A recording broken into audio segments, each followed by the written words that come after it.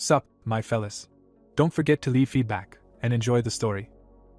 20XX year, in the vicinity of the Gold Coast of Australia. The man looked at the ruins in the distance. The guy held the girl on his lap.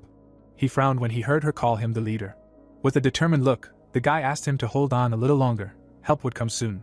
The girl closed her eyes and said that it was useless now. Before it was too late, she asked to take away her teleportation skill. The guy's eyes widened in surprise. He asked what she was talking about. The exhausted girl smiled, saying that she knew everything, he really did. She opened her mouth, saying something. The brunette lowered his head and asked not to continue.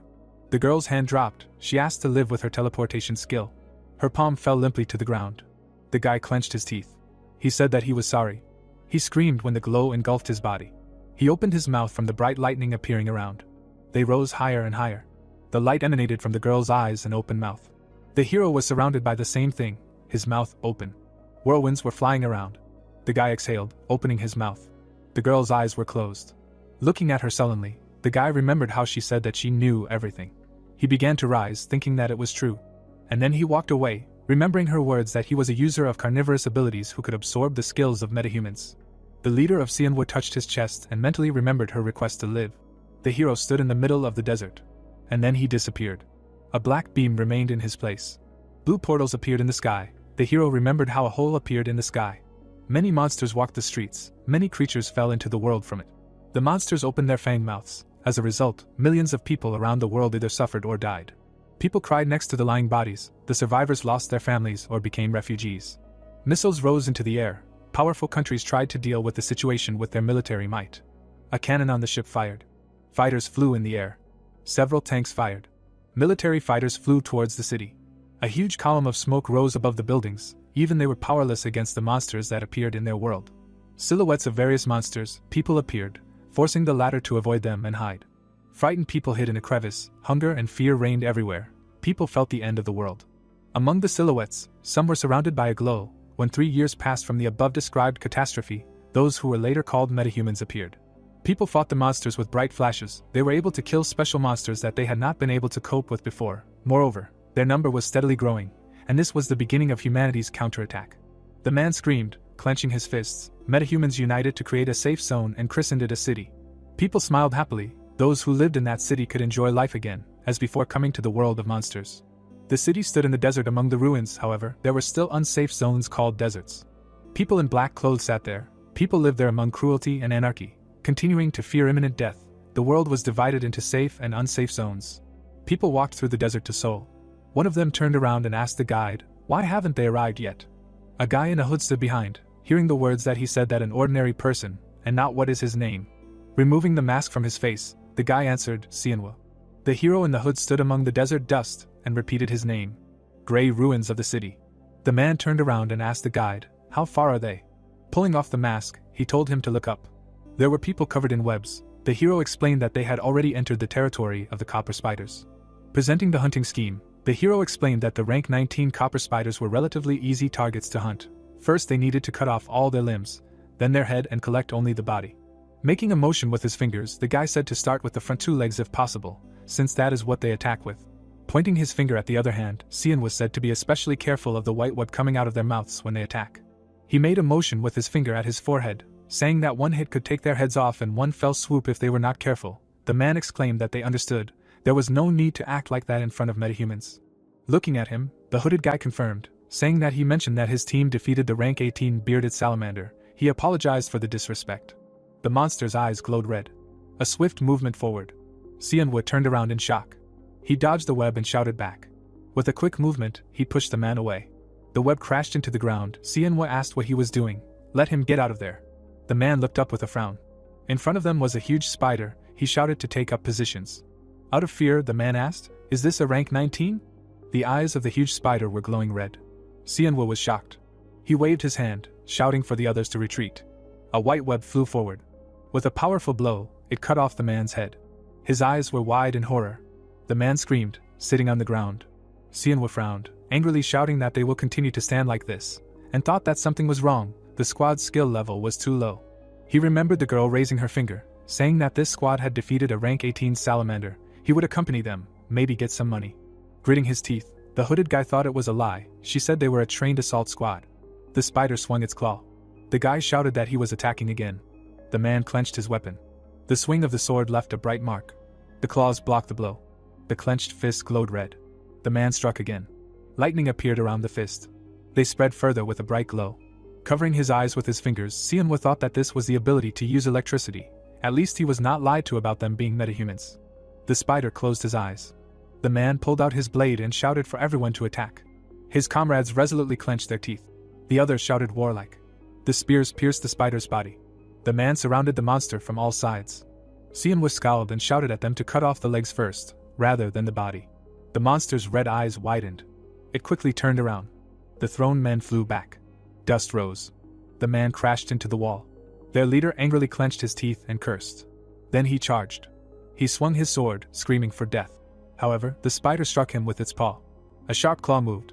It pierced the surprised man's body. He twisted and dropped the sword. The monster opened its mouth. The man frowned at it. His fingers were clutching the claw. Bright lightning bolts illuminated the monster. The metahuman opened his mouth and screamed. The spider threw him aside. The hunter fell to the ground not far from the hero. Seonwoo turned to him with displeasure. He stood in front of the huge spider and asked what now. In the monster's eyes, he was red. Looking ahead determinedly, the hero said that this squad was made up of newbies, all dead, and only he was left, and how did he end up in this situation? The spider standing in front of him opened his mouth while the guy was saying that he was only supposed to escort them. The rounded roof of a building in the desert, Area 17. There were people sitting near the buildings. A question was heard from the building with a sign, "Did Beatrice get another one?" The man was holding the phone and said that he would send someone there. At the desk sat the branch manager of Area 17, Bizik. The face of Jamie, the secretary of the exchange office, was reflected in the mirror. She flinched when she was called out sharply. The man entered the office and asked to tell the team of hunters to come to the exchange office. Bizik turned away when he heard the question. This was again about restoring the barrier. This question often comes up, and said that yes, what is interesting is that Beatrice is only thinking about. The girl from behind the laptop glanced suspiciously and heard that these were thoughts out loud. The manager turned around and asked what was wrong with Seonwoo, to which he replied that he was accompanying a team of copper spider hunters. The man opened his mouth and remarked that they should have been back a long time ago. Bizik headed for the exit, saying that this guy was special, so there was no need to worry about him. Tell him to get ready as soon as he returned, and stop looking in the mirror. He stopped in the passage and asked what the team Seonwoo was accompanying had provided to confirm their rank. The guy was standing in front of a huge spider in the desert, near the lair of copper spiders. He looked ahead with a frown, saying that this team consisted of newbies, everyone was dead, only he remained. How did he end up in this situation? The monster's eyes glowed red. The guy reached into his inside pocket. Seonwoo took out his gun, saying that he was only supposed to accompany them. A white web flew forward. The hero jumped back, dodging. His fingers were on the trigger. The hero fired. A lot of bullets flew towards the monster. The wounded man said that these bullets would not do anything to him. Holding the gun, the hero ordered to shut up and watch. The bullets pierced the body and glowed red. The circular fire flickered. It grew brighter. And then there was an explosion. The spider's body was covered in green slime. The man looked at it in surprise, asking, bullets with cannonballs, if he had something like that from the beginning, why didn't he use it when they first started dying? Seonwoo looked at him with displeasure, asking if he had a conscience. If they hadn't lied about their rank, this wouldn't have happened at all. The man lying on the ground looked away. The hooded guy said that they had to waste precious cannonballs for trash like him. He stood in front of the huge spider, and told the fake metahuman to look more closely. He held a knife in his hand, continuing that even an ordinary person with the right equipment and experience can defeat a rank 19. Seonwoo crossed his arms and charged. He jumped up, raised his knife and shouted that he had been a single-handed guide on 100 expeditions. The knife plunged into the body. The spider opened its mouth. Seonwoo looked at it. He clutched the knife with both hands, and finally cut off the limb. The monster's blood spurted out. The hero looked forward resolutely. He threw the knife to the other side, and made a sharp blow. The monster's body fell to the ground. Seonwoo turned around and reminded him that he had explained, the legs first. The spider's body was shaking. The hero raised his hands with the knife behind his head, saying that the head came next. Green blood spurted out from the blow. The guy made a cut with the knife. The shocked man made a frightened sound. Seonwoo sat next to the body of the defeated monster, and then wearily raised his head, saying that he was trembling in front of a beast that he could hardly call big. Wiping the blood off his face, he said that he was still a typical rookie for the very end, whose rank he had listed at the exchange office. Not real, was it? He presented the shed skin and said that a rank 18 salamander sheds its skin once a year, so he pretended to defeat it, bringing that very shed skin as evidence. The man looked up silently. He remembered his comrades screaming. hearing that his team was quite brave for cheaters. The men were shouting resolutely, no one ran away when the others died. He remembered how the leader parried and continued that even when he was pierced in the stomach, he was truly amazed that he grabbed the front paw as ordered and struck back. The fingers were clenched into a claw. Xianhua looked at him, saying that instead of forging rank papers, it was worth spending time training skills. Looking down, the hero continued that he was sure he had his reasons for doing so, but it was none of his business. Did he know what price he had to pay for deceiving Node? He brought the blade to the man's face, who replied that he knew it was a felony. Pointing the weapon forward, the boy said that it was a pity, he had no right to kill him, but he wanted to take his head right here. A shadow fell on Xianhua's face, who heard a voice calling for him to kill him and take this. The boy turned his intense gaze to the side. The wounded man said that he was dying anyway. It would be difficult to get a massacre at the hands of Node. He closed his eyes. Xianhua looked at him intensely, wondering what kind of voice it was, as if it wanted him to kill him. Continuing to stand on the wounded man, he thought that he had just heard something wrong. The guy closed his eyes, exhaled, and remembered the words that this squad had defeated a rank 18 salamander. He would escort them and be able to get a lot of money. His expression became dissatisfied. He said that he remembered Jamie. Xianhua abruptly opened the door, calling out to the girl. Jamie looked scared, hearing the question of how she dared to send him with that scum, and asked him to calm down, no need to get so worked up. She put her palms forward, hearing the dissatisfied hero who was saying what he was angry about. After all, she did not know how dangerous a sortie she was sending him on. Throwing up her hand, she heard the question that the manager could not even distinguish between abandoned skin and cut skin, and said that she was also deceived. They deceived them all. Xianhua put his hand out in dissatisfaction, shouting that she should not even wait for payment this time. From now on she was to tell him all the information about the clients he was supposed to escort. He squeezed the girl's cheeks with his fingers, who tried to object, asking how they could break the rules of Node, according to them, clients. People walked along the corridor, heard a scream for her to find a way to bypass these restrictions, and a plea, forgive her, if she promises that this will not happen again. Xianhua turned away, saying that he was exhausted. If not for the branch manager, he would have severed all ties with Zone 17 long ago. Spreading her arms out to the sides, Jamie said that even if he did not want it, metahumans are very sensitive to the fact that guides walk through their territory. Xianhua turned around displeased, saying that he was tired of hearing them. If he was destined to die, then what difference does it make from the hands of a monster or a hunter? He remembered the man lying with a sword. Looking away, the hero thought that if only he had at least some abilities like those liars, he would find a more effective use for them. Suddenly, a shining fist flew nearby. A bright blow threw the hero back. Someone squeezed his neck with force. The guy surrounded by a glow lifted the brunette in the air. With a confident look, he declared that this man had come to him for his soul. Should he kill him as he wanted? Xianhua gritted his teeth. The guy holding him said how insolent his gaze was. He looked away after hearing that everyone associated with Node was a representative of the guild, and could use its name if necessary. The girl crossed her arms, saying that any actions aimed at harming a member of Node would be interpreted as an attack on Node itself. Confidently looking forward, Eunjong clarified, doesn't he know the rules? The guy presented the logo of Node. After the end of the world, it was the only guild that continued to fight to maintain peace in the lands called deserts. They created a safe place for humanity to survive and gain knowledge such as hunting demonic beasts. The girl stood behind him, saying that he was sure that he wouldn't get punished for attacking a normal person as a metahuman. Xianhua turned to her with displeasure. His fingers let go of his neck. Xianhua fell down. Touching his neck, he tried to cough. Eunjong looked at him with concern and asked if he was okay, to which she heard that he was. Looking at the hunter with displeasure, she asked what was the point of acting like this and making a scene? The heroes looked at the man who asked if they had talked. The leader of the hunter team of Zone 17, Team Marlin, Chan Su, pulled back the curtain and told Xianhua and Eunjong that the territory manager was waiting for them. Xianhua was also coming with them. Touching his neck, the guy asked the leader and thought that all the members of Team Marlin were gathered here. Did something happen? The heroes were sitting in the office. The man said that they received a request from Guangmian to protect the barrier. Sliding it on, Xianhua noted that it seemed like she had fainted again, and heard a confirmation. The leader looked at him, saying that while they were recovering, they were asked to act as bait. Xianhua sat, leaning on his knees, and asked, although he himself did not participate in such a request, he had heard many stories about such requests lately. The man sitting in the chair said that it seemed like she was exhausting herself. According to rumors, she was not even able to sleep lately. The man with a mustache remained silent. The hunter sitting opposite him grumpily ordered to tell them to protect their lands themselves. Do they look like they're slaves? He turned to Bizik, who said that they were desperate. This can be judged at least by the current conditions. Turning around, the man explained that they promised citizenship in the city as a reward for completing the mission. Xianhua asked worriedly. Chan Su turned around saying that they must be in a bind to offer such a difficult to obtain citizenship as a reward.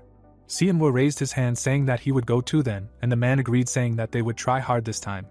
Eunjong raised her hand saying that she would have the opportunity to visit a famous city she was going. Xianhu also raised his hand saying that since citizenship was at stake then that was different, he would honor them and joined. The leader stood up saying that the Marlin team was preparing for the mission. They would meet at the southwest gate tomorrow at 6. Xianwu turned around and agreed. The full moon was shining in the sky. The hero was sitting on the bed in the room. He was writing in a notebook thinking that this was one of the largest reconstructed cities after the end of the world, Gwangyang. Looking down, he thought that a huge energy barrier was created at the borders, stopping all the demonic beasts from invading the city. He imagined a huge pink dome, thinking that the previously mentioned energy barrier was maintained by a high-ranking hunter named Beatrice for the past few decades. The girl was surrounded by glow, but her health problems were affecting the barrier. The problem was to do her job until she was fully recovered and then return. He imagined many monsters, and thinking that if a high-ranking beast were to attack at this time, meaning that most of the townspeople were humans, it would mean an instant defeat. The town decided to change its strategy after experiencing such tragedies. The people leaned on their weapons with smiles. They shamelessly decided to ask for help from the desert people they despised in order to save the lives of their own people. The heroes stood in the desert. The man asked Xianwu that they would take the same path as last time. He replied that the environment had changed slightly since then. Chan Su scratched his temple, hearing the hero say that a rank 5 beast, a bearded gargoyle, had appeared in this area, and said that it would be difficult even for him.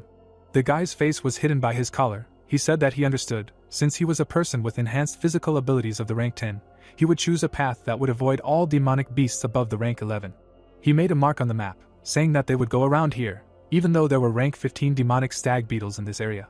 The man standing in front of him said that it was fine, he could handle them himself, to which the hero said that in that case, they would go this way. The people walked through the dusty desert. Xianwu noticed something ahead. He waved his hand and told them to stop.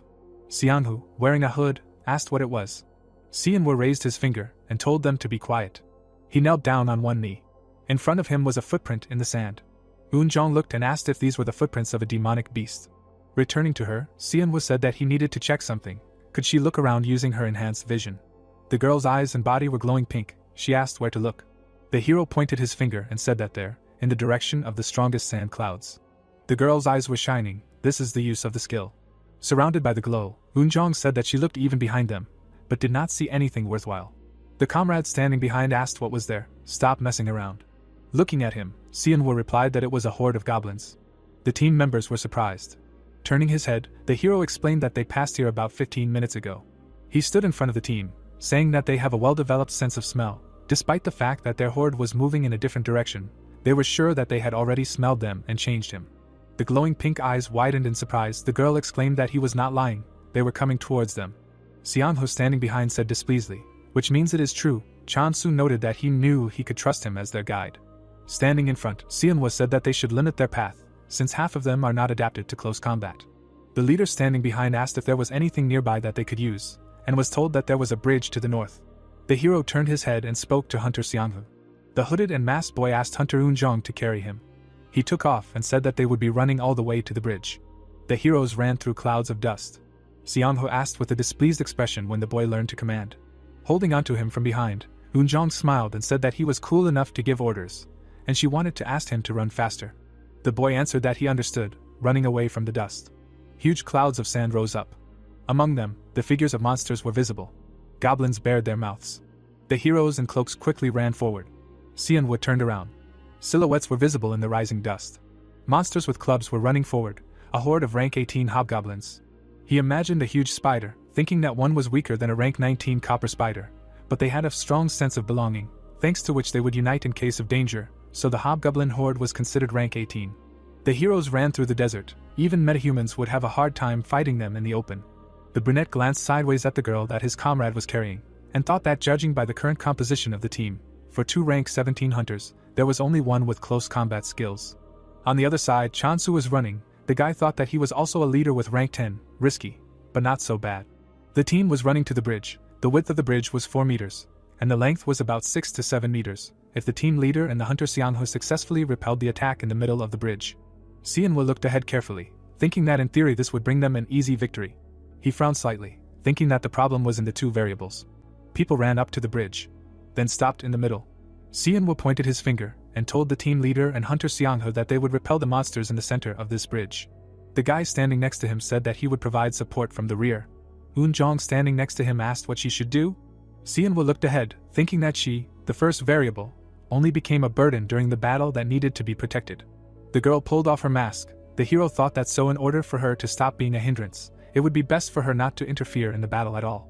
She ran behind the guy when she heard the request to stand behind him. The hunters clutched their weapons. Seonwoo held a knife, thinking that the second variable was that rank was just a number. Chance's body was surrounded by a blue glow. The brunette thought that the team leader was known even outside of Zone 17. But even though he had worked with him many times, he would see him in action for the first time. He had not seen his abilities with his own eyes. Seonwoo gritted his teeth. The guy thought that he was with those who had recently joined the team. Their support skills were also unknown to him. Monsters were approaching in the distance. The hero thought that he could not relax while these variables were hanging on him. The goblins ran with their mouths open. Chansu held an axe in his hands. Then he swung it, driving away the monsters. A bright beam cut through the bodies. The man's eyes were glowing. He jumped, swinging the axe. The severed heads of the monsters flew. Seonwoo screamed, the monster from top to bottom. He exhaled when it fell apart. Then he screamed warlike. The sword pierced two more. The guy attacked a whole crowd of goblins, shouting death wishes. Seonwoo looked at them in surprise, thinking that maybe he was just worrying about the second variable for nothing. The men were fighting off the monsters' attacks. The hero thought it was an incredible sight. A goblin with an axe appeared behind Jong. She screamed when he grabbed her hair. Seonwoo turned around, asking what happened, but Seonwoo told him to look ahead. His comrade attacked furiously, saying that he was still in charge. The goblin in the helmet swung the axe. Jong closed her eyes and screamed. A hand grabbed her waist. The goblin's attack only cut off the ends of her hair. The axe fell to the ground. Seonwoo rolled away with the girl. Jumping to his feet, he thought that he could not count on help from the outside. He would have to deal with it himself. The goblin swung the axe with a scream. The attack left a bright mark. The monster opened its mouth. The blow knocked the helmet off its head. The goblin got angry. Seonwoo saw him swing his weapon and rolled away, avoiding the attack. The boy covered one eye. The monster attacked him from behind. The knife pierced the goblin's body. It was Jong who attacked him with the knife. The goblin screamed. Seonwoo turned his gaze to her and called out to the girl. The foot approached the monster. He screamed. A sharp blow with the knife cut off the goblin's head. The body fell to the ground. The comrades ran to the heroes. Seonwoo fell to his knees. His palms were shaking. Seonwoo, towering over him, said that he should have protected her. Jong looked at the boy indignantly and screamed that it was all because he himself let him pass. He replied that he did not know that someone would climb from the other side. He lowered his gaze, saying that he was trying to help. Turning around, the captain said that Seonwoo did the right thing by telling them to focus on the battle. It would be difficult to hold the defense alone. He looked at the sitting guy and asked how he was. Seonwoo lowered his head and replied that he was fine, and thought to himself that not only was he unable to protect the hunter Jong properly, but he also forced him to help. Behind them were the bodies of the defeated monsters. Chansu said that it would be better to get out of here quickly. Perhaps there were other demonic beasts nearby. Turning to the side, the hero replied that there were many low-ranking beasts walking around here, which meant there was no one stronger. They could relax. The team walked along the bridge. Clouds of sand rose in the desert. The hero stopped, looking into the distance. Behind, Seonwoo asked, "Are they there yet?" The guy quickly ran forward. The hunter was indignant, saying that not again, he was just asking. The brunette jumped onto the wall. The girl climbed the ladder when he told her to climb, and Seonwoo noticed that he didn't even answer. The last one to climb, the boy asked what took him so long. Jong looked ahead in surprise. Seonwoo also made an impressed sound. Seonwoo turned around, saying that this was the dome of Gwangyang City. The hunters approached a huge pink dome. The girl's mouth fell open in surprise. She brought her palm to the barrier. A pink light was coming from the dome. Suddenly, someone grabbed her wrist, bringing her hand closer. Seonwoo laughed at the frightened Jong. With a sly smile, he asked, "Were you scared?" The furious girl rubbed her wrist, saying that she might have a heart attack. Chansu approached her and asked, "Did she not feel anything?" The girl confirmed, saying that it was strange. Seonwoo ran his hand along the barrier. He pointed at it and asked, "Did it really hold back the demonic beasts?" The leader confirmed, saying that he had been protecting the city for decades, so he could be trusted. They decided to go in. The heroes stood by the pink barrier. They turned around while the leader went first. A man in a suit noticed them. A man in a uniform and dark glasses ordered them to stop and show their identification documents. Chansu showed a card and said that he was the leader of the Marlin team from Area 17. The guard took the ID from him, scanned it with a device emitting a green color. He handed the guys bracelets, saying that each of them should put them on. On his wrist was a bracelet with a blue stone. Jong looked at it, saying that it looked like a bracelet with a core. It was cute. The man returned the card, saying that the barrier would be deactivated tomorrow at 7 a.m. They would be given temporary residence in a public training facility, and they were also forbidden to leave their rooms after sunset. The city residents were worried when desert people were walking around. Xianwu stood silently behind. Xianghu asked with a displeased look what would happen if they disobeyed. The man with glasses replied that they would lose their hand, also the bracelet would explode if they tried to remove it by force, so they should be careful. The heroes were extremely scared. Xianghu said that it was basically a bomb on their wrist. He didn't like it. A request was heard from inside the pink dome to pass. Xianwu walked inside, thinking that if this was all to stop time from breaking through to the city, then a barrier would be enough. But all these protective measures symbolized their refusal to accept the people of the desert. He noticed Eunjong, who opened her mouth in surprise. With a surprised look, she exclaimed in admiration. Xianghu was also surprised. Chansu turned around and asked, if you think about it, this is their first time here, right? They were standing in front of multi-story buildings, and words of greeting could be heard in the city. People were sitting at a table near a cafe. A man was reading a newspaper on a bench. Eunjong looked away, saying that they had only walked a few meters, but it was as if they were in a completely different world. She heard that he was thinking the same thing when he first came here. The leader turned to Xianwu and asked, will he go straight to their apartment? Looking at him, the hero objected, saying that he would first walk around the city and look for something useful. The man waved his hand, saying that they would see each other when he returned. His friend added that he should not return without a hand. Walking down the street, Xianwu thought that it was peaceful here, as always, to the point that it was hard to believe. He stopped at one of the shops. He took hold of the door handle. When he opened it, he saw a girl with boxes. Many boxes hid her face. The hero noticed how the ID fell. He picked up the yellow card. Xianwu wanted to return it, but the girl had already left. Turning around, the guy looked after her.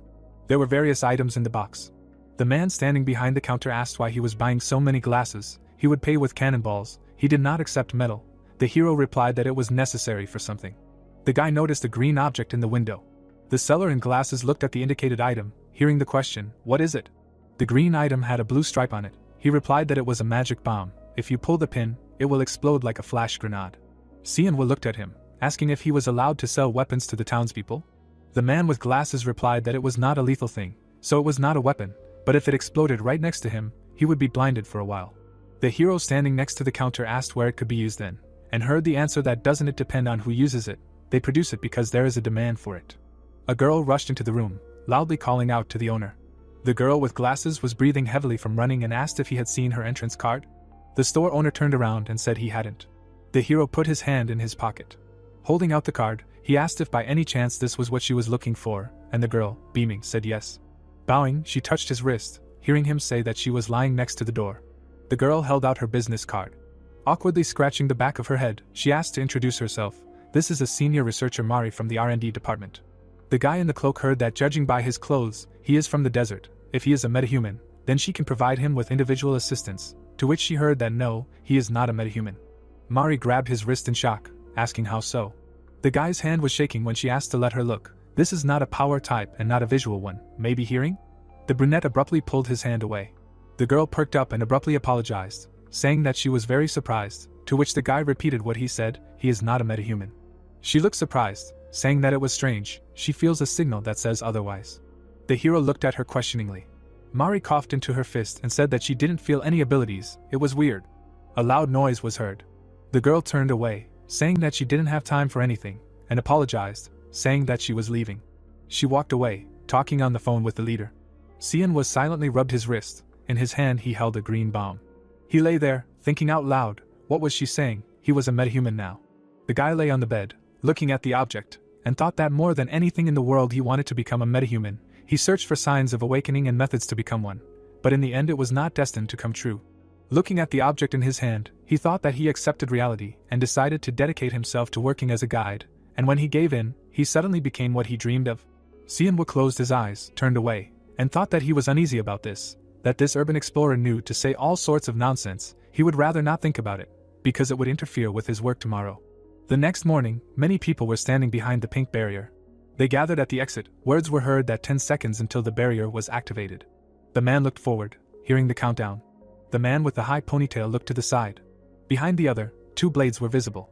Xianwu looked carefully, hearing one. The pink barrier flickered. Words were heard that the city defense operation was beginning. People quickly ran forward. People quickly ran to the cheers. The gloomy guy clenched his fist and shouted. Suddenly, blood splashed near his head.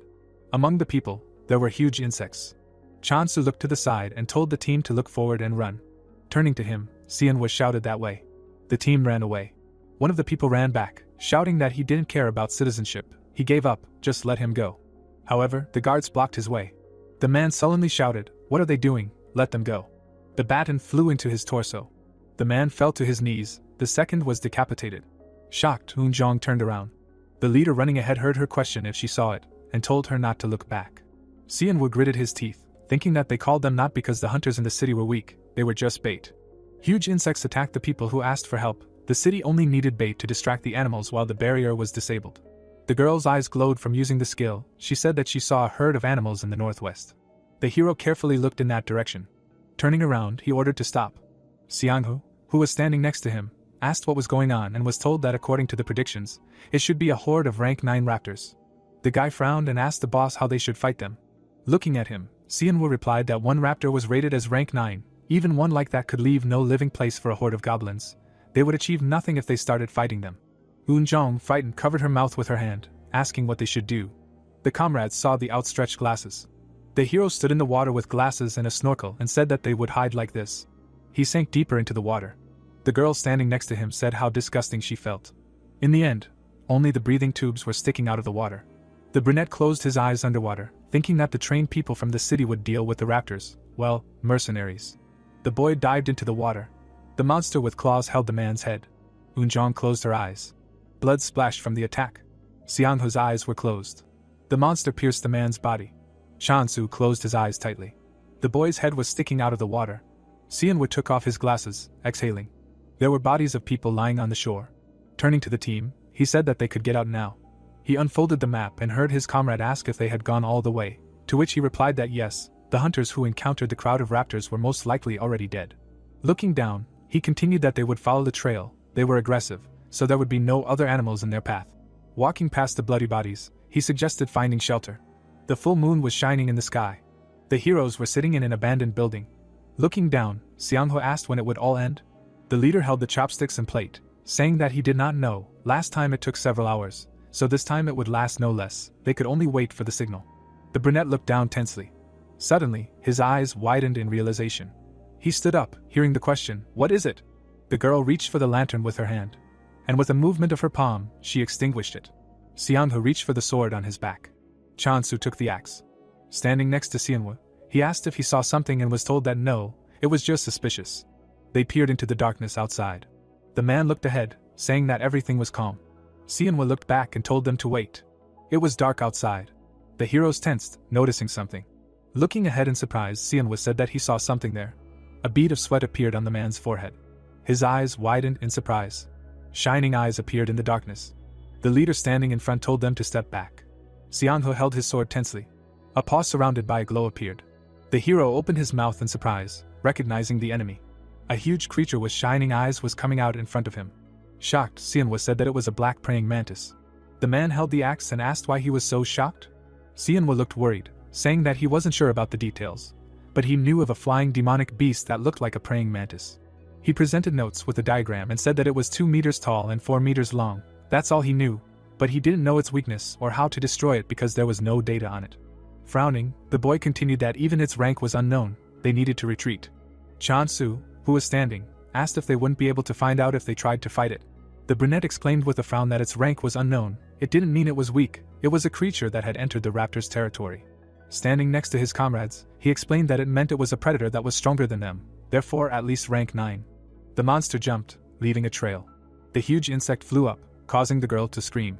Looking to the side, the leader ordered to beware of the surroundings. The heroes stood in a semicircle. The words were heard, "Get ready and stand in a fighting position." Xianghu opened his mouth in fear, saying that it was very dark here. They did not know where he would fly out from. The man ordered to calm down and not to panic. Xianwu turned around and called Eunjong. Her eyes glowed pink. She said that she was already looking. She looked at the ceiling in the cracks, saying that it was not here. Looking at the destroyed walls, she thought, "Where is he?" Turning his head to her, the guy asked if she could see, to which he heard that no. She searched the area, but could not find him. Xianghu turned around. The heroes stood with their backs to each other. Chansu looked back. Looking with glowing eyes, the girl mentally asked to show herself. The leader carefully looked to the side. Xianghu was also watching. Looking ahead, Xianwu thought that he heard the sound of an approaching sound. If they tried to follow the source of the sound, they would be able to find it. Suddenly, the figure of a monster appeared behind him, while the guy was thinking that if everyone remained calm and reacted in time. Xianwu turned around tensely, mentally cursing, wondering when he managed to get behind him. With a movement of his knife, he blocked the attack, and he himself flew back. Eunjong turned around, calling out to her comrade. He landed on one knee, talking about his weapon. The girl's mouth opened in surprise. A huge monster was above, and the guy heard a warning. He raised his head up. Chansu rushed forward. Sparks flashed in the darkness. Xianwu closed his eyes. The axe blocked the strike of the claw. Holding back the attack, the leader ordered to leave it to him and get out of here. The man swung the axe. Xianwu quickly ran away. Approaching his comrades, he replied that they were at a disadvantage due to the darkness. The hunter cursed, saying that if there was a little light here. Bringing his hand back, the hero called out to the leader. In his palm was a shining sphere. He ordered to catch it. The man stopped the movement of the bright ball with his foot. The space brightened a little. Chansu said that he was looking at him very arrogantly. Let him come down, they will play. Xianghu ran towards him, shouting that he would also help. The man sullenly ordered him to stop and not make a mistake. The guy stopped, calling out to the captain in surprise. Looking up at the monster, the man said that it was his. Kneeling down, Xianwu thought that if they waved their weapons together with limited light and space, they could only hurt each other. This was the best solution based on the current situation. The monster's eyes glowed. The hero thought that the leader had problems even with the raptor. The warrior's body was swirling in a glow, the hero thinking that the black mantis was stronger than the raptor, and probably much stronger. He looked ahead tensely, thinking that what's worse is that it's not just about strength. He's smart enough to distract his prey by making noise in a different direction from himself to hide his location. How does the leader intend to fight him? The man surrounded by glow held an axe. The hero's mouth opened in surprise, thinking that he had raised his stats to the maximum.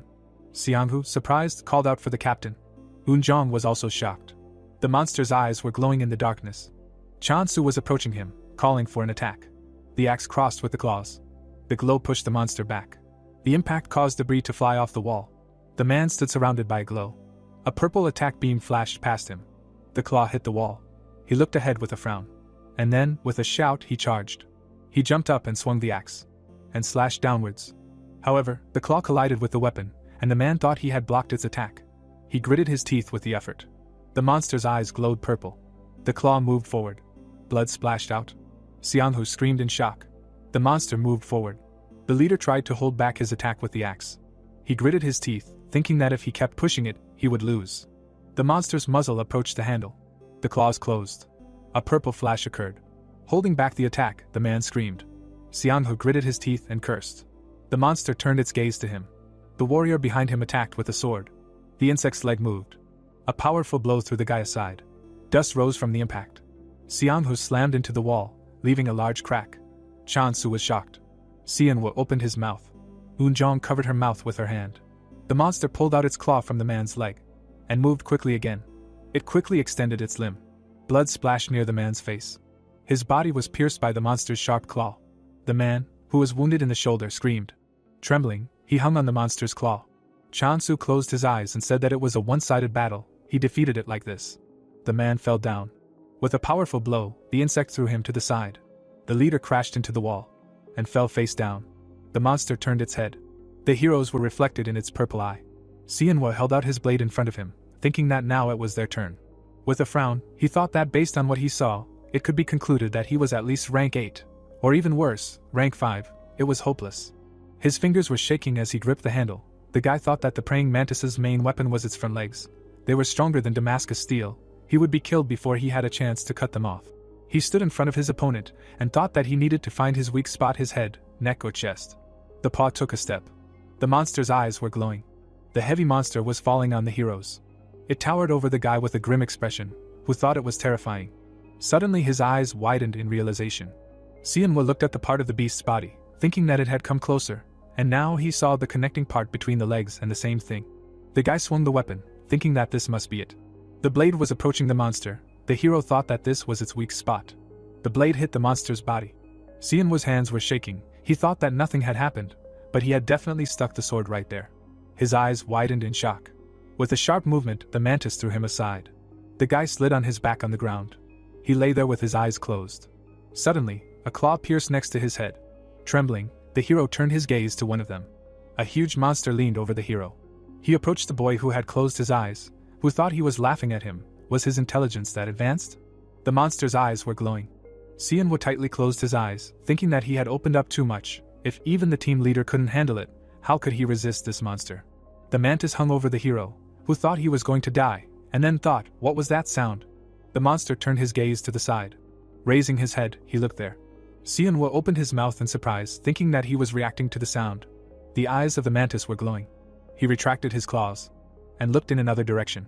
Then quickly rushed forward. The guy thought that he was running away. Lying on the ground, he wondered what happened. The surprised hero was silent. Then he closed his eyes in relief, thinking that he was alive. Eunjong walked up to him, asking if he was okay. She helped the hero lift his head, who was thinking why did he just leave because he was too weak. Looking down, Xianwu wondered what this strange sound was. He had never heard it before. Maybe it was a way of communication between demonic beasts. Eunjong waved her palm and told him to get ready, asking if he was sure he was okay. Xianwu looked at her in surprise, remembering that he forgot the most important thing. The stone on her bracelet glowed, and he thought of the plan to protect the city. Looking at his bracelet, he asked his friend if she knew how long these bracelets had been glowing. She replied that she had not paid attention. Raising his head, the hero said that this was a signal that the barrier had been turned on, which meant they needed to return immediately. The heroine turned her head back, asking what about the leader and Xianwu. It seemed like they were badly hurt. The man was lying on the ground. The guy got up, holding his head. Xianwu looked at them, saying that the leader's heart was not affected, he only lost consciousness. He lifted the man onto his back. Looking at the girl, he said that they needed to take them to the doctors, and asked her to help the hunter Xianwu. The focused Eunjong nodded, agreeing. Looking at her carefully, the brunette said that the way would be long. He thought that they managed to survive. Now it was only a matter of time. He hoped they would have time to reach the barrier. Behind the dome, there were covered bodies. People were counting 53, 54, 55.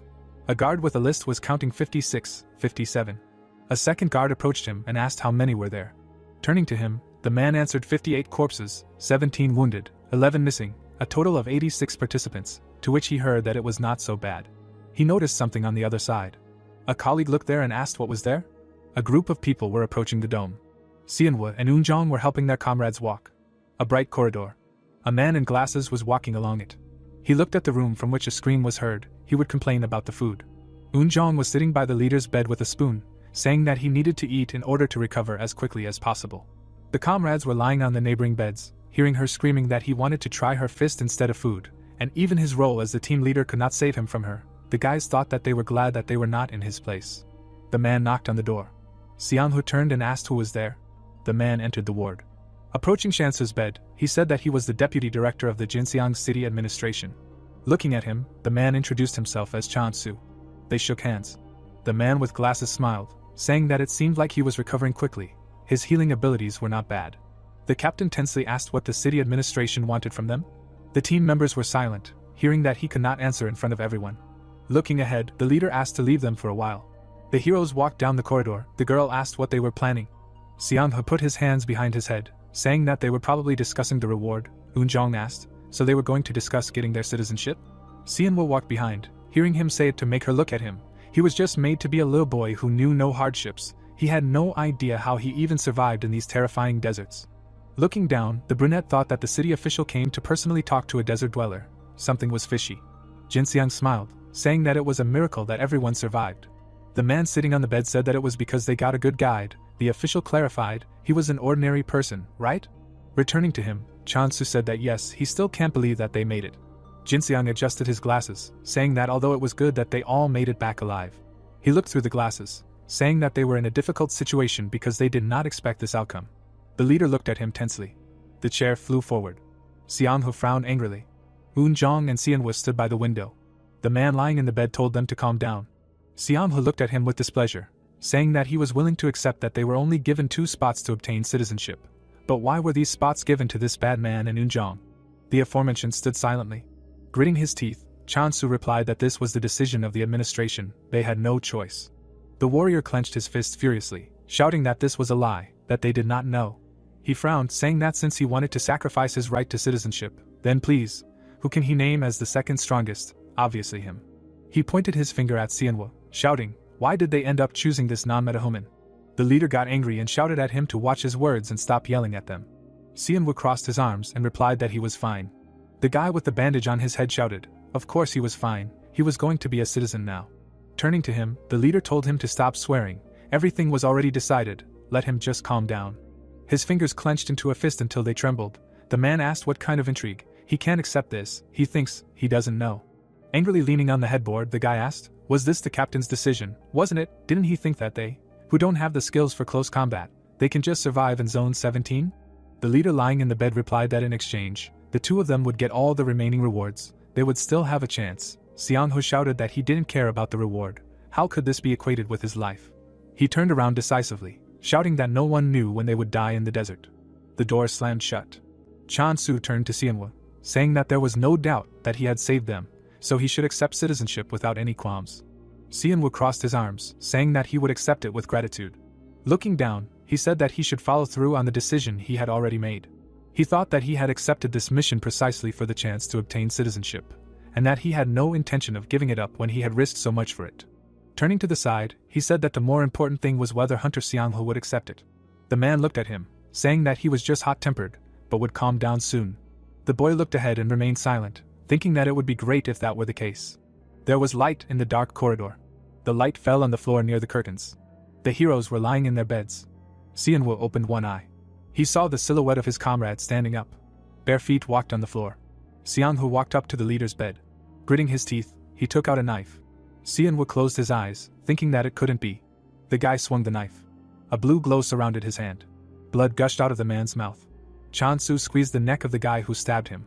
Opening his mouth, he asked how he could. Enraged, Xianghu screamed that it was all his fault. He hit the captain, who spat out blood. Xianwu lay tensely with his eyes closed. His bloody hand fell off the bed. The guy asked how a person with no ability could get residency before him.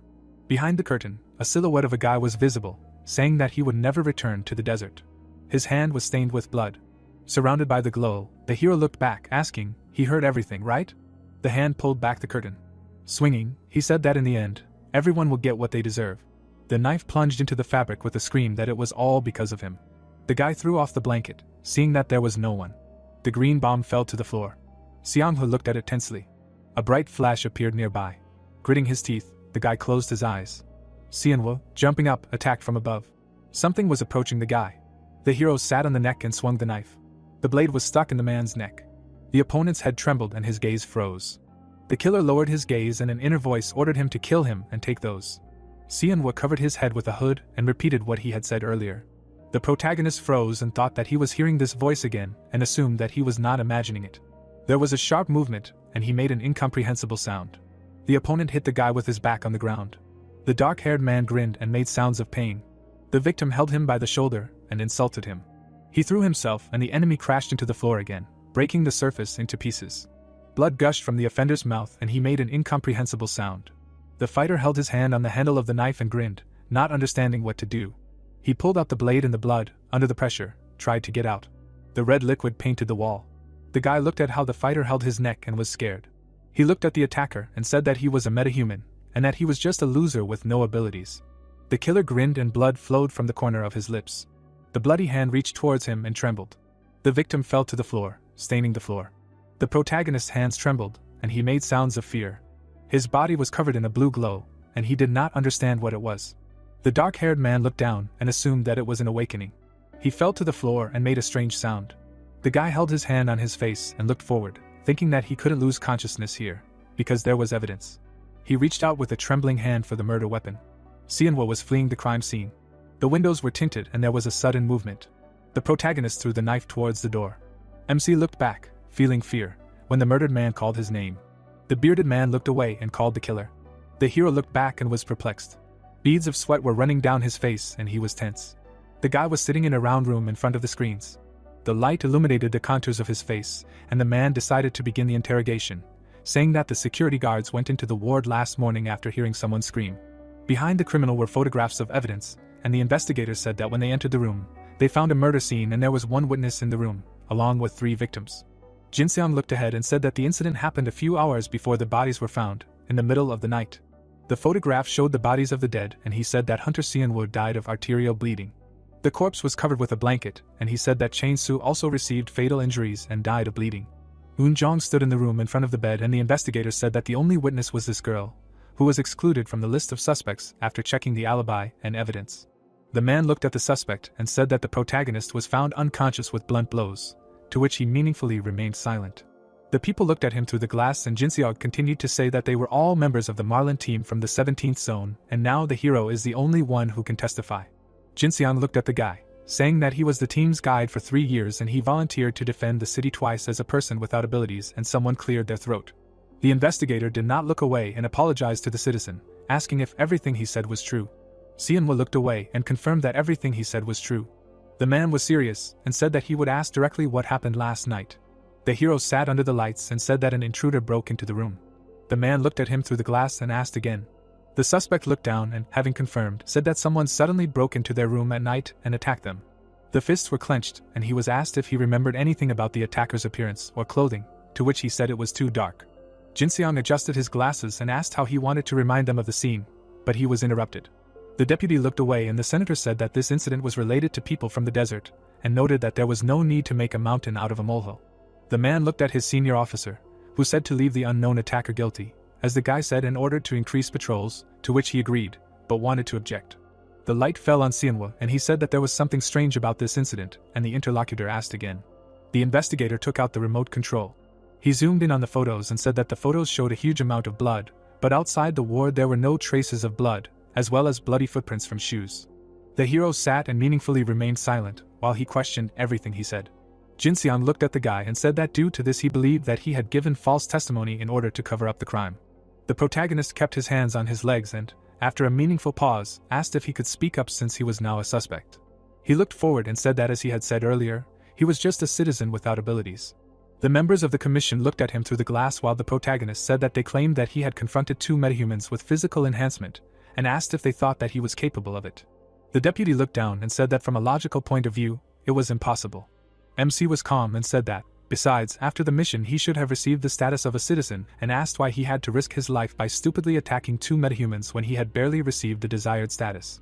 Jinseong looked at the committee members and said that the suspect's denial made sense, since the Marlin team was a hit squad that barely managed to get citizenship. The man looked away, assuming that the act was committed by another metahuman who wanted citizen status. Plus there were signs of a violent struggle. He tensed up at the words that if Seonwoo, a non-metahuman, was the culprit, he should have suffered much more serious injuries.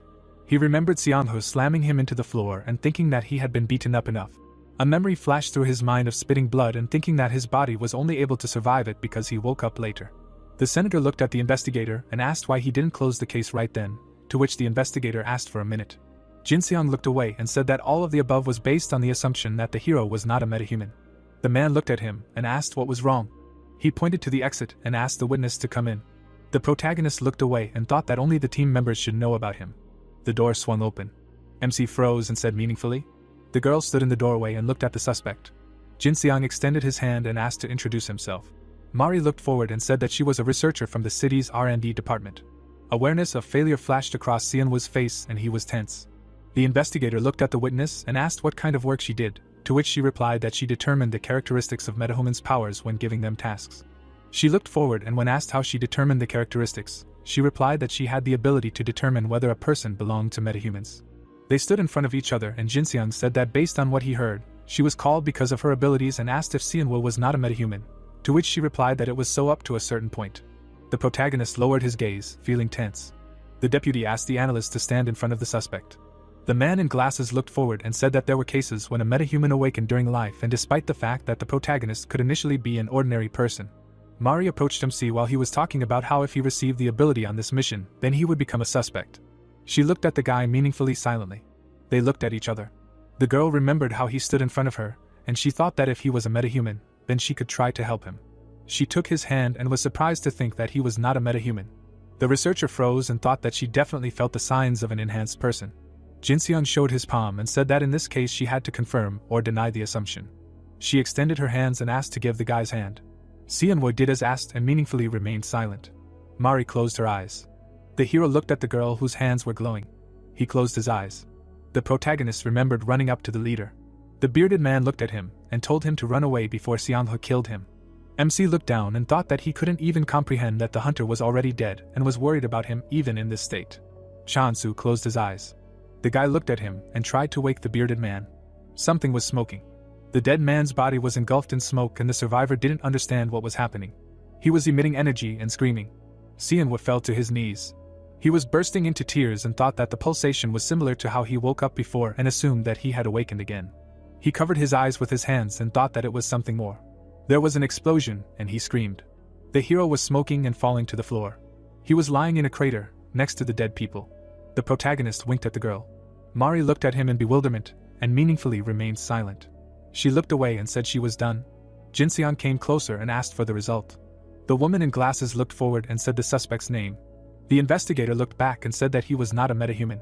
The investigator was surprised by the result, and asked if she was sure and asked again, to which she replied that she was sure he was a normal human. Seonwoo looked forward and thought that she had clearly realized that he was awakened and did not know what she was planning. The man behind the glass looked at the investigator and offered to let Mari go, to which he remained meaningfully silent. He adjusted his glasses and said that they were done with the check. The woman was saying goodbye, and the committee member suggested that this case be considered a case in which someone who had not received citizenship tried to kill those who could. The old man looked ahead and asked to list all the metahumans who had not received citizenship among those who took part in the defense of the suspects, in order to check the alibi. Jinseon looked at them and asked what to do with Seonwoo. He stood up and said that he would renounce citizenship and return to the desert, at which point the deputy was stunned. He looked away and said that the city administration did not insist on this, and asked why he decided so. The hero looked ahead and said that from the very beginning he believed that the leader Chan-Su and the hunter Eun-jong deserved the rights of citizenship. The investigator looked back and said that he had gone through a lot for the opportunity to live in the city, and if he renounced the right to residency this time, he would have to go through the same process again. The man looked at him and asked what the real reason for the renunciation and desire to return to the desert was. Seonwoo looked down and said that, as he said, if everything happened because of citizenship. The hero was serious and said that he would remain a citizen, in order to eventually become a suspect in the murder of his comrades with whom he spent 3 years side by side. The investigator was silent while he said that he also did not want to get something that would only put him in danger from the real uncaught criminal. The man with glasses was tense and meaningfully silent, while the committee members said that it sounded quite logical and they had no more suspicions. People were walking down the street. MC stood in front of the girl. They said goodbye and he followed her with his eyes. The guy was walking down the street. He perked up after someone called his name. He looked back at Mari running towards him. She closed her eyes and said that he walked quickly. Seonwoo looked at her and meaningfully remained silent. The girl smiled and said that they still didn't understand that he was a metahuman, and now he could leave the city in peace. The dark-haired man tensed up and thought that he expected her to know. They stood next to each other, and the protagonist said that he assumed that he had awakened because of this incident, and thought that he didn't understand what her plans were for him, and why she hadn't told the tribunal anything. She looked ahead and said that she didn't think that he had killed his comrades on purpose, because most likely, it couldn't have been any other way. MC looked at her and, being tense, calmly asked why she hadn't told the truth if she knew. The woman smiled and said that she was interested in his ability. She took a step. Mari approached the guy and said that she felt something new and exciting from him. The researcher smiled and said that he was giving off completely different signals than other metahumans. Seonwoo looked at her and was meaningfully silent. The interlocutor came even closer to the guy and asked if he knew that metahumans are divided into 6 categories. He looked at her and said that of course he knew about it. The scientist smiled and said that most of them fall into 6 categories. The runes glowed and they meant physical enhancement, supernatural powers, magical technology, taming evil, psychopathy and magic. The woman was imprisoned in a sphere and she said that, like the senator, there are metahumans who cannot be classified and who emit different signals. Seonwoo looked at her and asked if she didn't have supernatural powers. The blonde stood in front of him and said that she believed that her ability to create a barrier around the city was just a supernatural power. The shield covered the city and Beatrice was the only one who knew enough to maintain a barrier several kilometers in size. People stood on their faces, and this had not happened for many years. Mari looked forward and asked if there was anything strange when he woke up. Seonwoo looked away and was pointedly silent. He remembered looking at his shaking hands and screaming and how the voice inside ordered him to kill everyone. The protagonist looked thoughtful, and he said that he seemed to hear a voice. The researcher pointed up and said that he was a metahuman with psychopathy who often heard orders in their head. She looked at him and asked what the voice said. The protagonist looked at her, saying that he did not remember, and thinking that even though she was acting friendly, he had no reason to be frank with her. She looked away and said that it was strange and that it could not be. The scientist looked at him and said that she definitely sensed a feeling from him. MC looked tense while she said that he was emitting a different signal, like Beatrice. Seonwoo looked away and said that it wasn't that bad, but he didn't quite understand. He remembered his hand being engulfed in blue flames, and they said that, to be honest, his abilities probably worked as a boost type. The city was protected by a barrier, and he asked what she said about them emitting the same signal as the amazing protector of the city. Mari was surprised and said that of course, no one expected such power, because he had just awakened. The monsters walked forward and said that the catastrophe associated with the appearance of demonic beasts almost pushed humanity into the abyss, but it was able to survive. The fighters fought the creatures thanks to the appearance of abilities. They stood on the street and the woman said that the cities were able to build everything again and they were reborn thanks to metahumans, and asked what would happen if all the unusual metahumans were gathered and what kind of miracle they could do. The man stood in the dome and she said that the only thing she was worried about was how long Beatrice could hold out, because she had sacrificed her health for the last decades to support the barrier alone. He remembered sitting with the bearded man and thinking that there were rumors that she hardly slept. The protagonist turned away and thought that now it was clear to him where such rumors came from even in the desert. MC's gaze froze from what he saw. Beatrice was standing next to the magic ball that gave the barrier. She turned away. Seonwoo looked up and thought that he was not mistaken and they definitely met eyes, while Mari said that the senator was doing everything possible with the remaining forces to protect the citizens. She looked at the guy and said that it would be his choice whether to believe her or not, but her ability to identify metahumans confirmed the feeling. She took his hand and said that he was an unusual metahuman with great potential, like Beatrice. The researcher looked at the hero's hand and said that he could put an end to the battle against the demonic beasts, and perhaps even save humanity. The protagonist froze and turned what was said over in his thoughts. He stood on the rock and thought about the death of two people, the trial, the double awakening, and the words calling for the killing of metahumans. He walked through the desert, and he thought that his head was ready to explode from everything that had happened, and then he was told about saving humanity. MC walked along the bridge and thought that starting with the opening of the gate that released the beasts. The city was dead and he thought that ending with the almost complete destruction of humanity, which happened only a few decades ago, the survivors who settled in the desert dreamed only of surviving. He walked to the bridge and it was not important for him to save people, but to survive upon returning to the desert. He climbed the structure and thought that the strongest survive here, and those who do not know their own strength die. Seonwoo was on the bridge and thought that it didn't matter whether it was from the hands of a man or from the paws of a beast. He looked up and concluded that as a new metahuman, the most important thing now was to figure out the nature of his powers. He walked towards a ruined metropolis. The hero was standing near an abandoned building, intending to test all his powers here, because it was the best place for newly awakened to train. He saw a flash in the shadows and became wary. The protagonist looked into the darkness, from which a roar was heard. Red eyes looked ahead. A large monster appeared from the shadows and MC froze. He looked ahead and thought that he met the animal much earlier than he expected. Green liquid was pouring from the demon's mouth. He took a step outside. Seonwoo looked at the creature and said that it was a rank 16 demonic beast, a demonic cat. It rushed to attack. The guy dodged the attack. Rocks fell to the ground. He turned around and noticed it. The cat was looking at him. The protagonist took a step to the side. MC walked away from the monster, trying to pick up the cannonballs. The monster opened its mouth wide and made a loud sound. It rushed to attack, but the survivor dodged. He ran, looking back and thinking that first he needed to somehow deal with this cat. The guy looked at the hatch and thought that this was what he needed. He grabbed the handles. Veins appeared on his hands and his hand was engulfed in blue flames. Seonwoo was shaking and making strange sounds. He pulled out the hatch. The hero held it in front of him and called the cat to him. The creature opened its mouth wide and prepared to attack. The hero blocked the blow and made a strange sound. He looked forward. The protagonist struck the beast's jaw. The guy started spinning, getting ready to throw the object at it. He extended his hand and launched the projectile. The object hit the enemy's face. The iron hatch fell to the floor and the animal became interested in it. He ran forward. He took the thing and said that he would repeat it now. MC jumped up and was getting ready to deliver a powerful blow. Seonwoo struck the enemy's teeth with the object. The fangs scattered from the blow. The creature's body fell to the ground and raised a column of dust. The hero swung, getting ready to deliver a finishing blow and finish off the threat. He froze, seeing something terrible.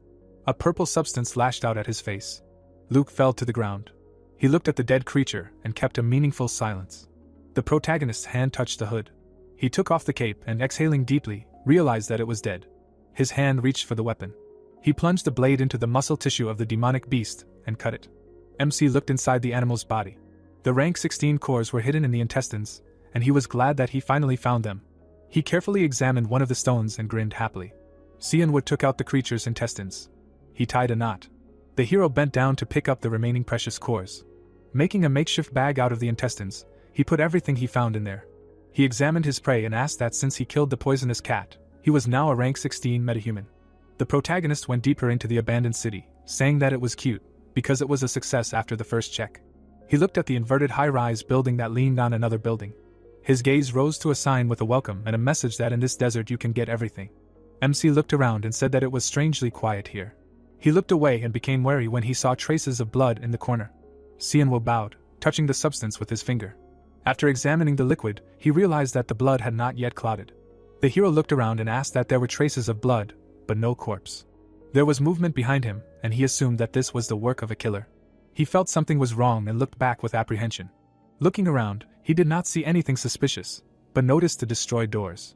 The protagonist reached for his weapon and the blade was shining. He ran forward. MC took hold of the door and wanted to see what was behind it. He was holding a knife in his hands and in front of him sat 3 children who were fighting for their lives.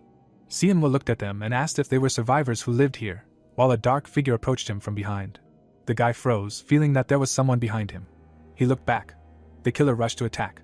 The hero tightly clutched his blade. The opponent parried the attack and pulled back. The guy was running down the street. The enemy was running along the wall, and the protagonist was very surprised. He looked away, assuming that he wanted to defeat him. The survivor swung, getting ready to strike.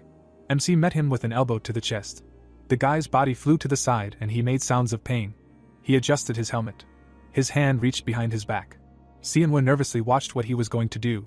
The enemy took out a gun and, threatening with it, ordered him to put the weapon down and raise his hands above his head. The children ran to the warg and he ordered the hero to slowly turn to the wall, but he meaningfully remained silent. The protagonist stood facing the wall and asked to put the weapon down and talk, introducing himself as a representative of Node. The fighter did not take his sights off him and repeated what he said. MC looked back and said that he had no intention of harming them and was just passing by. The warrior looked at him and said that he did not care and ordered him to put everything he had on the ground and leave. Xianwu looked back and asked what he was going to protect the metahuman from Node. The robber looked at him and asked again.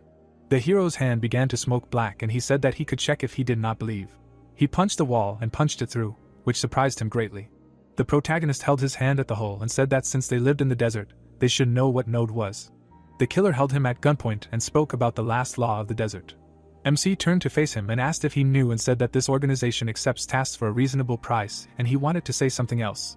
But the enemy ordered him to turn to the wall again. Xianwu looked down and said that if anyone from this company gets hurt, it will take revenge. The survivor looked at him and was silent, and he said that besides, he wouldn't be able to shoot anyway.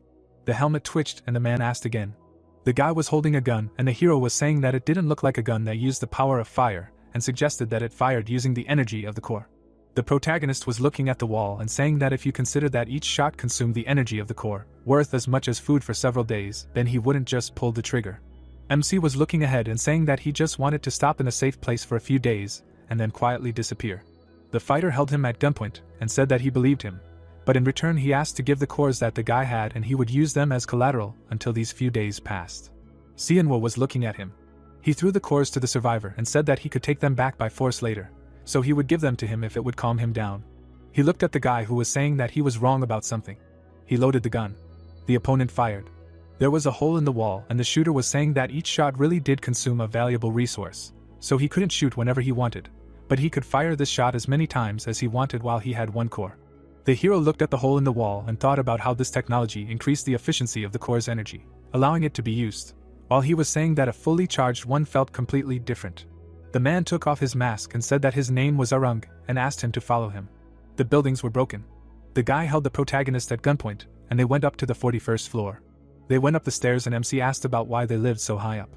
He looked back while he was saying that if they only dealt with animals, they would live lower, but being at a height was an advantage against people, to which he thought so. He looked forward. People were sitting in the building and the girl was scared by the appearance of a new person. The guy was sitting on the floor and examining a crossbow. Arung was whispering something to the girl. Reina looked ahead and asked if he was really a metahuman from the organization. Xianwu looked at the girl who pointed a gun at him and thought about the fact that there was already a warning system installed and assumed that this was the ability of the leader, while she said that in the old days she would have treated the guests better. The woman held the microphone and said that now they are at war with the killers and therefore they have a shortage of provisions. The creature looked down and she said that demonic beasts are not the only enemies in the desert, there are also killers who have abandoned humanity and began to hunt people. The hero looked ahead and said that the killers cause problems not only for the survivors and suggested to come to a deal. Reina looked at him and asked if she was really desperate, but Node always demands something in return. The protagonist bowed his head and said that he wanted to give her a chance and asked if she wanted to listen. She smiled and said that it was interesting. He stood opposite her and said that first he wanted to understand the situation and then discuss the details of the deal and asked how many of them were and where they lived, to which she replied that they lived in the driver's license verification center, to the east of here, and there were about 10 of them. The protagonist looked up and said that this was strange, because it was not that many, and they even had an alert system installed. The woman looked at the guy and said that they had killed many, but they had lost no less, and there had been more than 100 of them before. MC looked ahead and asked again, saying that it would not be easy for them to collect food with so many people, to which she said that there was one nuance. The hero froze after the words about the killers eating human flesh, and he realized that he was dealing with cannibals. Reina sat on a chair and said that there was a much more serious problem than cannibalism. The man stood in a stance, and she said that they were metahumans, and that they had close combat skills. Xianwu looked ahead and asked if they were strong, to which the woman smiled and said that even if they weren't, they were still metahumans. The guards held him at gunpoint, and Reina said that, to be honest, most of them were weak and only the leader of those caused them problems. The survivors looked at him with interest, while the woman said that she only wanted to kill those crazy bastards for driving them into a cage like chickens. Arung looked ahead and she said that she couldn't even dream of more. Xianwu looked ahead and kept a meaningful silence. He looked ahead and said that he would like to take on the elimination of the killers and deal with it himself, to which she said that they would be very grateful, but they had nothing to give in return, to which he noted that this was a lie. The hero looked ahead and asked to show him a local magic technician. Arung became wary and fell into a stupor. Reina looked at the guy and was meaningfully silent. They climbed onto the roof and the fighter held the protagonist at gunpoint. The girl stopped. MC looked back. They entered a room in which there was a lot of scrap metal. The warrior called out to the master. Minnie took off her glasses and answered. Reina looked at her and asked if the work was going well. The girl's face changed and said no, noting that even if she wanted to check the artifacts, she did not have the cores. Xianwu looked at the girl and thought that he did not expect that the magic technician would be so young, and she asked who it was, to which she received the answer that it was a metahuman from one organization and he would help them. The dark-haired girl looked at the master and said that the hero wanted to ask her something. The protagonist glanced at the creations and asked if she did it herself. There were artifacts on the table and she said that she did it herself, but these things were not very cool, to which he thought that the girl was modest, and she also makes such a level of artifacts in such conditions. MC looked at her and asked if he could evaluate them, to which she replied that there was nothing to look at. He examined the gun and said that it was light, to which she replied that she screwed up here, because the gun's body cannot withstand the recoil from the shot. Arung folded his hands and said that he almost died when he used it. Xianwu looked down carefully. There was a blade on the table. Minnie noticed what he was looking at and said that it was a melodious blade. The hero took the sword and asked again. The girl stood next to him and said that it was also a failed invention, to which he asked what the problem was. The master looked ahead and said that she wanted to increase the power and heat, so she attached a core to the sword for protection. The tip of the sword was shining and she said that in order for it to withstand the desired power, she needed more cores than expected, but if she made more connectors, she would upset the balance. The hero looked at her and was meaningfully silent, while she said that it would not be possible to use it as a sword, because its cutting properties were not even up to par with a kitchen knife. The protagonist held it in his hands and said that he liked it and asked her to sell it to him, to which she was surprised. Minnie showed her palms and said that she would not sell failures and said that if he wanted, he could just take it. He poured out the cores and said that he was going to take the artifact as payment for the deal. However, seeing the completeness of this sword, he somehow did not want to just take it. The guys looked at the stones and were delighted. MC looked down and said that he was impressed by her talent and asked her not to stop experimenting with these cores. The craftswoman looked away and said that she could not take so many. She moved the cores aside. He put his hands on the stones and wanted to say something, but froze. He looked at the girl. Minnie froze. Schemes and drawings appeared in his head and he thought about what it was and felt as if something was pouring into his head. He froze and assumed that it was magical technology. Arung looked down and asked what he was doing. Reina noticed how Xianwu was holding her hand and asked if he was holding her girl's hand for too long and said that she was a child and he was certainly not an old man, but the age difference was too great. The hero raised his hand and asked not to say such terrible things, because everything is wrong, to which the master meaningfully remained silent. The protagonist froze and the voice demanded that he kill everyone and take the power. He grabbed his head and screamed in pain. He looked at the blade, which was lying on the floor. Minnie was surprised. Reina looked at the guest and said that it seemed that he overdid it and suggested that he rest. The protagonist held his head and said that she was right and he would go. MC got up and the woman said that if it was difficult for him to fall asleep, then she could sing a lullaby if he wanted, to which he refused. The leader closed her eyes and asked not to lead him like an adult, because she felt humiliated. The people remained in the room and she offered to sing a lullaby to Arung, to which he irritably said that he did not need it. The moonlight fell on the destroyed buildings. Xianwu was lying in bed, thinking about the voice inside him calling him to kill again, and remembering that he had to leave some time after waking up. He was looking at his hands and was silently expressive. The hero closed his eyes and felt the voice getting louder, asking what was going on. He remembered Xianghu pulling a knife out of his neck and the voice ordering him to kill the metahumans. The protagonist remembered his leader lying in bed with no signs of life. Minnie's face flashed through his head, and the voice offered to kill and take his powers. Fear and confusion were visible in MC's eyes. He was lying on the bed, covered in sweat. Sian was sat up in bed and grabbed his head. People were visible through the binoculars. The guys were looking out the window, and Arung was talking about the killer's base there and asked if they were not that far from them, and if everything would be okay. The hero looked at his ally and asked if there was a metahuman there, to which he replied that these were the boss of tech. The guy looked at the fighter and asked if he knew what his abilities were, to which he replied that he had barely escaped from him, so he was not sure. He remembered the image of the killer, and remembered that he was very fast. The protagonist looked away and thought that he had not offered a deal out of kindness or pity, and although this was necessary to test his abilities, he did not need to let his guard down. The fighter opened the box and MC asked what was in it. There was a weapon in the container, and Arung said that it was a sniper rifle that Minnie had finished yesterday. The fighter began to assemble it, and say that with the help of electromagnetic energy in the barrel, it loads and fires bullets from the cores. He attached the butt and said that this weapon has zero noise and good combat power. The guy loaded the rifle and said that due to the lack of cores, it was not possible to bring it to mind. The assistant set the sight and said that according to the engineer, thanks to the cores, she was able to finish the development. Sianwoo examined the creation and hoped that the rifle would be useful. The shooter took the weapon off safety. He looked back and said that he trusted Minnie. The hero took out the sword and said that he trusted him too and hoped that this sword would do what it was supposed to. Arung looked at him and asked if he really wanted to use it, noticing that the master was worried about it. The protagonist held the core in his hands and asked if he was talking about consuming cores and said that with this one he wouldn't have to worry about it. The warrior looked closely at the object in the guy's hands and said that he had never seen such a small and pure core, to which he replied that among the developments of his city, there is a technology for compressing core energy.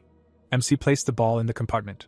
He examined the sword and said that, provided that the cores can be compressed, even 10 of them can be combined into one core. Arung was surprised and asked that there really is anything you can't find in the city.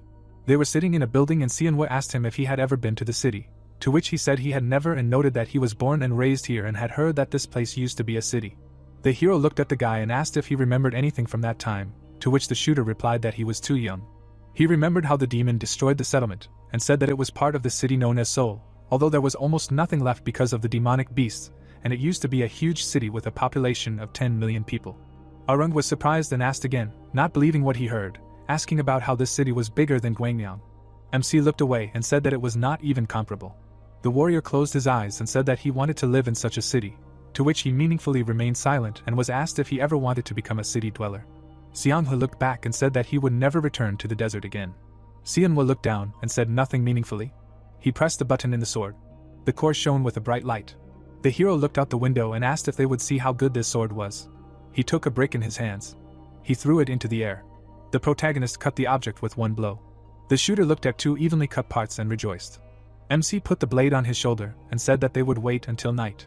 Arung looked down and told him to get up, because the time had come. The metahuman looked out the window and asked what they were doing there, to which he received the answer that they were most likely sleeping. A patrolman was visible through the binoculars. He looked at his partner and asked if he could eliminate the guards on the tower as soon as he got closer, to which he said no problem. People were standing near the building. The armored man was standing in front of the searchlight. The man with the mohawk closed his eyes and wanted to shout something. Sianwoo put a knife to his throat and asked him to be quiet. The enemy reached for a cold weapon. The fighter noticed it. He cut his throat and blood spurted forward. The armored man looked away. The hero was hiding behind the wall and was silently speaking. The patrolman noticed the corpse and became wary. He took the radio to call for help, but a bullet pierced his head. The spotlight rose up. The protagonist looked out from behind the corner. Light was falling into the window of the building. The tattooed man covered his eyes with his hand. He took a blanket and blocked the light. He stood up and asked what was going on. The guard with a spear stood by the wall. There was a blow and blood spurted to the sides. Sianwoo stood in the corridor. A frightened expression froze on the enemy's face. The hero looked down and thought about whether it was always so easy to kill an ordinary person without abilities for a metahuman. He looked down and thought that although he was killing a person not for the first time, he did not want to get used to this feeling. His gaze froze and he became wary. The protagonist looked back and saw a figure of a man in the shadows. He looked at the bald man. His gaze fell on his pumped-up legs. MC took out his sword and thought that he did not even feel the presence of the enemy. The opponent ran towards the guy. Sianwoo stood in a stance and prepared to repel the attack. He grinned and noticed that there was a fast opponent in front of him. The hero was about to strike, but he dodged. The bandit tripped the protagonist. He fell to the ground. The opponent's knee crashed into MC's body and he grunted. The bald man leaned over and asked who he was. He smiled and asked where he came from. The hero pressed the guy even harder with his foot, when he groaned in pain. The bald man looked at him questioningly, expecting an answer. Suddenly, he flew back. Then he frowned and asked if he was a metahuman. The brunette swung his sword. The purple-eyed man smiled sarcastically and said, "Interesting," and offered to go out, since it was cramped for a fight. The protagonist was surprised and said nothing. The glass in the building was broken. The brown-eyed man flew out of one of the windows. He landed on the car. Arung saw this in the sight and asked, "Huh?" The young man's head was broken, but he got up. Then he raised his head and saw an opponent flying at him from above. The guy managed to dodge the attack. A crowd of people ran out of the building and called the boss. The bald man smiled, looked at them and told them not to come closer. This was his prey. The brunette put his sword forward. The opponent looked at him in fear. The boy took aim and closed his eyes. There was no emotion on the violet-eyed man's face. The building stood under the night sky. The bald man dashed and began to move, jumping. The young man looked through the scope and said, "Damn, he can't hit, he's too fast." The heroes ran forward when the boss shouted at them, in the building to the west, "Let them get rid of the sniper," to which they replied, "Yes, sir." The guy watched the group of people through the scope. A drop of sweat ran down his face when he said that it was getting difficult. Suddenly, he shot one of the opponents in the head. After which the second shouted to kill him. The man quickly ran forward. Holding the sword in his hands, he stopped. Then he spread his arms when the bald man appeared above again. He smiled sarcastically and said what a slow bastard he is. The hero's foot was standing in the wheel. Raising his leg, he threw the tire. It flew straight into the protagonist's face. The enemy laughed madly. The brunette opened his mouth and eyes wide. Then he cut the wheel in half, and the opponent approached him. He pushed off the ground vigorously. Suddenly, he somersaulted. The sword fell out of the guy's hands. The bald man clenched his fists and said, "It seems he can't use his power properly." Looking ahead, the brown-eyed man thought, "Damn it." The violet-eyed man frowned and asked, had he just woken up? Then he smiled and added, would he like to join him? He would teach him how to fight. The protagonist looked at him seriously and asked if he wanted him to plunder the desert with them. He frowned and added, "Forgive me, but the voices in his head were making a lot of noise, and were asking him to kill him right now." The bald man licked his lips and replied, "Really, what a pity. In that case, it will become the main course of tonight's dinner." Suddenly, he made a dash. The protagonist also pushed off the ground. Their powers collided and a bright flash occurred. People ran into the building when one of them shouted that he was here. One of them was climbing the stairs and shouting, "Upstairs." The hero's foot caught on a stretched thread. It was glowing green. The guy was standing on the roof when sounds were coming from the building. He was fingering the rope in his hands and laughing. The brunette looked back and said, "He tried so hard to set these traps, so they should try to activate them all." The bald man clenched his fists and raised his hands. The protagonist held the sword tightly in his hand and looked at the enemy. Suddenly, the man made a dash. The brown-eyed man moved too fast when the opponent tried to attack him. Then the bald man kicked the young man. The man flew back. Looking at him, the protagonist thought, he needs to calm down. He is much more experienced in combat than he is. The bald man jumped in one place when the protagonist continued his thought. Besides, he had very little experience in fighting metahumans, although he had fought many demonic beasts. The purple-eyed man smiled when the boy thought that if he forgot that he was a human, he would treat him as a demonic beast in human form and calmly analyze his behavior. The brown-eyed man gritted his teeth, frowned and thought that he would throw away his prejudices about how people behave. The boy took aim. They started pounding on the door. He grinned and said that he could knock as much as he wanted, it still wouldn't open. He looked through the scope and said that more importantly, he didn't see this boss. The young man opened his mouth and said, "Stop standing there like a pillar and lure him out already." The man kicked him. And then another. The shards flew in different directions. The young man gritted his teeth. The bald man struck again. The guy frowned and thought that his signature features were speed and strong kicks. But were his legs the only thing that was strong? He raised his leg for another blow. The brunette moved forward, thinking what would happen if he closed the distance. He dodged another blow. The knee was flying towards him. The young man blocked the blow with his palms. But he still got hit in the jaw. He flew to the ground. Having hit, he began to cough up blood. The bald man ran towards him, saying that he would finish everything with a knee strike and a kick from above. He was approaching the body lying on the ground, when he was slightly grazed by a laser. He turned his head, gritting his teeth. A bullet was flying towards him. The bald man dodged them. Arung clicked loudly and said that he was hiding like a mouse. The young man clutched his bloody side. Turning his head, he said that he was doing whatever he wanted because he had missed his snack, the little bastard. He propped himself up with his knee and stood up. Then he ran, dodging bullets. Running up to the building, he shouted that although he was late, having decided to start with the main course, he would go and eat his snack. Arung opened his mouth and shouted for that monster to not come near him. The bald man began to cover the distance at great speed. The rifle was smoking. The guy lowered his hands and said that the energy of the core was already running out. The young man squatted down, and then pushed off, and flew up. He began to approach the brunette. He opened his mouth and shouted in surprise at how he had jumped so far. The bald man raised his leg to strike. Arung received the rifle in the face. Ultimately, from the blow, it broke into 2 parts, and the guy flew back. He clenched his teeth and pointed the crossbow at his opponent, and began to aim. The bald man looked him in the eyes, and the brunette was breathing heavily. Looking him in the eyes, the bald man asked if he was from Makong.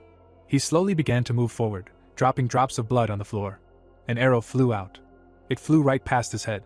Arung began to frantically set up a new arrow. The enemy was approaching. The brunette pointed the crossbow at him and shouted for him to stay back. Stesha flew past his head again, but missed. The nice man began to set up a new arrow. But the bald man came up to him and greeted his snack. The guy's hands began to shake. The enemy hung over him and ordered him to shoot. The young man froze with his mouth open. He said, "I'll pull the bowstring, whatever," and fired. But the enemy caught the arrow right next to his face. The brunette froze and said that it was impossible. The bald man broke the arrow into 2 parts and replied that such a toy was powerless against him. Arung gritted his teeth, and with a scream, "Here goes," he tried to hit his opponent. But he found himself behind him, and he knocked him to the ground, telling his snack not to move. He began to scream hysterically, asking to be let go. His hand reached for a piece of arrow. The bald man cut his clothes with it. The young man rose from the ground and began to scream what he was doing to him, and to beg to be let go. The opponent smiled in response, and said that he liked these screams. A good dinner would not do without good music. Arung began to break free and scream, asking to be simply killed. The boy extended his hand and asked who told him that he would be killed immediately, but if he continued to talk, he could smoke his own tongue. He licked his lips and added that it wasn't as if the taste of the food would change if he didn't have a tongue, but he thought the tongue would come in handy, otherwise the food would scream. He moved closer to the other man's ear and asked how much of him would be left when he stopped screaming. Arung, who was lying on the ground, was talking about just being killed. A hand dropped next to him. The man said that no one had said that he would be killed immediately, but if he continued to talk, he could bite his own tongue. The bald man loomed over him ominously, wondering how much of the boy would be left when he stopped screaming. Arung tried to break free, demanding that he be let go, but the man was only glad of these screams. There was a blow to the door. He turned around, asking what was the matter. A swing of the blade cut through the shutters. Sianwa kicked it open. Arung smiled, seeing the hero. Arung frowned, asking how long the boy had been waiting, and were his arms and legs still in place. Arung stood up from the ground when the bald man said that it was, thanks to someone who had to intervene right before the fun began. Sianwa had a bright aura around him, saying that it was a bit difficult for him to climb up. He remembered the corpse, saying that the trash was scattered on the stairs, and noted that the enemy was alone, asking what he would do. Arung, smiling ominously, replied that they were easy to collect, and he would not miss them, but rather enjoy a fine meal. But something caught his attention. Arung jumped on his back, telling him to enjoy the taste better. Then he stabbed a sharp object into his shoulder. The bald man gritted his teeth, indignant at this.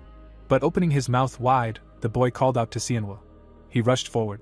The swings of his blade left a bright mark. The bald man felt something. One of his legs fell to the floor. Then he himself fell to the ground. Blood flowed from the blade as he was outraged that they dared to cut off his leg. Frowning, Sianwa only ironically replied that he was sorry that his beloved leg was not with him now. Gritting his teeth, the bald man only cursed. But the hero raised the sword above his head, saying that these were his words. Then he swung.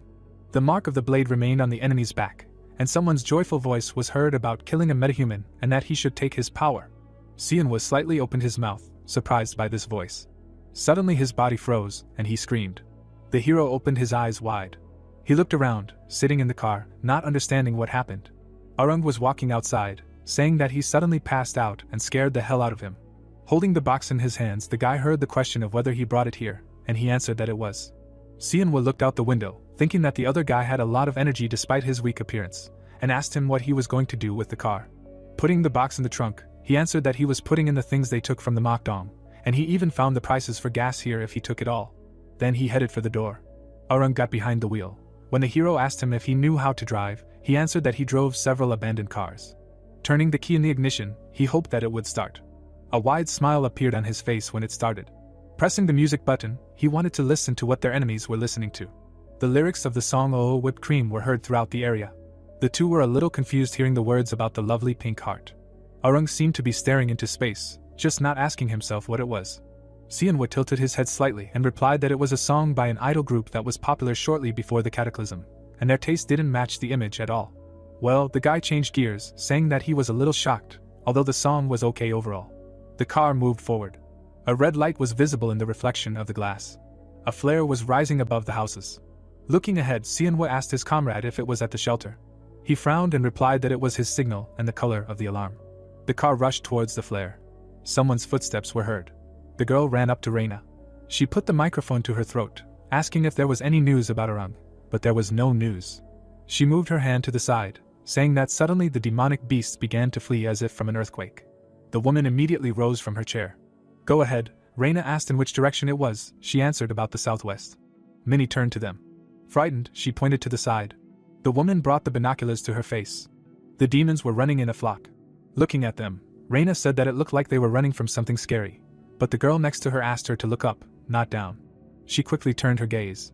A minute later, a monster with wings was visible. The woman opened her mouth in surprise. The monster was holding a scythe. Trembling, Reina thought about how it had disappeared many years ago. Then she imagined this demon among clouds of dust, saying that its appearance resembled a creature from nightmares, capable of destroying the army of an entire country with the flap of a wing. Now she lowered the binoculars, thinking that this was a S-rank demonic beast that would never be forgotten by the people who survived the cataclysm. Seeing its bright eyes, she called it Belkist. He raised his weapon above his head. Reina stretched out her hand to the side. The swing left a dark trail. The trail went into the building. Upon reaching it, an explosion sounded. The car was driving quickly along the road. The hero asked Arung to stop for a minute.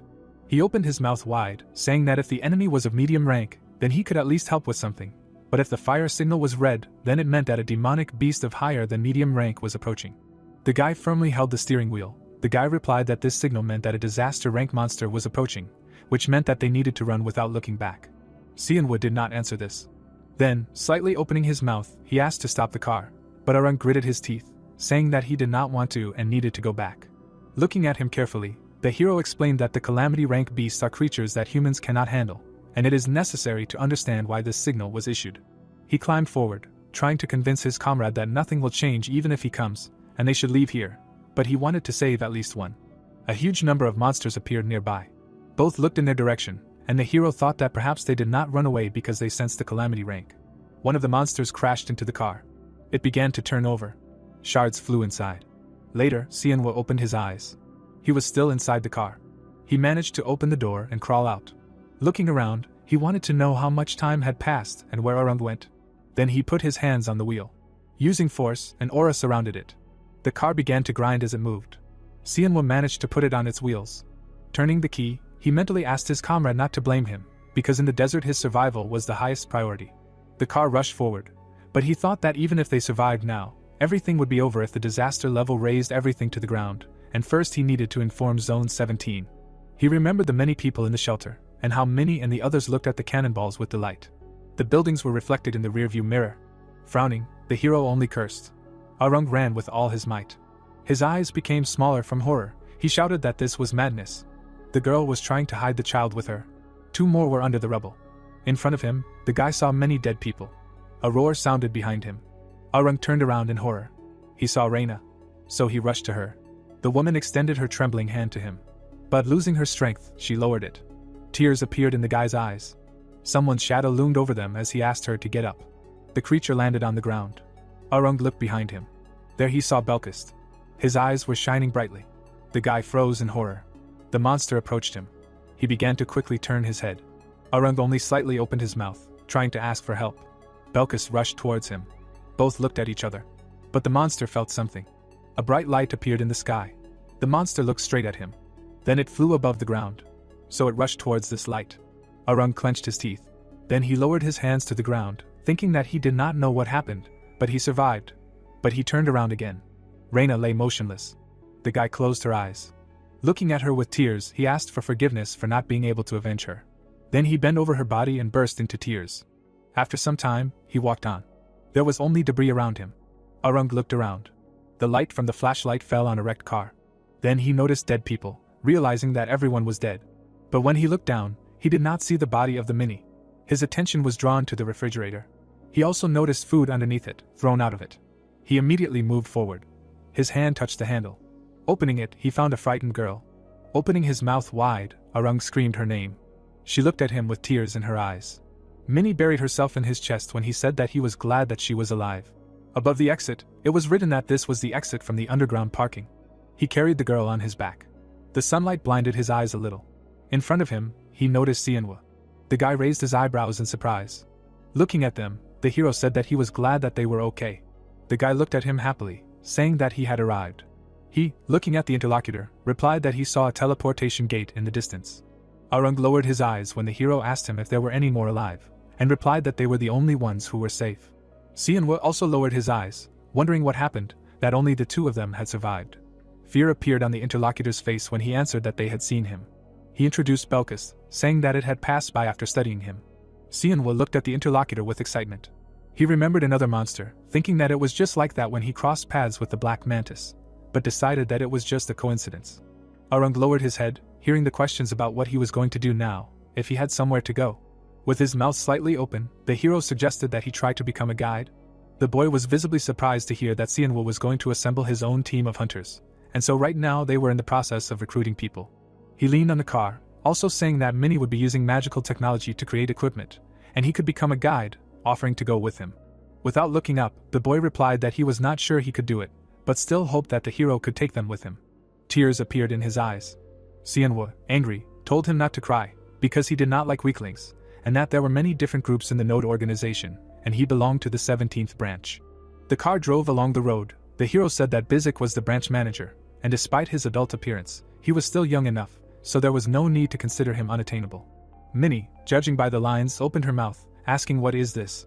In front of them was a large building. The hero answered that this was an energy conversion plant. It collects coal emissions that are formed from burning garbage and converts them into energy. The girl looked at Sianwa in surprise, demanding to speak to her more simply, because she was even younger than Arung. A gleam appeared in her eyes when she said that it was very good that garbage can be converted into energy, and asked if they could look around. Arung looked at her with a smile when the interlocutor answered that they could, because Zone 17 was very close. On the stone was written that this was a heavenly park. Minnie looked happy. The girl closed her eyes. Light began to appear around her. The light became brighter. Sianwa stood nearby, thinking that she was able to understand the principles of mechanical processes in an instant, and this was the skill of magical technology. The three of them stood in an overgrown field. The hero said that this place was abandoned because it was turned into ruins due to a disaster. Minnie was surprised that an entire field of wild grass was destroyed. He replied that it was true, but the branch manager completely plowed the place and returned the field to its original state, and that along with the energy processing plant, the branch manager is constantly working on new ideas, and it was far from limited to fighting demonic beasts. It was also necessary to think about how people will continue to live on this land. Arung looked warily to the side and, apologizing for interrupting, asked for a moment of silence. A deer appeared among the grass. He was loading a crossbow, saying that this was their dinner. A weapon click was heard. The crossbow bolt flew forward, but into the ground next to the animal. Arung stamped his feet in frustration, saying that the arrow had been deflected by the wind. Sianwa ran past him. A bright aura surrounded his body. The hero frowned. A knife appeared in his hand. The grass rustled around him. He pushed off the ground. The knife pierced the deer's neck. A bright mark was left behind the blade. Drops of blood fell to the ground. He carried the huge carcass on his back. His comrades were shocked by such speed, not understanding how he did it. Arung looked at the hero thoughtfully, thinking that his running reminded him of something. But the hero placed his hand on his head, saying that he knew what he was thinking, but he did not need to worry. Looking down, he said that he would explain everything when he had a chance, asking to keep this secret between them. The boy, looking down, agreed. Sianwa frowned, thinking that the boy had realized that this skill was the running enhancement that the assassin had, and it had come to him when he used the skill. He remembered Chansu, thinking that he had finally figured out what his own ability was. Then he remembered Xianghu, realizing that it was to absorb other people's skills. And then the bald man, thinking that this was how he made them his own and had a truly absurd skill. Minnie pointed at the windmills, wondering about them. Smiling, but also saying that it was the first time she had seen them. A bright light surrounded her again. The hero was surprised that she was like a sponge soaking up any information she came across, and he had discovered a talented person. Holding the deer carcass, he still decided that it was a great fortune that she was alive. The girl's eyes shone brightly as she asked if she could meet the person in charge of the windmills. She immediately headed forward, hearing that when they arrived at Zone 17, Sianwa would introduce her to the right person, and said that they should go faster, because she had a way to significantly increase energy output, so the hero thought that she reminded him of someone, and it seemed that all researchers lived in their own world. Arung just threw up his hands, saying that she often behaved like that. The car stopped near a large building. Looking at it, the hero said that they were there, and the guy was surprised by its size. Getting out of the car, Seonwoo noted that before the disaster there was a stadium, saying that first they would look at the reception. The door creaked open. Jamie jumped up from her seat. Seeing all three of them go inside, she asked about what happened, who these children were, but the hero only answered that they had recently met. Jamie brought the phone to her ear, telling the manager that he had returned. All three sat nearby, when the girl also said that he was with 2 children, and that the manager should hurry. Later, she put the mugs on the table, telling them that it was lucky that he was able to return safe and sound, because after the hunter's call, everyone was in shock. Seonwoo looked away, asking if everyone knew what happened. The interlocutor himself, looking down, answered that there was no need to make her start, because the manager was in shock after the news of the leader's death and that the hunter Seonwoo also ended up sadly. The hero took the mug in his hand, hearing that 2 kilometers from the scene of the incident, the murder weapon was found. The interlocutor, taking her hand away, said that fingerprints were found on it, so the criminal has yet to be caught. Taking a sip, he thought that the awakened abilities were simply incredible, and that if they found fingerprints, then this only means one thing. He imagined Mari's face, realizing that a person who enjoyed great trust got involved in the matter. Jamie frowned and told him that if he had left town when they called, he should have arrived a long time ago, but since he hadn't, they assumed he was dead too. He looked at the children and said that there was something they had to do on the way, and they were involved in that matter. Then, lowering his head, he added that since they were talking about it, there was some information to discuss, suggesting that they go to the office for a while. The girl was surprised that he really just pretended that nothing had happened. But turning around, Seonwoo only retorted that there was nothing to be done about it if they were already dead, since he was still alive, and besides, it was due to his late return. They both ended up in the office, where she said that there must be something important there since he was so impenetrable. Putting her hand on his waist, Jamie asked what had happened and why he was acting like that. Looking into her eyes, Seonwoo asked if she knew about the shelter in Mokdong, saying that it was now destroyed, and all the survivors there were killed. Looking at him, she replied that it was not such a rare phenomenon that shelters in the desert were destroyed, not understanding what was important here. But frowning, the hero interrupted her, saying that Belkist was there. The interlocutor opened her mouth in shock. She looked closely at the interlocutor, asking if he was sure, because the monster never appeared on the Korean peninsula after the disaster. Seonwoo, opening his mouth wide, shouted that he was sure, because besides him and those 2 children, all the people from the shelter, as well as the group of killers, were killed by him. The girl, sitting down at the table, asked him to slow down. Looking at the laptop screen, she clarified that Node was irritated by the fact that such a group of people existed, but he said that in the end they went to feed Belkist. The hero lowered his eyes, thinking that although in reality everything was a little different, it was worth slightly adjusting the truth, because he already had a lot to worry about. Jamie typed something on the computer keyboard, asking about what happened to the monster. The interlocutor answered that it is now in the portal after the destruction of the shelter.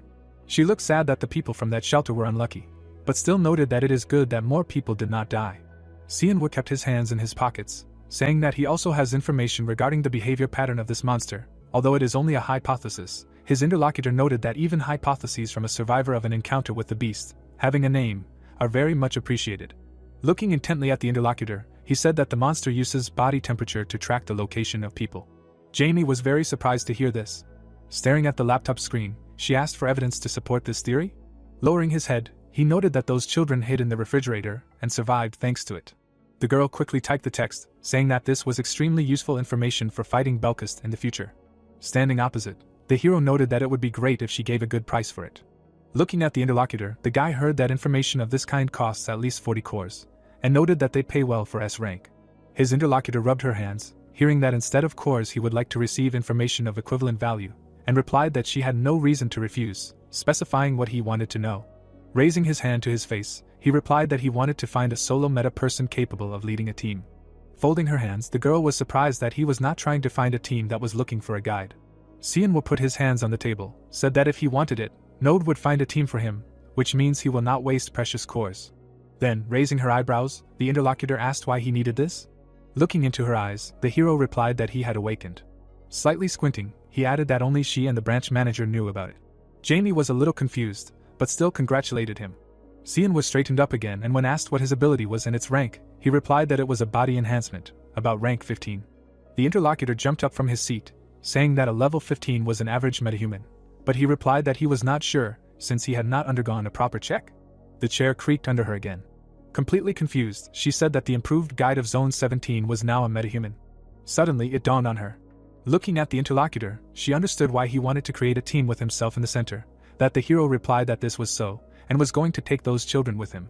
Both looked at each other. Jamie noted that first the best team of the branch fell, and now their guide returned alive and awakened. Part of the stadium looked destroyed. She also noted that the guide wanted to become the leader of a new team, which meant that the manager could finally unload. Bizik smiled, telling the man to come in, because they had recently met.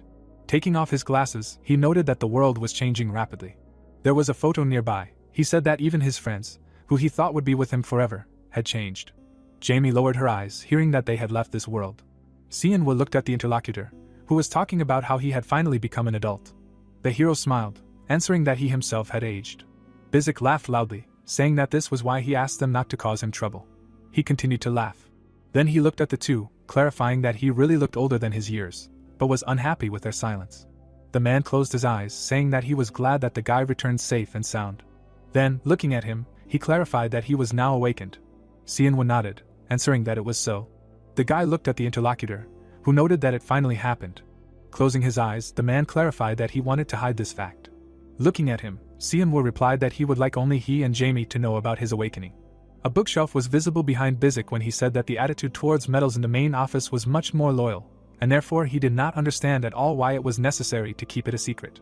The council fell from two emblems, and he clarified that did this mean that the heroes were not going to be loyal to the organization? Well, looking into the eyes of the man Sianwa, he replied that he was his favorite, not the guild. Bizik addressed him with a remark, answering that it was embarrassing. He then responded when asked about the guy bringing two children, and he said he was going to make them part of his team, teaching one of them the skills of a guide and a fighter. He introduced Arung, saying that he was very talented. Minnie was surrounded by a bright light. The girl's eyes were closed, and the leader noted that they would take her as a magic technologist. The interlocutors opened their mouths at once, repeating the words about a magic technologist together. Bizik frowned slightly, seeing that such a person was found. He, looking towards the interlocutors, said that he wanted to take the girl into his team so that the guild would not take her to produce attack-type artifacts. Looking at him, the hero noted that this was to be expected from a branch manager. It was as if a bright light appeared behind him when he said that his team could receive a task. Looking away, he added that he wanted to deal with assassination missions. The man smiled nervously, realizing that he wanted to hunt people, and noted that he seemed to have lived too long. Standing up, Sianwa noticed that everything was as the man said. He looked at him carefully, saying that the world was changing rapidly. Then he turned to Jamie, asking if she could gather everyone from Zone 17. The girl, spreading her arms, was surprised. From above, a partially destroyed stadium was visible. People gathered near Sianwa, not understanding what was happening. The hero grabbed someone's hand. He also closed his eyes. The man who did not understand him was watching. Looking at him, the guy told him that he could leave. Another one was approaching him, when Sianwa called the next one. He also took his hand. Well, what a girl clenched her teeth. Jamie waved her hands in front of her, when she was indignant at what was happening, asked to understand the situation and understood that it caused discomfort. Raising her head, the hero called the next one. This girl pushed the man in front of her. Extending her hand forward, she demanded to quickly check what he wanted there. Looking at her, Sianwa apologized for being rude. Then he took her hand. She seemed to feel something. The guy felt the same. Well, the girl threw her hand away. Then she pressed it to her chest, asking what he just did. Sianwa frowned, thinking that she was a metahuman. Extending his hand again, the hero asked for it again. The girl gave her hand, wondering what he wanted to do again, despite the fact that she felt strange. But the guy silently grabbed her hand. His eyes were closed, and he heard a voice demanding that he kill her and take her powers. Sianwa opened his eyes in fear. The girl watched what was happening a little confused. But then she slightly opened her mouth. She covered her face in embarrassment, asking the hero if he was being too frantic, because she even lost her breath. Jamie did not understand what she was doing. Sianwa frowned and asked if she had any interest in hunting demonic beasts, and if she had tried it. Looking at him, she replied that she didn't understand what he was talking about, calling him cute, but noting that he was a bad flirt. The guy looked away, thinking that he definitely heard a voice here, which meant that she was a metahuman, but her behavior was strange. He moved his hand to the side, apologizing and telling her that she could go, while thinking that this could be a great opportunity to find candidates for his team, but he would have to forget about finding companions in Area 17. There were still many people ahead, but he said that was all for today and thanked them for their cooperation. He was surprised to hear a request to wait. Someone's fingers ran through his goatee. The same girl came closer to the hero, surprised that he would not even tell the reason why he forced all these busy people to waste their precious time. Staring at her, he thought that she had little experience and did not think about her position at all, crossing the line, answering that it was disrespectful to a guild member. The interlocutor still had her hand on his face when he said that in order to survive in the desert, it was important to know your place. She folded her arms over her chest, noting that the guy was connected to the guild. From the crowd, someone asked if she was okay. Seonwoo leaned towards Jamie, asking who they were, and she answered that they were Hyunsu's subordinates. The girl was surrounded by many cars, and she said that she wanted to spend more time with the hero, but her people would not allow it. Jamie raised a finger, saying that the girl was Hyunsu's wife, and the guy was surprised, because he was kicked out of the guild. Then the interlocutor said about the branch manager. There was a confident smile on the red-haired girl's face. Seonwoo looked at her, thinking that the manager had shown mercy for no reason again. Standing surrounded by her people, she asked about the guild's reaction. Many heroes were outraged, not understanding what kind of support gives the right to behave like this and how long will Hyunsu stand up for her. One of the people present rushed towards him. He grabbed the guy by the jacket, angry at these words. Seonwoo gritted his teeth, thinking that they were all so carelessly violating the boundaries. But an arrow struck his hand. The man screamed in pain, and the girl asked who did this? There was a creak of a boot, and a demand to leave if they did not want to die. Arung held a bow in his hand, warning that he would kill anyone who dared to touch Seonwoo. Jamie and the hero raised their heads in confusion. The girl, turning to her subordinates, said that they were just 2 children, and that they should twist them. The 2 men rushed towards them. An arrow stuck next to them, its tip flashing brightly. Both were scared, thinking that it was an arrow with poison. The arrow flashed brighter. But the girl silently looked at her subordinates. Frowning, she shouted that it was a fake. Arung leaned on his leg, saying that the next one would be real. The men were visibly afraid when the girl told them that even if the children really did have arrows with cannonballs, they were unlikely to detonate them at the exchange center. The boy only slightly opened his mouth, noting that this would not do. Minnie lowered her head, looking for something. The people present were shocked. Even Jamie covered her mouth, not understanding where she got such a thing. The girl was holding a hand grenade launcher, and the boy offered to check. The indignant girl only looked up. She pointed her finger at the children, saying that she would get them again. Arung stuck out his tongue in response, saying that he would wait for this. She walked away angry, deciding that she would get nothing by beating up some desert people. Jamie looked after her, only saying that she was one of them. Seonwoo looked up, asking if the children were okay. They smiled widely and laughed.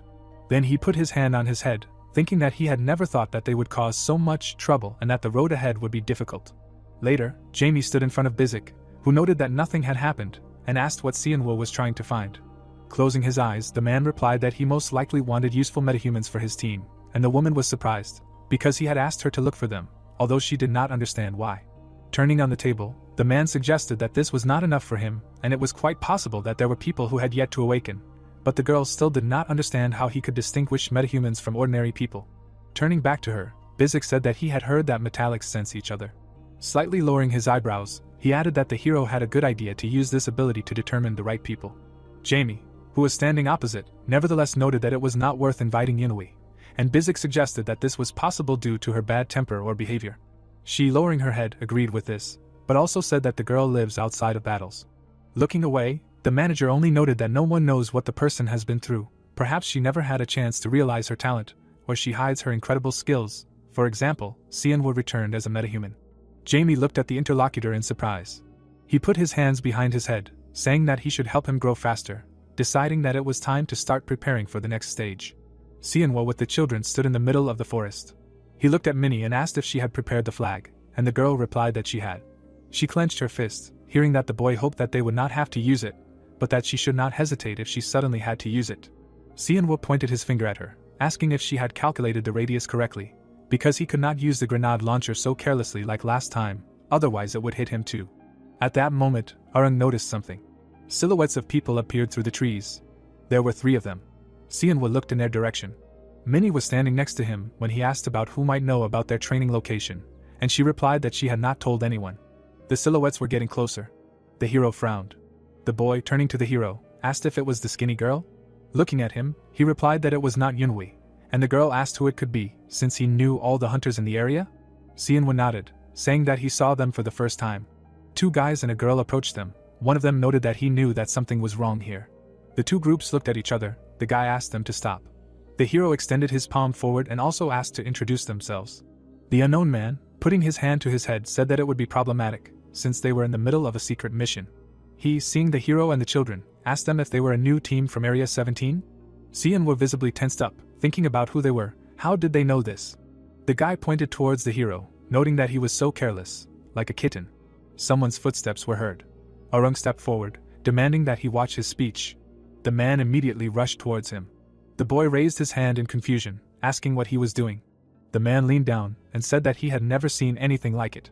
He noticed the arrowheads on his belt, asking if they were made from cannonballs.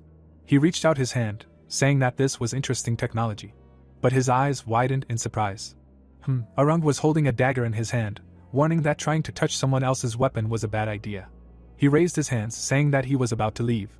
He, holding his hands in front of him, said that he did not want to spoil their fateful meeting, offering to live in peace. The girl behind him said that he should not show his temper. Sianwa, frowning, thought that Arung was the one in danger now. He noticed how one of the guys put away the sword behind his back, also thinking that he did not even notice how he took it out. He saw the three of them arguing among themselves, thinking that the girl with the braid looked like the leader, so he had to be stronger than that guy. He tensed up even more, realizing that they were unusual people, but feeling why they appeared in front of them. One of them put his head on his hand, guessing that judging by the hero's reaction, Bizik did not tell him anything. Looking at him, the hero asked if he knew the manager, and he was surprised that he did not tell the men anything at all, noting that he had disgusting habits, so now they would tell everything. Standing next to his comrades, he talked about how they were the hidden team of Area 17. Sianwa opened his mouth in surprise, realizing that this was another hidden team besides them.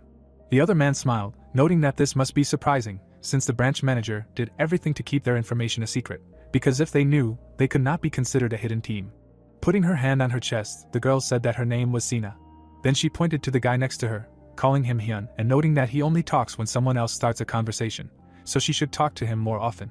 The other one smiled widely, saying that his name was Jaesung, and that their team was called Cat Blue. Sianwa nodded to them, thinking that it was a very unusual name. They shook hands. The hero also said that their team was called Devour, so the other one noted that it sounded like a fire. While moving his hand to the side, he said that it came from the word Devourer, to which Jaesung said that it sounded aggressive and cool. Sianwa looked at him silently, thinking that the team name came from the name he gave to his skill. He didn't want to somehow indicate that he absorbed other skills, so he named it that. Sina, with her arms folded, noted that it was a great name for a team and it was much better than Cat Blue, but her comrade asked what was wrong with that name. Another one tilted his head and remembered that they were originally Team Blue, but since the leader said it didn't sound cool, they added a random word. He uncovered his mouth with his hand, telling his comrade that they later found out that it was a medical term, but he was outraged that he only opened his mouth at times like this, even though no one asked him to. Sina raised her hands to her face, shouting about Code Blue and cardiac arrest. The hero watched them with a smile, hearing that if they continued to tease their comrade, he would no longer see special lunches from the city, and thought of the name Eater, specifically Meat Eater. Then he stood with the manager, asking about the inappropriate name, but the man replied that it was better than Marlin. The guy looked at Bizik, who was surprised that he would choose this name again. The manager kept his hands in his pockets, saying that he wanted a normal human as a guide and a magical technologist, thinking that it wasn't the most balanced combination. The two stood by the railing, and he mentioned that he needed someone who specialized in close combat. Well, the hero noted that it was to be expected from a branch manager. The manager, looking at the setting sun, said that he would ask Jamie to look for candidates for his team, but it would be difficult to find metahumans who weren't members. Sianwa glanced at him, saying that if he ended up with someone he could trust, then any wait would be worth it. But he turned around when he heard that the hideout in Buchan would be gone in a month. He imagined a girl surrounded by bright lights, saying that there was a talented metahuman there, and he was going to invite her to join the team. The sun's rays illuminated the wall behind them as the boy asked how he could know this, and if he had a skill that allowed him to see into the future. But the other boy replied that he had never heard of such a thing. Bizik continued to look forward, saying that if he had such a skill, he would not have sent the others to their deaths. Sianwa lowered his head and apologized. The man turned to the boy, asking if he was currently training children, and heard that he was. The hero also turned to him, hearing that he was worried that his awakening was late, but now it was a relief that he could move forward. Bizik smiled, hearing that it sounded like he already knew about the hero's awakening, and replied that he could not see into the future.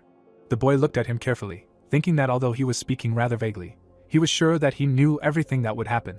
Turning towards the sun, Sianwa heard that the other person wanted him to create a good team, so he should take full advantage of this opportunity to strengthen the foundation, and asked him what he was planning again. Bizik laughed, saying that it was no fun to know everything in advance. Now the hero pursed his lips, thinking about being seen through. No one could ever tell how much the manager knew, and it was also scary at times. Jason pointed his finger, saying that in simple terms, they came to help with training. Well, if they didn't make sure from behind that they could do it, they would just absorb them into their team. He smiled, adding that the hero could give up right now if he wasn't sure. Sianwo was visibly angered by this, deciding that it didn't matter what the manager was planning, and he would just do what the manager said. taking advantage of his rare ability. He placed his hand on his waist, agreeing with the fight, noting that punishment was needed to make it more fun. The other man also placed his hand on his waist, glad that he was in high spirits, and asked him to show his basic skills. Frowning, the hero told them to evaluate them. Then he turned to Arung. A small vial appeared in his hand. He poured its contents onto the ground. The team covered their noses when the boy asked them if they smelled the rotting flesh of a demonic beast, telling them not to worry. Everyone began to retreat. But Sianwa stepped forward and told the others to take positions. Sina, who was standing with her group, asked what he was trying to show. A loud sound was heard from underground. Frowning, the hero said that something was approaching. Minnie and Arung also prepared themselves. Seeing a cloud of dust in front of him, Sianwa shouted that it was here. The girl looked at her comrades and assumed that the team was probably chasing someone. An aura began to surround Sianwa. Something was approaching the demonic flesh. Rocks were flying around. Someone's shadow loomed over the group of blues. A huge worm burst out from the ground. The hero stood in front of this worm. In his hand was a sharp blade.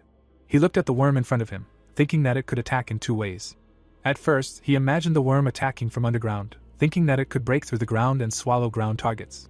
Then he imagined attacking from above, also thinking that it could jump into the air and swallow targets upon landing, and then go underground. Rushing forward, the hero decided that while his actions on the surface were predictable, his movements underground were unlimited. Looking away, the guy realized that to increase his chance of winning, he needed to kill the worm before it returned underground. The monster opened its mouth. The hero had to lie down on the ground.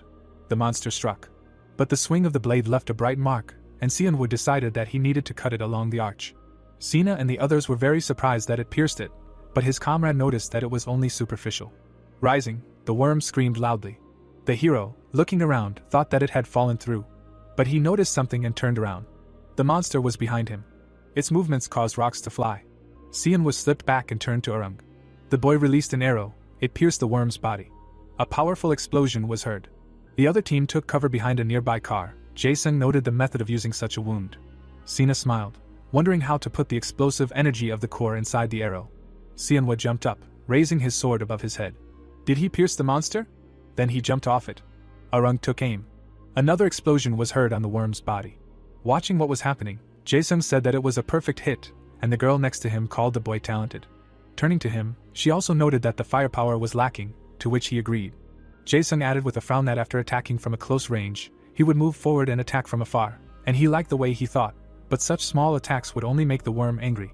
Seeing the worm move in front of him, Sianwa told Minnie that the attack pattern was changing. Turning around, he told the others to get ready, because they would miss it if it ran underground. The girl agreed with him, placing her hand on her waist. Then she aimed the gun. The gun in her hand began to glow.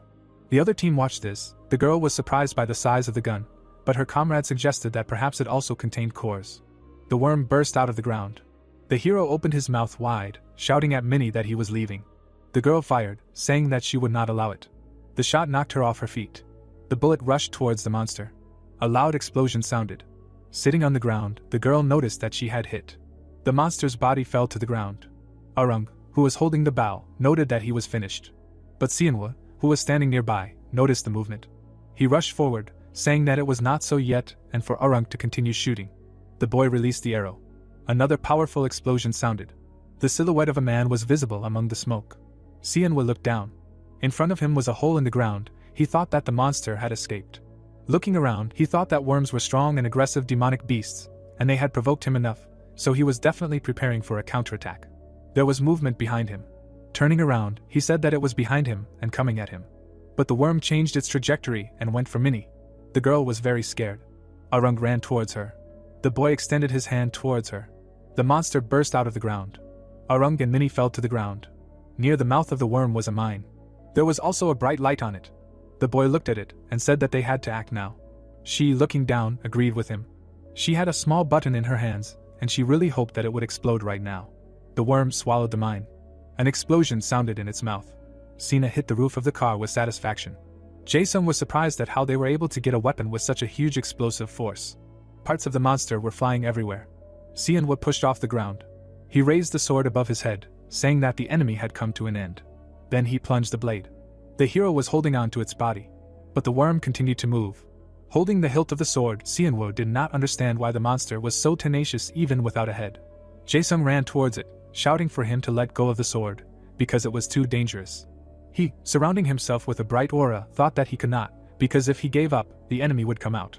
But something caught his attention. The worm began to go underground. Jae-sung continued to run towards them. Both children were very scared. Seonwoo was still holding on to the sword.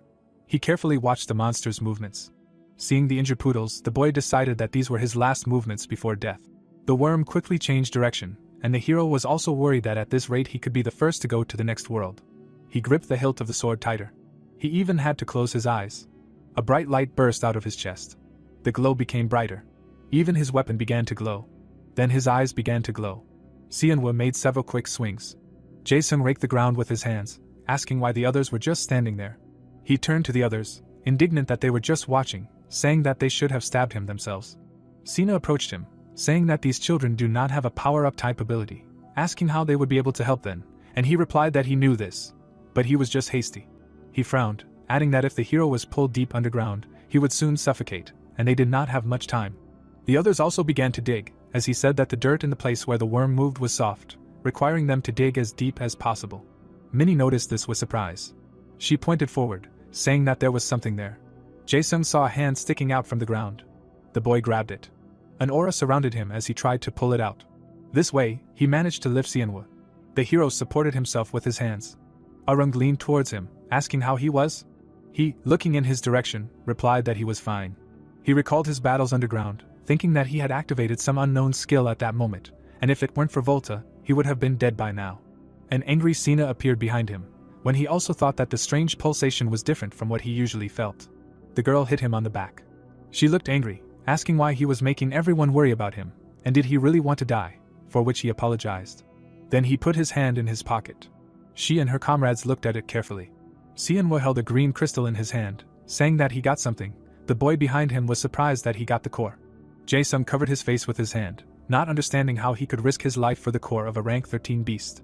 Arung also looked displeased, but replied that it seemed like the great hunter had a lot of cores lying around, but they needed to replenish the ones they had used up today.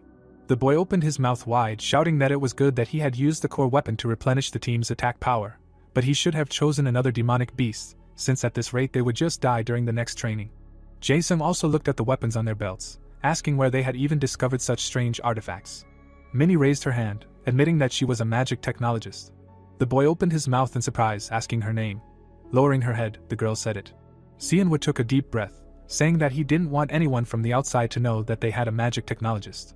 Jae-sung brought his hand to his face, reasoning that magic tech was rare these days, and the guild would not stand idly by if rumors spread. The hero looked at the boy, saying that it was Arung, and he asked about how it seemed like it was his turn to introduce himself. But the interlocutor turned away, only noting that he was an archer. The boy was surprised that he was still angry. Jae-sung leaned towards the hero, asking about what skills he, as a leader, possessed. The boy looked at him intently, noting that his skill was similar to the one that Chon-soo had. The boy imagined the silhouette of the man, saying that he was so surprised that he thought that he copied his skill. He also imagined how the man shot into the hands of the sides, noting that he used the enhancement of the lower body, and he had not seen the skill, and he has so many unrelated skills that it seems like he can't really demonstrate each of them. Seonwoo just opened his mouth in confusion. Sina looked at her comrade, asking if it was possible for someone to have multiple skills, and he replied that it was possible if they were similar, but he had never heard of so many different skills in one body.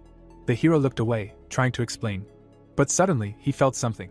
Jae-sung was also surprised, realizing that it was a vibration. Seonwoo looked down, guessing that it might be another worm. Both teams looked to the side. Someone said that the monster was rapidly approaching. Seonwoo stood up, saying that it was most likely a worm from the same egg, and it should be killed. Jae-sung looked at him, asking what he was going to do since he hadn't even recovered yet. The hero smiled back at him. He put his hand on Arung's shoulder, saying that they wouldn't refuse and would gratefully accept their help, and Arung replied that they could leave the worm to them. Hyun took out his swords from his back. Blue flame surrounded the other one's sword, saying that they would show a hunt free of complications. Seonwoo looked at Sina. Frowning, he thought that she might not be a combat member of the team. The worm was rapidly approaching them. Jae-sung held his weapon in front of him. The vibrations became stronger. In a moment, rocks were flying everywhere. The monster burst out of the ground. Arung covered the girl, saying that it was bigger than the previous one. The monster opened its mouth wide, and the hero thought that it was going to dive into the ground before attacking. The shadow of the enemy loomed over him. He also thought that since it was defenseless now, it was the best time to attack. Two boys rushed at it. One of them shouted that it was going underground. Jamie's sword blade turned into a bright light. The hero opened his mouth in surprise. A wave pierced the worm when he used the moonlight sword. A deep wound appeared on the worm's body. Xianwu looked at it with confusion along with the children. The boy asked what it was, and he said that the energy of the core shot out from his sword. Many wondered if this artifact could be that it only looked like a sword, but it was actually a gun. But the hero frowned and thought about how it all happened in a second, but it seemed like the skill he used. He remembered how he struck, thinking that neither Jae-sung's sword energy nor his unknown power were caused by the core equipped in the sword. He frowned, deciding that the power was more likely coming from the metahuman itself. The girl pointed at the worm, shouting that it was escaping. Jae-sung gritted his teeth and charged towards it. Hyun also charged towards the enemy. A blow was dealt to the monster. Then another. Both men plunged their blades into it. Jae-sung tried to hold on to the monster, telling his comrade not to let go either. Hyun, shaking, gritted his teeth. Green blood splashed everywhere. Someone's growl rushed forward. The blade of the blade cut through him. The man opened his mouth wide and shouted that they had pierced him right in the core section. Arung stood next to the hero, surprised to hear about the core section, and he explained that it was a thick protective layer around it. Jae-sung, frowning, shouted to his comrade that they needed to pull it out. Hyun pulled the swords, agreeing with him. They managed to throw the monster up. Now a red glow surrounded his blade. Xianwu opened his eyes wide, thinking that he would use that skill again. A vortex formed around the blade. Jae-sung sent it forward. The monster was literally torn apart. One of the parts fell to the ground. The body was divided into two parts. The hero gritted his teeth, realizing that this guy was on a completely different level. The swing of the blade left a bright mark. Winking, he gave a thumbs up, calling it a hunt. But the monster's head rose up behind him. A lot of poison burst out of it. The green liquid hung over the man. It completely covered him. Small worms stuck to its lenses. Xianwu and Arung rushed to him, saying that these were the parasites of that worm. Jae-sung lay in a pool of poison. The parasites crawled on his body. They tried to break through his pants. The hero picked them off him with his bare hands, thinking that he killed the worm like a real professional, but he didn't even think that it was possible to make such a stupid rookie mistake. Seeing the parasites in his hand, he thought that all hunters, especially those of this level, knew that before killing this worm, it was necessary to get rid of its parasites. He turned to Hyun, asking why he was just standing there and watching. Looking at him with disgust, he replied that he didn't like small bugs. Xianwu looked at him in confusion. Jae-sung looked exhausted when the hero thought that this was some kind of nonsense, not understanding what was wrong with this team. He raised his hand, turning to Sina. Crawling towards her, the man said that the time had come. She didn't understand for what. With tears in his eyes, he said that he was leaving something for her. With her hands folded, the girl said that these were just words, but he shouted that he would double the special meals. Sina brought her hand to her face, remembering that he said he wouldn't give her any, because if she ate a lot, she would gain weight. Jae-sung was hysterical, not understanding why she was acting like this, because he was dying. Xianwu only looked at him questioningly, hearing that he would give her a bonus on the next mission. Standing up, she replied that he could take his words back. Sina put her hands on her waist, hearing the request for her to be faster. The girl nodded to everyone, telling them to move away, because they would only get in the way. Seeing how the others moved away, she said that was enough. Then she put her hands forward. They were surrounded by a multicolored glow. Jae-sung's body also began to glow. The parasites on him began to disappear. It was clear from the guy's face that the pain was receding. The glow around the girl became brighter. Xianwu looked at it in surprise, thinking that it was a metahuman with healing powers in the desert. He opened his mouth in great surprise, also thinking that she could use her powers from a distance. The energy flowed from Sina to Jae-sung, and the hero also realized that he didn't even know about such a team. The glow in Sina's hands gradually diminished. Minnie looked at her with delight. She smiled and noted that it should be better now. Jae-sung got up from the ground. The hero looked at him and asked if he was okay, and he replied that this chicken was stronger than it looked. Frowning, he still wanted to know what was going on here. The interlocutor smiled at him, saying that this was an original story, created in such a way that the girl was the main character, and asked Xianwu's opinion. He looked at him a little incomprehensibly, clarifying that all of this was planned. Stretching his hand, the man replied that everything had been planned since the worm's appearance, and it should be amazing. Jae-sung pointed to his team, saying that he almost died because of Sina's improvisation, but this was even more fun. Looking at him intently, the hero clarified what attack he had used with the sword. The interlocutor raised his eyebrows in confusion. He began waving his arms, indignant that the guy knew nothing about core energy. Then he shook his head, realizing that they had a long way to go. But smiling, he added that although everything had not gone according to plan, they had gone through everything, which meant that they had earned the right to be called their mentors. Xianwu even got a little angry when he heard that they would start now. Folding his arms, Jae-sung said that he would first explain the theory, and Sina would help with this. With a stern look, he said that there was no one who could defeat the girl in managing core energy. Looking at him, the hero asked if he would teach this to children. Well, frowning, he replied that since the boy was not a metahuman, high-level techniques would be useless to him, and it was too early for a magical engineer to learn such things. Hyun knocked Arung down when he said that if the hero wanted to participate in real battles, he needed basic close combat skills. The boy fell to the ground when the man said that this was his comrade's specialty, so he would leave the matter to him. Lying on the ground, the boy only sighed deeply. Hanging over, the man said that he needed to repeat it. Looking closely at his interlocutor, Jae-sung said that they would begin the lesson, starting with general knowledge, asking if he had heard that metahuman abilities were divided into categories. Raising a finger, Seon-woo presented several brightly colored orbs, answering that they were divided into 6 categories, including physical enhancement, supernatural powers, magic, magical technology, psychopathy, and taming evil. His companion closed his eyes and said that these were the most common categories of metahuman abilities, and they were called core traits. The girl watched their conversation as her companion talked about how the core energy that each metahuman had changed according to unique characteristics, and that's why some people gained physical enhancements, while others gained fire abilities, for example. Seon seemed a little confused, then asked if they meant unique traits. A core appeared in Jae-sung's hand. He handed it to the hero. He looked at him seriously and said that if he didn't go through this transformation, he would be able to emit pure core energy, and that's what they called a common trait. He remembered how he had been throwing punches, explaining that it was about his moonlight and explosive sword. He was gathering pure energy into it, and then releasing it. Seon-woo even moved his head back a little, saying that the common traits were amazing. Jae-sung stared at him, saying that there was another reason why common features were important, and that was directly affecting the growth of the core energy. He then imagined a silhouette among the stars, explaining that if one knew how to use common features, one could greatly increase the amount of one's own energy, and it was similar to the games that existed before the disaster, as if one were leveling up. Sina rested her head on her hand and added that when talking about growth, they usually think about gaining experience, or increasing skill stats. Well, the core capacity itself can also increase by using common traits. The hero seemed to be surrounded by bright spheres, thinking that he could probably combine the energy of all the abilities he absorbed. Frowning, he also reasoned that if he continued to absorb abilities, he could grow twice as fast or more. His companion moved his hand to the side, suggesting that they move on to practice, and concentrated on delivering a punch with all his strength. Seon-woo's fist was surrounded by light. He then rushed forward. The impact on the car left a deep dent. He turned to his companion, who said that it was not bad, but not what he expected, and asked what he did wrong. Sina jumped off the car when he spoke to her. Together with the hero, she walked away, wondering if she should try from this distance. She touched his hand, asking for forgiveness. Looking into his eyes, the girl asked if he felt the energy in his hand when he hit her. Holding his hand on Sina, he added that he should not think of it as muscle power. Then she looked down at her, telling him that instead he should think of the energy that moves in the direction of the movement of her fingers. So she reached his palm, telling him to gather it in a fist. The girl smiled, saying that it was difficult to understand right away, suggesting that he gather some energy on his fingertips and then release it, thinking of it as a flick on the forehead. Seon-woo looked at his fingers, and then flicked them. A stream of energy flew past Jae-sung. The hero and the girl froze silently.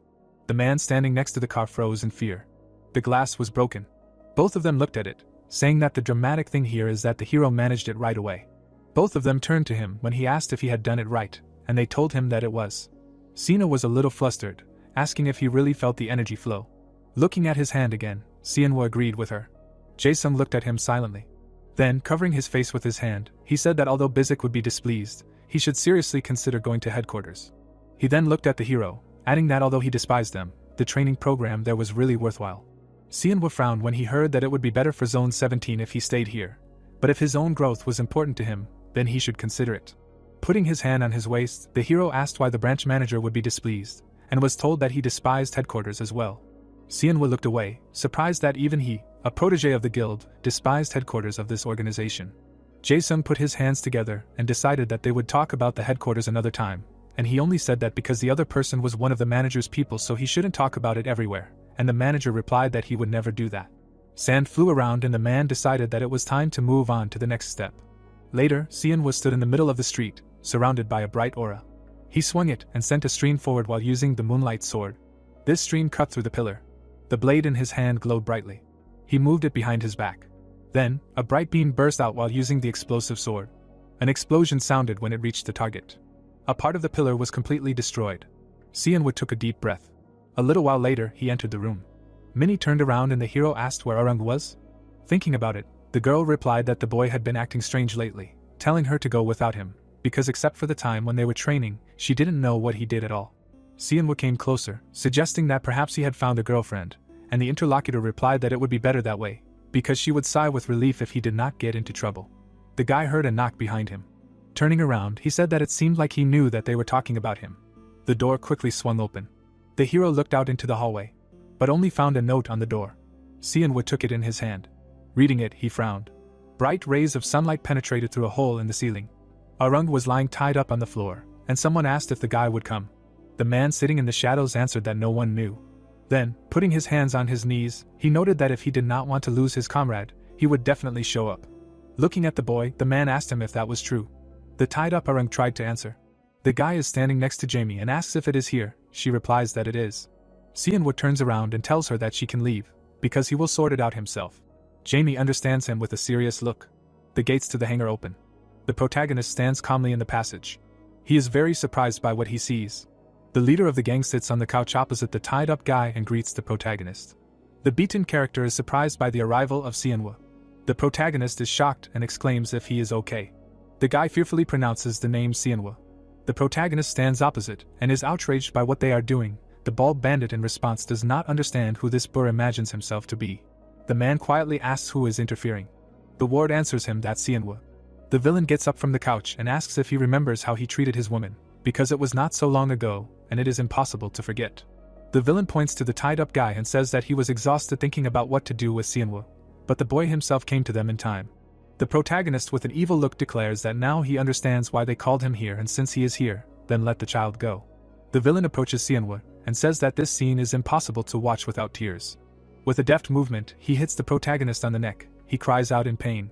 The man in glasses stands in front of the protagonist and asks if he really does not understand what he got himself into and how he dared to confidently raise his head. The villain with a confident look asks how a fool who is not even able to look after himself can take care of someone else. The tied-up guy screams enough. The villain turns around. The boy is surprised by this.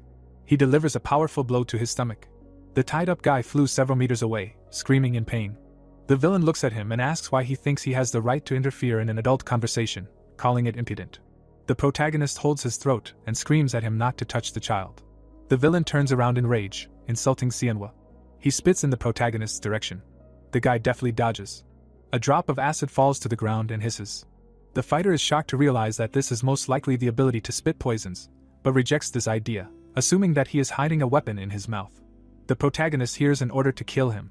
The picture shows a dialogue with the demon, in which Sianwoo objects, saying that he often encountered such nonsense as a guide. The latter is indignant why he hides his power, because he really does not want to let this villain get away with such behavior, and it is better to kill him and then proudly announce that he has awakened. The protagonist in the red image looks away. It is written that then no one will bother him anymore. The inner demon orders to kill the enemy. A fist flies towards him. Sianwoo deftly blocks the blow, holding the opponent's fist in front of him. All the bandits are extremely shocked by this turn of events. The villain in glasses looks ahead and does not believe that he managed to block. Sianwoo calmly holds him and asks the hunter Hyunsu to stop. The villain in a rage assumes that most likely the death guide wanted this, asking the protagonist about forgetting his place, because the branch manager covers his back. Sianwoo squeezes the enemy's fist. Hyunsu looks ahead in shock. The guy squeezes his hand even harder. The villain is frightened to realize that he is not letting go. The protagonist calmly looks at him. An inner voice says that they will make an example of this villain. Sianwoo reaches for his knife with his other hand. The boy looks at him calmly. The protagonist is shocked to see the boy trying to help him. He asks Arung what he is doing. The beaten boy quietly begs Sianwoo. The fighter looks at him and understands everything. Hyunsu waves away the boy's fist in one motion. He delivers a powerful blow to the protagonist's face. The fighter spits after the damage he has suffered. The villain looks at him. The protagonist turns and bows, apologizing to the hunter. The villain looks at him in shock. Hyunsu coughs, standing in front of them, and states that although Yunhui did not say anything specific, she is smart, and everything will be fine if they behave carefully in the future. He agrees. The villain turns to Arung, saying that he also needs to be careful. The surprised bandits call for him to stop, asking if he is really going to let them go. The protagonist leads the boy and thanks the villain.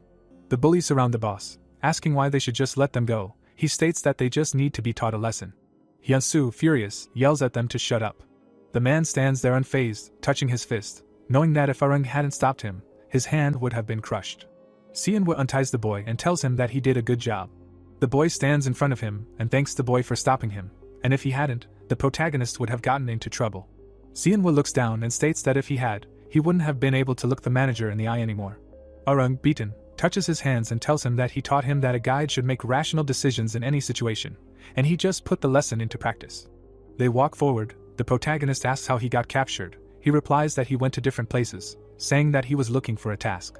Seonwoo stops after saying that the boy wandered into the vicinity of their hideout, where he attracted unnecessary attention. The fighter looks at him and asks if he was collecting information all this time. Arung goes on and says that it doesn't matter what he was doing, because he is the only person on the team, and if he doesn't want to be kicked out of the metahuman team, he should at least be useful as a guide. Seonwoo explains to him that he doesn't need to put his life on the line and that from now on, he should just develop his skills. The guy goes on and says that he disagrees. Arung, without turning around, says that a metahuman like Seonwoo doesn't need ballast, and after they met the people from Code Blue, he understood his place. The guy turns and tells the protagonist that he hides his abilities because of the secret team, but he really doesn't have any powers, and before Minnie starts looking down on him, he needs to learn how to properly play his role. Seonwoo stands a few meters away from him and says that not all metahumans look down on people without abilities. Arung in turn asks if he can say that after Hyunsu's behavior. Arung counters that normal humans are lower than metahumans, wondering if this is not the order created by Node. The protagonist looks at him silently. The picture says that Arung does not know that Seonwoo was a normal human and only recently woke up, but he has already forgotten who he was before and therefore said something that eased his mind only for him.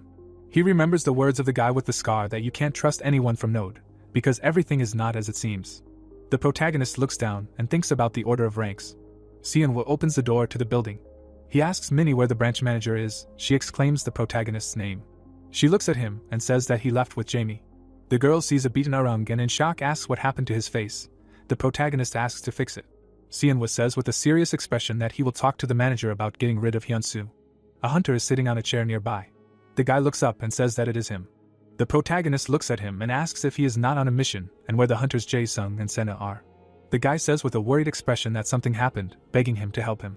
The protagonist sits down next to him and asks him to calm down and explain what exactly happened so that he can understand everything. The hunter explains with a sad expression that their leader was attacked. Seonwoo is shocked to realize that he is at least a rank 7 metahuman. The guy explains that they recently received a task from the branch manager. The protagonist clarifies what exactly. The guy calls it a hunt for killers. Seonwoo is shocked to realize. A folder falls on the table in front of him. He says that this is the task. The protagonist stands in front of Bizik and asks what the description is. He replies that it is everything as he wanted. Seonwoo looks at him in shock. He opens the case and states that there is an unusually high ratio of metahumans to normal humans. The man tells him that these are not your average killers, as members of the attacking forces started a rebellion. The frame shows a character among the dead enemies. It says that the commander of the attacking force of Zone 14 fought against his subordinates, who started a rebellion, and was able to kill 2, and as expected, he soon finished off the rest as well. Seonwoo reads this and wonders why they started fighting each other, calling it a suspicious mission, since there was no information about the organizer or the reasons for the rebellion. Bizik, lounging in a chair, asks him if he wants to take it. He replies that he is not sure since there is not much information and it will be problematic to confront those 3 metahumans, since nothing was said about their abilities. The guy puts down the folder and says that it seems like a very dangerous mission and they don't have enough experience for such a mission yet. Bizik sits in a chair and agrees with him, saying that fighting against them with the desire to gain experience, but ultimately losing lives, is as pointless as putting the carriage before the horse. Seonwoo is shocked to realize that he knew the reason why the guy wanted to receive missions to hunt killers. The man sits with his arms crossed and says that he understands everything and will give the mission to someone else, who replies that it is somehow suspicious. Bizik agrees with him with a serious look, noting that there are too many dark spots and they need to forget about what they talked about. The protagonist excitedly understands him, thinking that even the manager thinks that the mission is suspicious and who would have thought that he would be given to the Code Blue team. Seonwoo looks at him and clarifies what happened next. The hunter explains that they accepted this mission 4 days ago. He walks through the desert with 2 partners. The girl turns to the guy and asks about what he apparently knew about the commander who was killed. The fighter with the scar replies that he met him when he was in the Node training center, and he was a kind and decent person. They walk on. The girl asks why in this case they hear about him for the first time. He replies that he was part of a hidden attack team. She looks ahead and understands that he was thrown out of the training center because of the problems he caused, clarifying why such a kind and competent person, according to him, also ended up in the desert in a hidden team. The man silently walks on. The girl looks at him and understands that now is not the time to joke. She holds the papers with a smile and asks if this is too stingy a task, because there is no information about metahumans. He turns around and explains that Zone 14 is behind this and they have already sent their people, but they were defeated and therefore the task came to them. They move on. The man says that if they fail, they will have to announce a public investigation, but he thinks that they intend to turn a blind eye to metahumans until the last. She asks why. The fighter with the scar says that for the same reason that Bizik keeps their identities a secret, because the headquarters will find out that he was secretly assembling an attack squad. The girl exclaims in surprise that this is true, because they were part of the hidden team of Zone 14, and therefore the authorities of the region are afraid of accusations of treason. The hunter in front raises his hand as a signal about something, while the man explains that Node prohibits the organization of secret military forces. The guy in front crouched. They do not understand what is happening. He approaches the hunter and asks what happened. He explains that he found traces of the killers. The fighter with the scar says that they need to go to where it is possible to conduct reconnaissance. He points to a destroyed building, saying that there is a good view from there. 3 hunters run towards the building. Arung, hearing the story, asks again if it was true that they were there for 4 days. The protagonist sits next to him and asks why the killers had not shown up during this time. He replies that this is exactly what happened. He looks at Xianwu and states that as soon as Senna began to focus on the fact that they had been gone for a long time, and began to complain. In the frame, 3 hunters are sitting on the roof of a building. The man is surprised by something. The other one is looking through binoculars. He sees the enemy below and exclaims that they have finally shown up. He breaks away and tells them to run. 3 hunters are watching them around the corner. Senna asks what they will do. Jae-sung looks at her and states that they will study them and attack at the right time, and if this is a patrol, then they will be below average rank. The enemy walks through the ruins. The hunter runs towards him. With a deft movement, he slams the villain face down into the ground. He cries out in pain. He opens his eyes. A tied-up villain sits in front of 3 hunters. Jae-sung asks if he's awake. Another hunter behind the wall hears his partner want to ask some questions. Jae-sung smirks, holding a knife, and asks if he sees the kid, warning that if he screams or does anything weird, he'll use it. He points the blade and asks where their hideout is. The villain sits across from him and asks if he's the Node HQ. He exclaims that he's being impudent, since he's the only one asking questions here. The hunter, arms crossed, says that considering he's getting off topic, his hideout is here, asking why he betrayed the boss. The enemy sits tied up and states that he's not from HQ, asking where he's from then. Jae-sung calmly explains that he's from Zone 17. The masked enemy realizes that Bizik sent them. The hunter seriously states that he knows a lot for a small fry, asking who he is. The villain looks at him and asks him again who he is and what he knows, because he is standing here and asking some stupid questions. Jae-sung holds his head and says that he has not met such an impudent person for a long time, who does not know his place. The villain begins to get angry. The hunter looks at him and realizes in shock. The villain, being tied up, begins to shine. Senna comes up from behind and turns to the leader. He turns around in fear. He loudly shouts at her to leave. The girl turns around in shock. She looks ahead in fear. Jae-sung holds a knife stuck in her stomach. He looks at her with a spell. She says his name. The hunter sits near the heroes and explains that he was defending the entrance when he saw the leader. His eyes looked very strange. Xianwu asks in what way. The guy explains that they were lifeless and unfocused and a strange glow emanated from them. Arung sits near Minnie and listens silently. The protagonist asks again. The hunter says with a serious expression that he felt it. Jae-sung jumped on him from behind. The hunter noticed it. He deftly blocks the kick. Jae-sung flies back. The hero's hand hurts a lot. The tip of the sword moves towards him. The hunter deftly jumps to the other side. The hunter is furious and says that if his opponent continues to behave like this, he will be forced to fight seriously. He takes out 2 swords from behind his back. The hunter stands calmly in front of Jae-sung's partner. He holds a sword and glows with blue light. The guy with a serious expression realizes that cannonballs are used in the battle and he will not have a chance. But he will not yield to him in fighting technique. He breaks away. The guy flies above the head. He quickly rushes down, armed with 2 swords. Jae-sung looks at him with a terrifying look. He strikes, but he dodges. There is a strong impact on the ground. He deftly appears behind Jae-sung. The hero holds the sword with both hands. Jae-sung strikes him, but the boy blocks. The villain calmly looks ahead. The hunter barely holds him back. He falls to his knee. The boy endures the pain, realizing that he thought he would be slow because of the mind control, but his defense literally had no flaws. The hero begins to glow, kneeling. He holds it with 2 swords and screams. The blades scratch the opponent's huge sword. The hunter deftly throws the enemy's sword to the side. The boy screams in rage. He kicks Jae-sung. He calmly feels the damage. Suddenly, the villain intercepts his leg. With a deft movement, he redirects it to the side, holding on to it. The hunter breaks through the ceiling. He falls to the ground, leaving cracks around. The beaten hunter grunts in pain. Jae-sung stands calmly in front of him. He looks at him, holding his huge sword. He starts to walk forward. Suddenly, the villain notices something. Senna holds his hand and begs him to come to his senses. Jae-sung calmly raises his sword. The hunter below screams no. The leader looks at her with enchanted eyes. Senna frowns, seeing this. The masked villain stands nearby and orders Jae-sung to stop. The enemy walks towards them and states that healers are very rare and they need to capture her. Senna looks at him in shock, not understanding how he got rid of the rope. Jae-sung slaps his palm on her neck with a deft movement. She starts to fall into his arms. The masked villain walks towards the hole in the wall. He sees the empty place where he fell and calls the missing fighter a rat. Arung seriously says that he is disappointed, because his comrades were brainwashed and kidnapped, and he just escaped. The protagonist stands next to him and denies, saying that he did a great job escaping from the puppeteer, asking him to think for himself what would have happened if he had been taken under control. Seonwoo explains that they are metahumans with psychopathic abilities who are capable of taking control of people's minds. The boy looks at him and asks what he is going to do, and he asks him what he thinks. Arung seriously states that they need to save them, and although the leader is a little annoying, he helped with training and they were a team in their own way.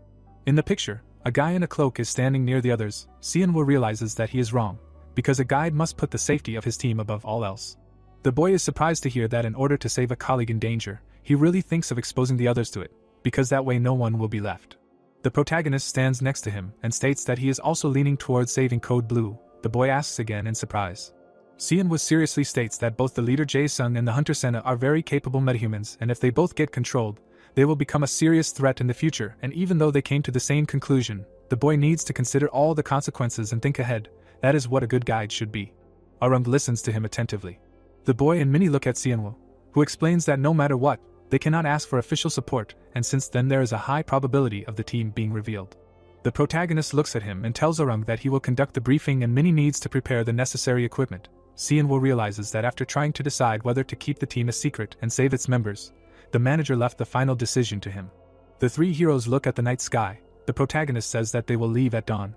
The frame shows a tied-up character, saying that now that a fairly strong team has already broken up twice in Zone 17, the region is experiencing an unprecedented crisis and it is necessary to be on guard, because who knows how long they can hold out. People were walking through the desert in a group. Hyun looked back and was meaningfully silent, looking at his partner. He looked at Arung and asked what he was dragging behind his back. The survivor pointed his finger back and said that it was difficult to get, and promised that he would find out everything a little later when he saw it. Seonwoo was walking behind the group and was meaningfully silent.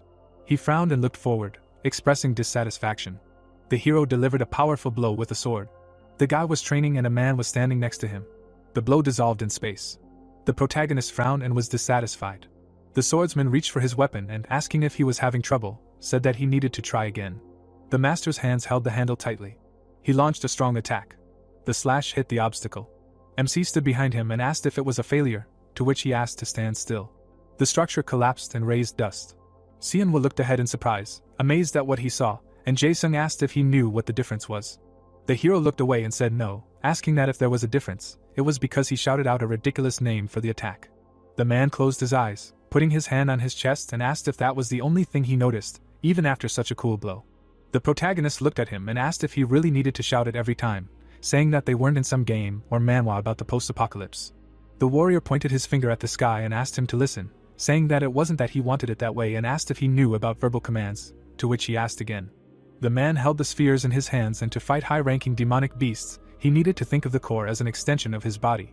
But in an emergency, it was almost impossible to feel the core's movement and use its energy correctly. MC looked puzzled and asked if this process was simplified by using verbal commands.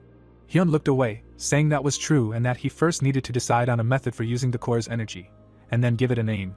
He held a sword in his hands and said that every time he used the skill, he would need to shout out the name to increase the effectiveness of the attack. The man put the weapon on his shoulder, saying that after many repetitions, he would instinctively use the skill while shouting out the name of the attack. The swordsman was upset when he saw the other man's distrust. He turned to him and said that he didn't believe him, but still asked him to at least try, naming the process of using the crescent sword in his head as Svensik, crescent sword, and then he had to swing the sword while shouting out the name. Seonwoo closed his eyes and agreed to try. His hilt and hands were enveloped in energy. The hero swung his sword, shouting the name of the attack. A huge stone absorbed the blow and the fragments flew to the sides. The protagonist froze and fell into a stupor from surprise. He unfolded his arms and said that he could not listen to him and understood why he did not want to do it for so long. He put his hand on MC's shoulder and said that although it was a little rough, it turned out great, and said that experienced metahumans say that if he linked his skills, verbal commands will begin to appear in his head. The man closed his eyes, saying that he had not reached this level, but noted that he could probably. Sianwa looked ahead and thought that although he spent years collecting information as a guide, he learned a lot from the main one in just a week and realized that he needed him. He clenched his fist and could not think about the fact that he was caught by assassins. The fighter raised his hand and told everyone to be vigilant. He looked around, saying that they had come to the right place. The group entered a ruined building. Arung stood in the doorway and the protagonist asked about the situation, to which he said that as they expected, they had left since the shelter was discovered, and the protagonist asked if there were any traces. Hyun poked the stick into the flesh and said that there were clues, but nothing specific, and the fighter, opening his box, asked if he could hand over what he was holding. He held a stick and said that it smelled very strong. MC looked around and ordered to begin. The guy kept his hands on the backpack. He stuck the stick inside. Arung watched as the creature sniffed the stick. The guy looked into the box and was glad that he had smelled the target. Sianwa walked forward and asked to disperse. In his hands was a magic sphere. He threw it into the box and there was an explosion. The creature stood in a stance. It stared forward and did not move. Hyun took out his sword and said that it was a demonic beast, to which the assistant asked if it was just a rat and asked why it was so timid. The hero looked forward and said that the swordsman would go after it. Minnie stood next to the shooter and the protagonist ordered them to slowly follow the tracks. The man watched as the striped rat began to run in a circle. It looked up and screamed. Arung watched the fleeing animal and said that it was running. The protagonist looked back and said that they could not lose sight of it. The warrior put the sword behind his back and confirmed what he had said. They ran after the creature. The detectives ran next to each other. The beasts ran much faster than those lagging behind. The rat stopped and became scared. Sianwa put his hand on the wall. Hyun asked him if he heard anything, to which he said it was too quiet, and he asked if they had found the wrong place. The hero looked to the side and said that this rat does not lose its prey. He looked back, saying that this demonic beast is used for tracking, because it has an incredible sense of smell, to which he asked what then it means that they knew that they were coming and therefore remained silent. The protagonist looked forward and wanted to see if this was true. The fighters took out their weapons. They ran in different directions. Sianwa entered the building. He stood by the wall and looked around. The hero looked out from around the corner. He looked in the direction from which he was called. The protagonist rushed towards the sound. He stopped. MC looked forward in surprise, falling into a stupor. He was scared and did not understand what it was. There were brutally murdered bodies of people on the floor. The guy moved forward. He stood among the corpses and looked around. The dark-haired man looked back and said that there was no leader and mistress here, and that was good. Hyun closed his eyes and was surprised.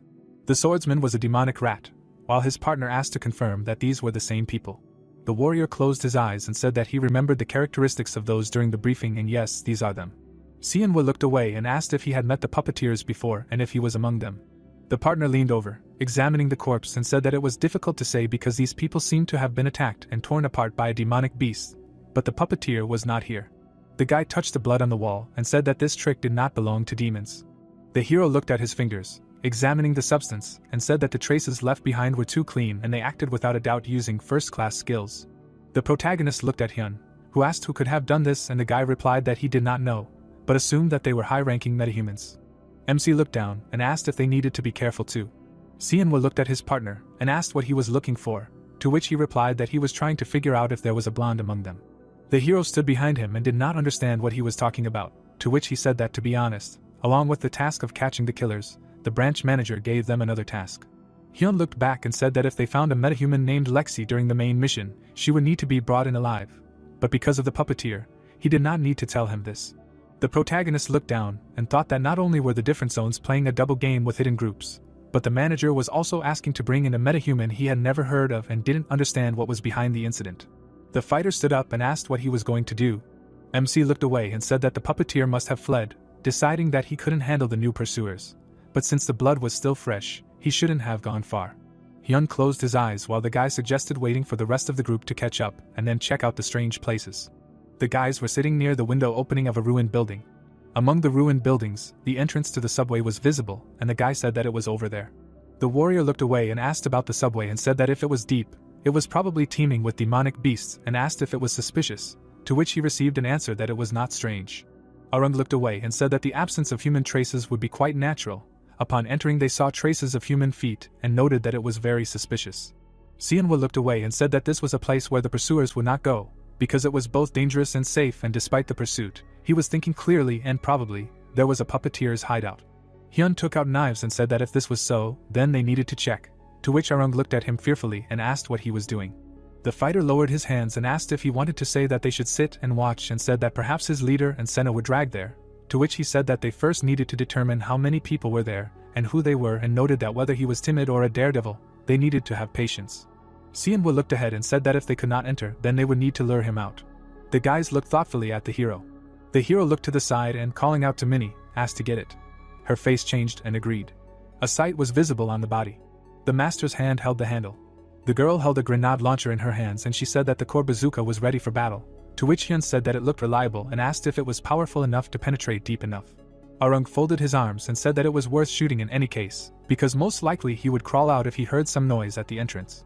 The craftswoman looked to the side and said that if she had an ordinary magic projectile in her hands, she would agree. Minnie winked and said that there was one, but she levitated and said that the projectile she created would react to her signal and fly apart into many small magic projectiles that would fly everywhere, and no matter how deep he hid from the explosion, he would not escape.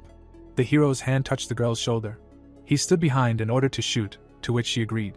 Minnie smiled and counted the seconds. She pulled the trigger and a shot occurred. The projectile rushed towards the target. The missile flew into the subway. The master sat on the floor and held the tube.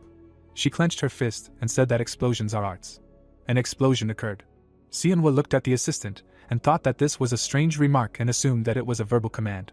The hero ran forward and said about Hyun that their turn had come. They were approaching the entrance. Through the dust they saw a strange figure. The man held his hands to his face and asked what was going on here. The fighter looked forward and said that this was the puppeteer. The opponent looked forward and asked again. He could not see well how his partners were approaching him. The protagonist looked at him. The enemy's eyes were shining purple. The elder ran and ordered not to look into his eyes. MC closed his eyes. He struck the enemy in the face and blood gushed to the side. The puppeteer held his hands on his face and said that he had damaged his eyes. Seonwoo stabbed the enemy in the leg. A group of people approached the enemy, who was screaming in pain. The hero looked away and said that he had neutralized the mind control ability and cut the nerve in the ankle area, so he definitely could not escape. The protagonist looked at the younger ones and said that in addition to observing the situation, you need to watch him closely, and noted that in this state, the guys should be enough, and said that if he does something crazy, they should immediately kill him, to which Arung said that he understood. MC looked ahead and said that while he cannot use his eyes, they need to find them, and asked if he is ready. Hyun nodded his head and said that he is ready. The guys ran forward, intending to get into the subway. They went down the steps. The guy stopped. The guys noticed what was below and froze. The fighter stood in front of them and asked who they were. The guys looked down at the man. The girl walked forward and asked what he had missed. The people looked at the exit, and the pink-haired girl assumed that they had come here to save their friends. The old man came out of the darkness holding the victim in his arms and assumed that they had left traces after all, and said that he understood where the explosions and dust were coming from. The girl was lying with her eyes closed. Hyun recognized the person and shouted her name. The red-haired girl was holding the body in her arms and became interested. She smiled and assumed that they were not the killers, but the kids from Zone 17. The man rose higher and asked again. Seonwoo nervously looked down and thought that they knew them and did not understand what was happening. The hero stood at the entrance and saw them for the first time and did not understand how they could know about them. A group of people stood at the entrance, and he understood that it would be unjustified to start a fight with them. The protagonist looked nervous and assumed that it was not them who killed the killers and they had no chance against them, thinking that they had only one way out. He put away his sword. MC raised his hand and asked to forgive his rudeness, and said that they had a mission from the 14th zone to catch the killer, and said that he was not sure at what level the error occurred, but their conflict arose due to the intersection of missions. The redhead threw the body aside and asked again about the conflict, saying that one team was sent to one mission. The body fell to the floor, and she said that they had been working for several days and anything could happen. She put her hand on his shoulder and asked why he did not look much like a hunter, and noted that it was strange. Seonwoo looked down and did not understand whether they were provoking or really did not know, and thought that they might not know them because they were a hidden team, and asked himself if they might want them to reveal themselves. A group of people looked towards them, and the hero said that they were not hiding anything and asked what zone they were tied to. The man showed his fist and said that it was none of their business. Hyun took out his swords. The protagonist waved his hand and said that he understood, and in that case suggested doing the following. He held his hand with the palm towards them and said that now their wounded Hyun was unconscious in their hands, and said that if they gave it to them, they would disperse peacefully, and the task and the leader would remain with them. The pink-haired girl held a katana and said that it seemed that he still did not understand what situation he was in, and everything was in their hands from the very beginning. MC looked away and thought that it would not be as easy as he assumed. The red-haired girl held her hand in front of her and said that therefore, they would take the leader of the killers, the task and Hyun for themselves. Seonwoo stood in front of the fighter and thought that this was a ridiculous condition, but however, it was necessary to avoid conflict with them, and he did not understand what to do. Behind the group was a man who ordered to give him Hyun and leave.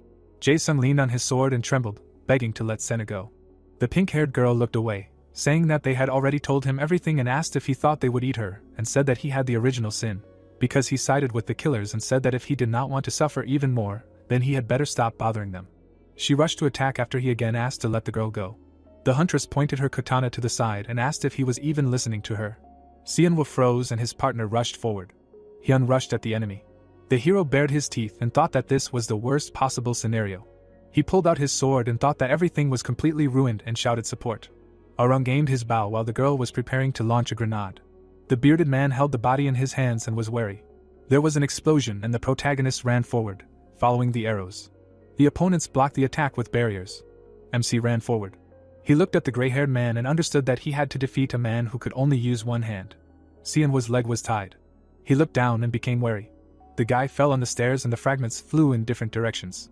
The red-haired woman held a lasso and said, "How dare he?" The hero rushed forward. He stood in a stance and said the names of the blow. The opponent tied the sword. With a slight movement of her hand, she knocked it out of the guy's hands. She looked at the opponent and asked if that was his dog's name, noticing that he only shouted that name. The protagonist became wary and thought about the sword. The shooter looked away and said that he would help. The craftswoman and the boy fired at the same time. The rocket and arrow were approaching their targets. The opponents used a barrier to protect themselves from the attack. The redhead tried to see everything through the fog and said that those children were annoying her. The gray-haired man held back the blow and did not understand who it was, saying that they used weapons from nuclei, like soldiers. The girl looked around and asked where that guide had gone.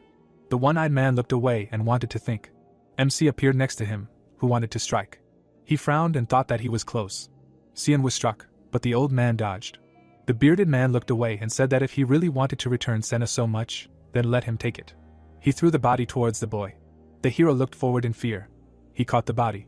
The one-eyed man looked away and thought that if he needed to block the attack, then he needed to use the core shield. He struck. The protagonist frowned and thought that he had definitely activated the shield. The enemy brought the forearm shield to MC's face. The old man stood in front of the lying man and said that he asked for the girl to be returned, but she turned out to be just ballast. The redhead watched what was happening and said that the guide was unlucky. The bearded man looked away after the girl called out to the guy. The grenade was approaching him. Minnie held the grenade launcher and said that explosions were an art. The projectile rushed forward and the craftswoman was thrown back by the recoil. The redhead was surprised and said that this was madness. The old man grinned. Seonwoo closed his eyes and used the barrier. There was a powerful explosion and dust and fire burst out of the dungeon. Smoke enveloped the room. The hero held Senna and was in the barrier. The opponents were disoriented. He looked around.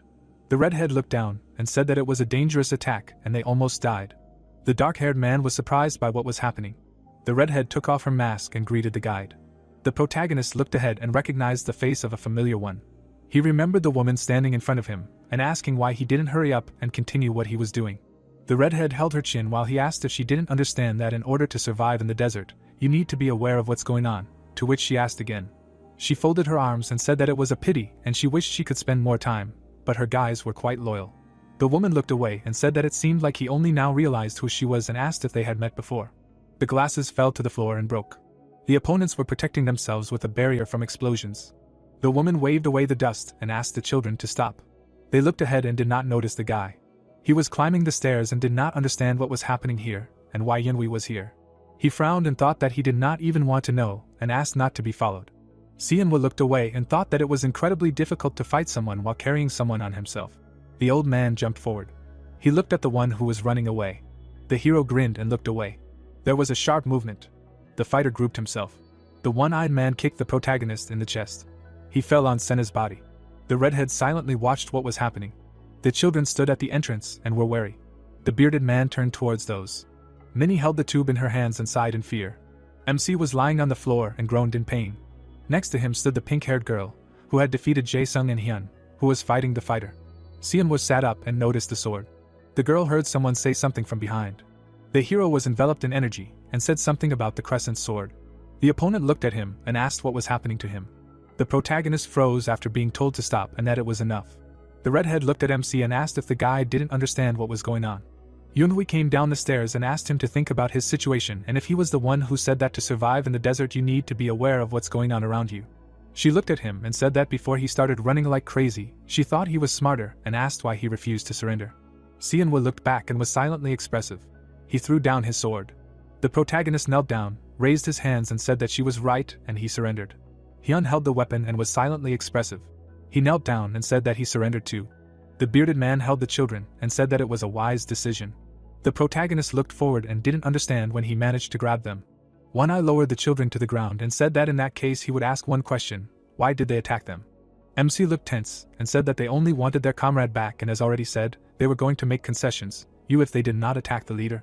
The fighter looked away and said that if he was not strong enough, he should insist on cooperation no matter what, and noted that if he wanted, he would kill everyone himself. Seonwoo nodded his head, saying that this was also true. The group stood in front of him and the leader spoke about him that he liked his attitude and said that they would introduce themselves, calling themselves an inspection team sent by the 17th Zone and acting on behalf of the Node headquarters, the southern branch of Korea. The surrendered froze and asked again. An awkward pause appeared among the conflicting. Yunhui folded her arms and said that they were the real representatives of Node, which he, the guide of the 17th Zone, only talked about, and asked what was surprising about that. The man looked ahead and said that the newbies didn't seem to have a chance to meet anyone from headquarters, and asked if that was true and introduced himself as the leader of the ghost team, Toshiro. The redhead looked away and introduced the rest of the team, Jack and Seonwoo. Seonwoo grinned and said what was to be expected, asking if they were spies. Yunhui lowered her head and said that was true, and their task was to study the node departments, and said that they hid their identities to investigate violations by the 14th and 17th zones under the 9th paragraph of the 11th article of the organization's rules. The hero looked at them and asked again, to which the investigator said that each department of the company must register and report information about their metahumans. The protagonist froze and asked if this meant that for the investigation in Zone 14, they were watching him, but did not finish. He took the girl's hand. They looked at each other in surprise. MC frowned and thought about that. That's why his ability reacted to that one. The redhead folded her arms and said that all zones are controlled by Node, and said that he was seriously mistaken if he thought that a regular branch could avoid the sight of the headquarters. Toshiro stood behind the girl and said that until the main headquarters made a decision, they needed to be put to sleep, and the girl agreed to carry out the order. Yunhui reached her hand to the guy's head and he asked to stop and at least let the children go, to which she said that it would be problematic. She captured his mind and said that instead, she promised that they would be safe and receive careful treatment. Seonwoo lowered his head and said that she made a promise, to which she asked not to worry and fall asleep. The body collapsed on the floor. He lay there, thinking about not being Node. The protagonist sat opposite Jae-sung, who said not to trust the organization. This fear illuminated everything around, and he said not to trust them, and noted that not everything he saw was true. He looked down and said that they were taking young talented children from the desert and training them, forcing them to drive away the demonic beasts once the training was over, and from what he heard, this was the plan. Seonwoo looked forward and said that he understood their plan, but however, except for the high-level demonic beasts, which should be dealt with separately, since they should be able to defeat all the beasts in the desert with their current strength, and asked why they did not do so. The man sat on a tree stump and said that they believed that in dangerous conditions, more people would awaken, and that is why they did not make deserts into safe zones like cities, to which he replied that this was madness. The sphere was shining, and he said that they were deliberately neglecting safety so that young talents would awaken, and then they took the children and systematically trained them, and led to the fact that this way they would be able to lead them to defeat the demonic beasts. Seonwoo sat in front of the sphere and said that if they followed their plan, there would be no metahumans left in the desert. Jae-sung looked ahead and said that everyone would die. The protagonist tensed up and fell silent meaningfully. The man was illuminated by the light from the sphere. The child was sitting in the rubble, hiding from the creatures. The man approached the boy and asked if he was Seonwoo. The protagonist was surprised and asked if he was his dad. The man leaned over and said that he was not his dad, and said that his name was Bizik and he was from Gwangmyeon, and noted that it took him some time to find him. The man closed his eyes and told him to come with him, and promised to make him the best guide Node could have. He extended his hand and said that he had a long way to go, and offered to reach heights together that the organization had never dreamed of. The protagonist looked ahead and fell silent meaningfully. His eyes were blindfolded and he was talking in his sleep. He was lying and thinking about the guild. Seonwoo opened his eyes and was called. The man was leaning on a chair and asking if he was awake, apologizing for leaving him in such a state for so long, and saying that a lot had come up. The light fell on the hero and he was meaningfully silent. He put a finger on his temple and asked if asking him to say anything was too much on his part, and introduced himself as Lee, saying that he was a temporary acting executor on behalf of the guild headquarters. The protagonist was tied up and he said that although this was not the most comfortable place, he asked for understanding. MC looked ahead and asked if they intended to kill them. There was a collar on Seonwoo's neck, and the man, laughing, said that he got straight to the point and asked why he thought so, to which the hero replied that Node punishes those who go against them, and asked why he had a collar with a nuclear bomb on his neck then. The executor sat in the shadows and said that he was indeed an experienced guide and said that such an approach was necessary to maintain order in the desert. The protagonist felt fear while he asked about that. However, if you look at all the details, will he not be a knight on a chessboard, and said that the problem was rather in the impure intentions of the one who moved the pieces. Lee folded his arms and MC asked what it meant that the branch manager would be punished, to which he replied that punishment had already been applied to him. Xianwu froze and fell into a stupor. The man looked ahead and said that the crime of creating personal combat groups by secretly hiring metahumans cannot be called a light offense, and noted that they had finished clearing the 14th and 17th zones. The hero grinned and in disbelief asked if they had killed those. He twitched his hands in the hope of getting untied. Lee closed his eyes, saying that he was not sure about this, because this was the jurisdiction of another department. The protagonist looked down as he said that they might be dead but they would hope that they weren't, and the hero asked if Jae-sung was killed. The bearded man put his hand on his jaw and asked what the metahuman was who turned away from them, and said that his crime was serious enough since he joined the opposition of his own free will. The light fell on MC and he said that the man was released 4 days ago. Lee waved his hand, saying that he must not see the point in that since they let him go despite his serious crime. Jae-sung was walking through the desert, and the reason for the guild's decision was that in its current state, the desert would kill him sooner or later and the headquarters didn't have much time to judge someone who lost their awakened ability. Xianwu looked at the man and asked again, very surprised, and he confirmed his words, saying that the recovery was difficult because the puppeteer had been brainwashing him for a long time. The protagonist grinned and thought about how this was possible, the manager and the head of the team. Lee folded his arms and said that there was another important reason why he came to see him, despite being a temporary substitute. The bearded man looked ahead, saying that he previously held the position of an instructor at the Node Training Center, and asked that based on what he said, he most likely already guessed what he was getting at. The protagonist looked at him, and was tense. The door opened slightly and light entered the room. MC went outside and covered himself with his hand from the sun. Arung ran to Xianwu and shouted his name. The guy and Hyun were standing in front of him. The assistant went to hug him while people were watching them and said that he thought something bad happened to him, to which the protagonist asked him to stop. Toshiro looked down and asked if they would come back. He stood next to the man who was talking about how they couldn't do anything if they decided to stay in the desert, since it was their choice, and he asked if they were preparing something while avoiding the guild's gaze. Lee folded his arms and asked if a normal low-ranking metahuman could avoid their gaze and plan something. The group retreated into the desert, and he said that they would see what he would do after the 15 days agreed upon. Arung walked between the boys and he asked if he knew what happened to Senna and Minnie. Hyun clenched his fist, not wanting to say anything, to which Xianwu looked away and said that the huntress would receive treatment, and the master had decided to stay with her for the time being. The fighter held his fist to his lips while the boy asked if it was true. The hero looked at the boy and thought that the assistant had not received an invitation from the instructor, and most likely because he had no abilities, and if that was the case, he would have to lie to him. The group stopped and the protagonist said that they needed to split up here, to which Arung asked why. The protagonist stood in front of him and said that he wanted the boy and the hunter to do something, and he was asked what. He frowned, saying that they needed to find someone. The guys looked at the guy and assumed that they needed to find a person. The person was walking towards the destroyed stadium. Xianwu was walking near an abandoned food court. He opened the door and, seeing traces of blood, became wary. The hero grinned, saying that he came here prepared. He remembered Lee talking about how they were severely punished, then perhaps dead, and said that they would hope that this was not the case. There were traces of blood on the buildings. The wall was smeared with red liquid. There was a rare movement, and the guy denied it. The protagonist ran into the room and asked for the manager. He ran into the room, shouting for the manager. MC froze and looked scared. Bizik was lying in bed, staining everything with blood, and Jamie was looking at the protagonist, calling out to him. The guy looked at the man and was upset. The bearded man looked away and said that he was back. Xianwu was scared and apologized for leaving without saying a word. The manager looked at the guy and said that everything was fine and he should apologize, but he couldn't even shake his hand. The protagonist lifted the blanket. He froze and was stunned by what he saw. The assistant turned away while the protagonist looked down, not understanding how people from the guild could do such a thing. Bizik looked at the ceiling and said that he paid a price for going against a huge organization. MC frowned and asked that even if so, was it worth chopping off arms and legs? He turned to the trembling boy and said that it was not such a big price to pay. So many people died trying to save this humble existence, and for that he should feel regret. Xianwu was angry and asked if the manager could not predict the future. The hero looked down and asked why he created a hidden team and went against Node. Bizik closed his eyes and asked again, saying that he should tell him before it was too late. Jamie was standing next to him, and he asked to be left alone. The people were left alone and Xianwu sat on a stool. The manager laid down and asked him to listen carefully to what he was about to tell. He closed his eyes and said that his ability had nothing to do with predicting the future, and said that it was actually memory. The man opened his eyes slightly and said that it was not just an improvement in memory, but because of the ability, he remembered things that others did not. Birds flew near the window and he said that humanity was already extinct. The hero looked at him and asked what he was talking about, to which he asked, too sudden a statement.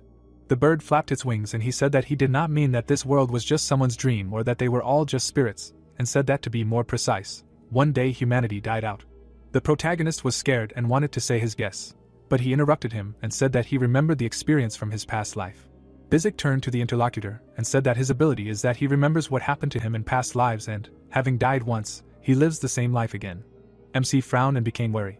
The old man lay in bed and said that he was a regressor, and this is someone who has already lived a life, and said that he has the ability to remember what happened in past lives, and he repeats his life again after death. Sianwu frowned and remained silent. The man looked away and asked if he had awakened. The man looked at the guy and was glad that he had awakened.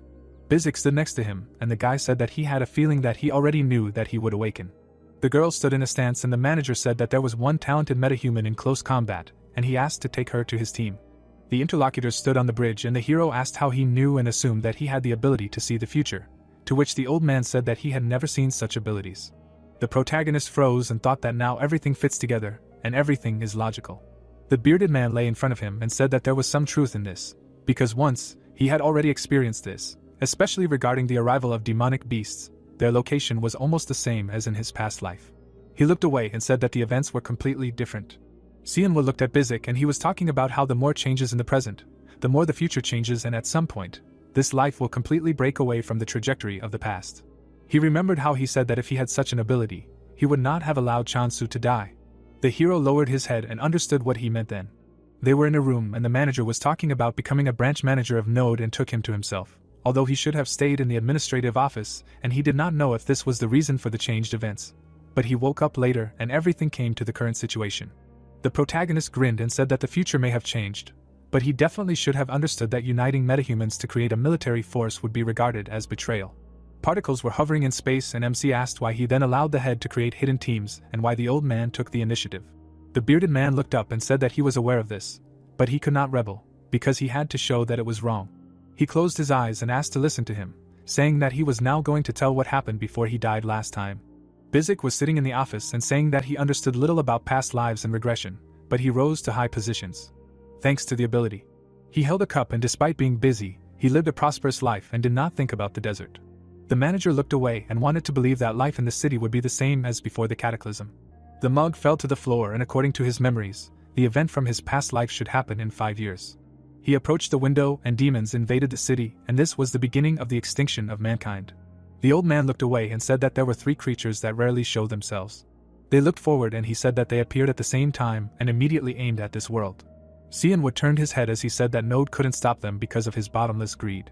The moonlight was shining into the room and he said that they should have dealt with the demonic beasts one by one the moment they appeared, but Node perceived them as an earthquake, or a flood, ignoring their appearance, and caught up in the struggle for wealth and the cobbled-together attempts to protect the metahumans, they brought disaster upon themselves.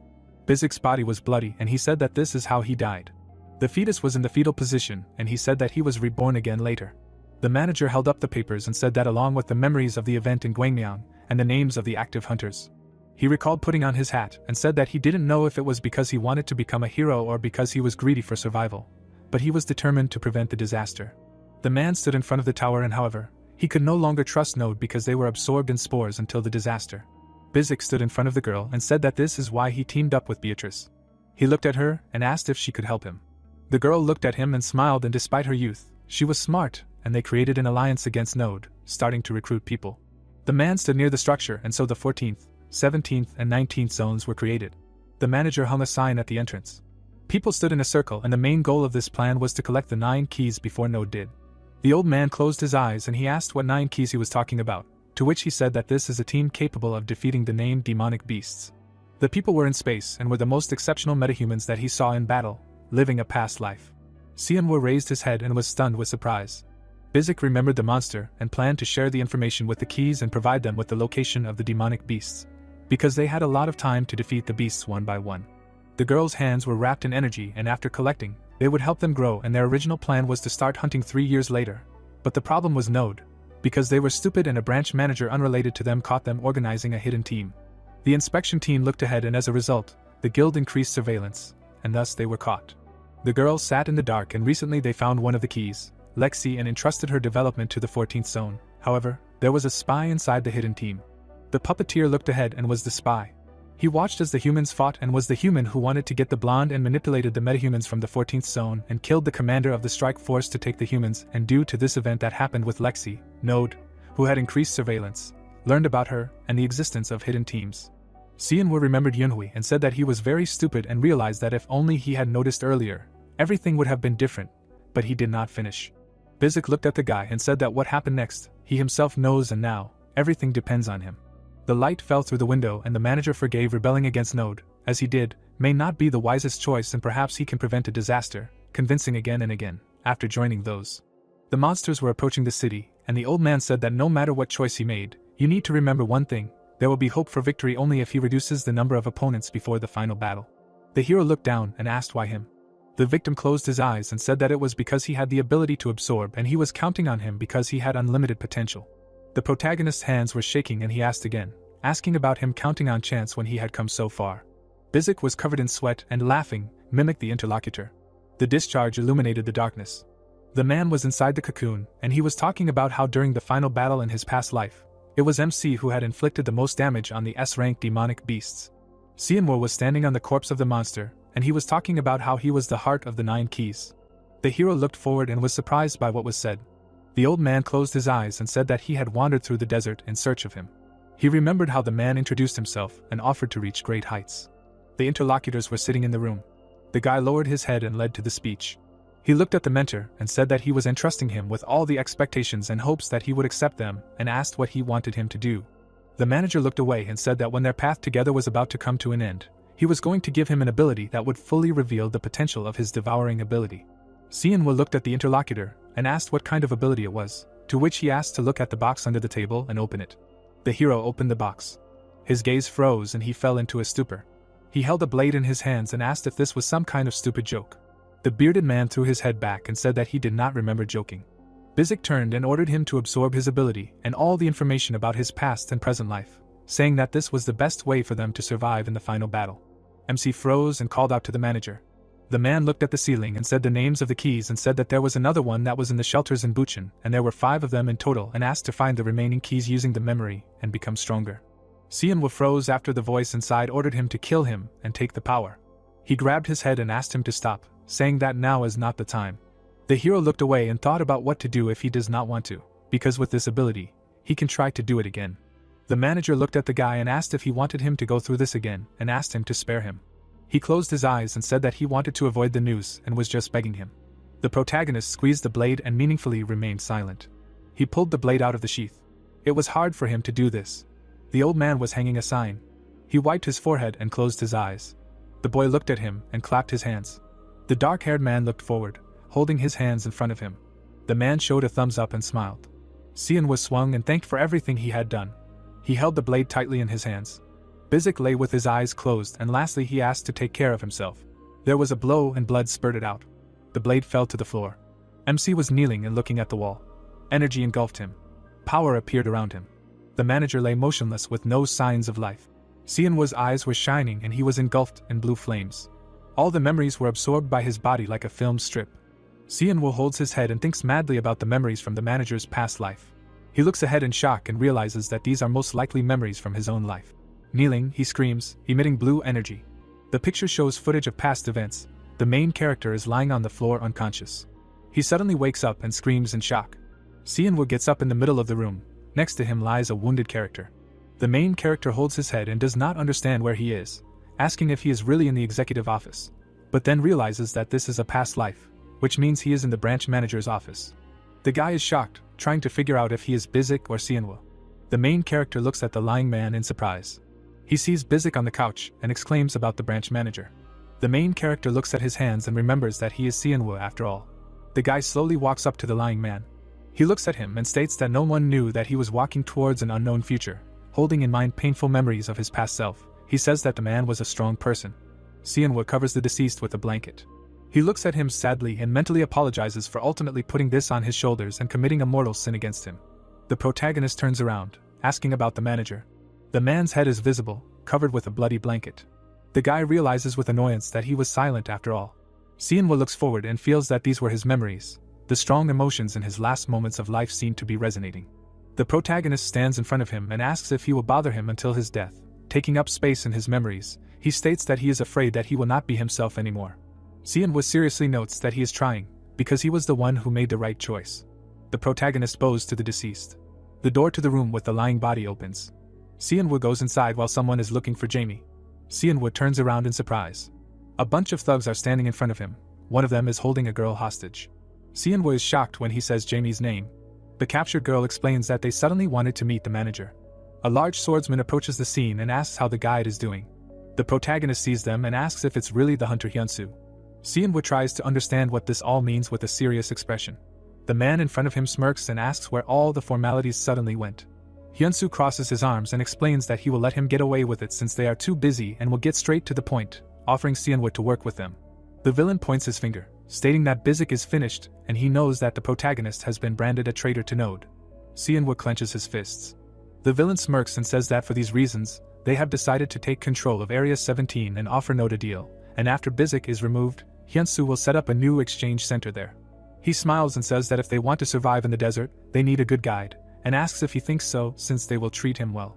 The protagonist seriously states that his dreams sound plausible, but the offer is unrealistic, since why would Node return something that they already threw away once?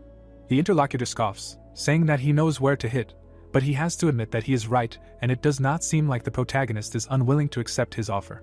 He points to the captured Jamie and states that if he helps him overthrow Bizik, he will release the hostage. The girl is pushed towards him. Sienwa addresses her, saying that she did well and now she should hide inside. Hyunsu looks at him and says that if you look at it that way, the protagonist is willing to cooperate, and that is very tempting. Sienwa watches him questioningly. The big guy smiles and exclaims that he is not really that stupid to go to Node empty-handed. The bandits spread out a huge tarp. The villain rips it off and calls out to look at it. He grabs a wooden beam. The fighters lift it up. The protagonist watches in shock.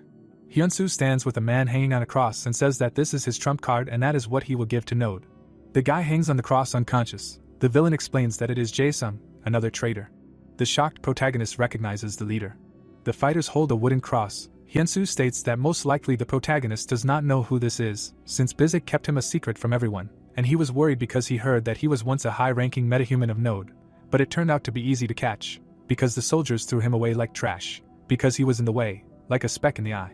The villain smirks and says that since he, being part of the headquarters, went against him, he became the worst criminal. The protagonist scoffs. Sienwu starts laughing loudly. A surprised Hyunsu asks if he's crazy, not understanding why he's so happy. The protagonist stands in front of him and explains that neither the branch manager nor the team leader Jae-sung are of any value to Node. The surprised bandits hear that Node has already punished both of them. Hyunsu fearfully asks how he knows that. The protagonist explains that when they fought against them. The villain listens to him in shock. Sienwu seriously says that while so many hunters were putting their lives on the line trying to save the exchange center, he asks why they did such disgusting things. An enraged Hyunsu insults the protagonist. The big guy grabs him by the neck and shouts that he treated him kindly, and that he forgot his place. Sienwu explains in a calm voice that the branch manager's sins are too deep for him to hide something like that. The big guy looks at him in shock and asks again. The guy looks down and says that all this time he thought that he could only absorb the abilities of those who had already died, but it seems that this is not true. An angry Hyunsu tries to understand what he is talking about. The protagonist points to his head and says that it was an accident, because memories from the past keep popping up in his head. Sienwu takes the villain's hands with both hands. The protagonist thanks him for lunch with an ominous look. He begins to emit bright blue energy. The bandits watch what is happening in shock. The surprised villain looks away. He is struck by energy and screams in pain. The protagonist screams furiously, emitting powerful streams. His eyes glow brightly. He holds his opponent's hands. The man opened his mouth wide and screamed. Then he put his hand out, put his palm on the guy's chest and frowned. Then he laughed and asked the bastard what he did. The brunette looked away and said, "Just a rank 15 enhancement, nothing special." The hero grabbed his weapon and shouted out what he said. He swung his sword and added, "Considering the strange thing he just did, he must have awakened, but he will show him how scary a rank 15 enhancement is." The tip of the sword approached the protagonist's face. The man opened his eyes wide and asked what. 3 swords were visible. Hyunsu opened his mouth and began to fall. He looked ahead in surprise and asked, "What the hell? He swings it every day." The brown-eyed man looked at his opponent and replied, "He lost his ability. I'm sure that now it is difficult for him to lift the sword that he held in his hands due to increased physical strength." The jock raised the sword up and shouted. He opened his mouth wide and shouted, "He lost his ability. Don't make him laugh, let him watch, it's true." Suddenly his arm broke and the hero screamed in pain. The guy lunged and shouted, "Idiot, his joints and muscles are cramping, can't he feel their pain?" Then he struck the enemy and blood came out of his mouth. After which the man fell to the ground. The people opened their mouths wide and shouted, "Captain, damn it, take him." They started running at the young man. The protagonist, looking at the crowd, narrated, "Their boss has already been defeated, but they still don't understand what situation they are in, and are trying to grab him." He stood with his back and narrated, since his awakening happened later, his skills were sealed, and he could not use them, but now, they will become ideal subjects for tests. The brunette frowned and added, using the manager's memory skill, he will try to call on his past abilities to satisfy curiosity. The hero concentrated his strength, and tensed up. His strength was replenished, and he spread his arms. The people looked at him in surprise. The protagonist closed his eyes and explained that it turned out that all the energy inside him had united. Looking at him, the men wondered what it was, what kind of black aura, and the second one answered, "Black aura, I had never heard of such a thing." The man clenched his fist. His eyes lit up when he said tentacles. Magic paws crawled out of his body. The guys opened their mouths wide and asked what it was, they had to dodge. The tentacles pierced their bodies. The victims hung in the air. Blood splashed out of them. Then they began to fall one after another. The protagonist hunched over and clenched his teeth. Then he opened his mouth and noted that this was spending too much of his energy, to such an extent that the energy absorbed almost did not replenish the costs. This skill is now too energy consuming for him. You can't confuse your current self with your past self. The guy looked at the opponent when he said that he was a bastard. The man opened his mouth wide and said that he would finish him off when he interrupted him and asked. He could barely speak because of his broken jaw. The brown-eyed man grabbed his weapon and added, "Don't worry, he won't need it anymore." The hero's sword stuck into the ground. The opponent opened his mouth and eyes wide. The young man swung and struck. After which he breathed a sigh of relief. He looked at the man and said, "If he doesn't kill him, he can only take away part of his skills. But if he kills him, he can take everything with his devouring ability." The protagonist looked back and added, "That's why the manager wanted him to take away his ability completely." The moon was burning brightly in the sky when the guy said, "But still, if only he had told him everything in life." Someone was pounding a board with a shovel. The heroes were driving boards into the ground. The brunette looked at the girl and asked what she was going to do now, to which she replied that the manager had given her some tasks, the evacuated people would be back soon, so the exchange center would become noisy again. In response, she asked a counter question, "And what about him?" To which the protagonist replied, he must complete the task that the manager had assigned him, because even more difficult tasks awaited him ahead. The sun was shining brightly in the sky. When someone asked, he wanted to meet with the senator. People were walking down the hallway. When someone answered yes, but he said that she did not meet with everyone in a row, and refused him. The brunette looked at the man and asked, "And then?" To which he replied, "Nah." He showed him their map. The brown-eyed girl blushed and remained silent. The protagonist looked straight ahead, when someone gasped. A voice was heard behind the door. He was lucky that she was in charge of the senator's schedule. The couple was riding in the elevator when Sianwu responded, "Okay, it's just that the only thing he had was their card, so he showed it." The lady looked at the guy in surprise when he asked what was wrong. The brown-eyed guy's mouth dropped open when the heroine said that his energy was much stronger than their last meeting. It seemed like she was about to faint, and it looked like several types of energy were mixed in him. The brunette looked at Mari and asked if she could now sense energy without touching it, to which she replied that her rank had also risen. She then frowned and added that although he had become stronger, it was just her imagination that several types of energy were emanating from him. Right, such a person couldn't exist. In response, the hero only laughed. There was silence between the couple. The girl reached for the guy's hand. After which he looked at her and said that if she grabbed her hand like last time, he would scream. The elevator door opened. Approaching the stairs, the brunette asked to keep the fact that she allowed him to meet the senator a secret, to which he answered why. Looking forward, the lady said, "Well, her very meeting with strangers will be perceived by some people as an undesirable attempt to change the foundations." The brown-eyed man looked sideways and remained silent. The couple stood by the door when the girl turned to the senator. Entering the room, she added that she brought Mr. Sianwu to her. Without turning around, the blonde replied that she was waiting for them. The hero remained silent in response. The yellow-eyed girl turned around and said welcome to the gentleman. She introduced herself as Beatrice. The protagonist looked at her sternly and replied, "Long time no see." The girl silently opened her mouth. Then she shook her head and said, "Yes, it's nice to meet him for the first time." The brunette listened to their conversation in surprise. There was a thought in her head. He said that he had not seen her for a long time, and she, that they met for the first time, and what between them. The senator sat on a bench and spoke. Judging by the manner of speech, she believes that he absorbed the ability of Bizik, to which the hero replied, "Right." The brown-eyed man looked away when the lady said, "Then he?" To which he replied, "He is dead." The yellow-eyed woman opened her eyes wide and remained silent. The guy looked at her when she said, "I see." The heroine remembered how the man asked her for help, and she smiled and shook her head. The protagonist looked back and thought, they were not particularly close, but they were people with similar goals and hopes. There was no time to cultivate useless emotions in themselves. It was better to turn hopes into reality. Then he frowned and said they continued what was planned. He came to say this. The blonde opened her eyes in surprise. Then she looked down and said, "Thank you for continuing his desire." The young man looked at her and replied, "It is not worth it. What is more important is how long she can do this." She sat silently on the bench when he added how much longer he planned to sit in this city and play house. The lady had tubes taped to her back when she said that, as he already knew, there would be a day in the near future when the people of Gwangyang would no longer need her, or when she would no longer be enough to protect them.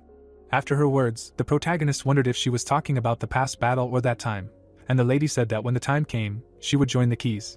The girl added, "And until then, she plans to continue what she is doing now as long as she is useful, even if people think that she is just playing house." Looking at the blonde, the guy thought, what should be expected from the first key? Beatrice knows perfectly well what she should do. He was worried in vain. The brunette turned away and said, "In that case, he will not waste any more time. He said everything he wanted, so he will go." And the girl asked, "Will he bring Winter?" The heroine's eyes widened when the young man answered, "Not sure, most likely he would bring Winter to the headquarters." After which she stood up, looked at him and asked if he was going to Node. Then she sighed heavily when the protagonist said that he was going to use their infrastructure, and she answered, "What about Bizik's plan?" The brown-eyed man looked back at her and said, "It was more important to build an independent squad that would be able to defeat the demonic beasts, and now was not the time to choose between a hidden team and Node, right?" Before his death, the man said that confronting Node might not be the only way out. The blonde lowered her head when Xianhua added, "The manager did as he saw fit, but he does it his own way. If necessary, he would gladly become either a pig or a loyal dog of Node and suck them dry." The girl closed her eyes and replied, "Well, may God's blessing be with him, so that he could choose," and he thanked her and said that he did not believe in God. As he left, the brunette told her to just remember to sleep. If she continued to lose consciousness, how would she survive until the day X? The yellow-eyed girl smiled and replied that she would keep that in mind. She remembered how she had said she believed that it was the doctor and an outsider who interfered. The doctor was not one of those who, when something changed. The brown-eyed man thought about her words. The destroyed building stood under the night sky. The man stood with his eyes closed. Then he grabbed his head and asked what to do. There was no leader or branch manager with them. The brunette looked away and thought, he must be in severe shock. The head, he was his teacher and leader. But he died. He lived like a ghost inside a hidden team. It must be, a dark future was looming before him. After which he turned to Hyun and asked if he had been offered to, yes, and he replied yes, but it was Node. He didn't know if he could trust them after they crossed swords with each other. What they did to the manager and the team leader was cruel. But the end of life was their decision in both cases and was caused by Team Hyunsu, both now and in the past. Node had been pretty fair. It wasn't an organization that couldn't be trusted at all. The hero closed his eyes when his partner said that team leader Jason had said that Node's development program was worth going through. Node was interested in attracting metahumans from the desert to their army. The brown-eyed man looked at him askance when he asked if that meant he was going to join the headquarters. After which he frowned and replied that for his own purposes, he would even join Node. But for now he was still thinking about what he should do.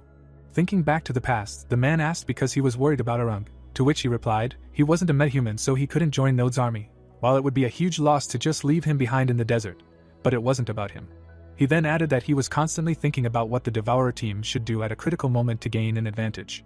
The brunette looked away when he was asked at a critical moment, and he thought, oh. Then he looked at the hero and replied, it was about the task the manager entrusted him with.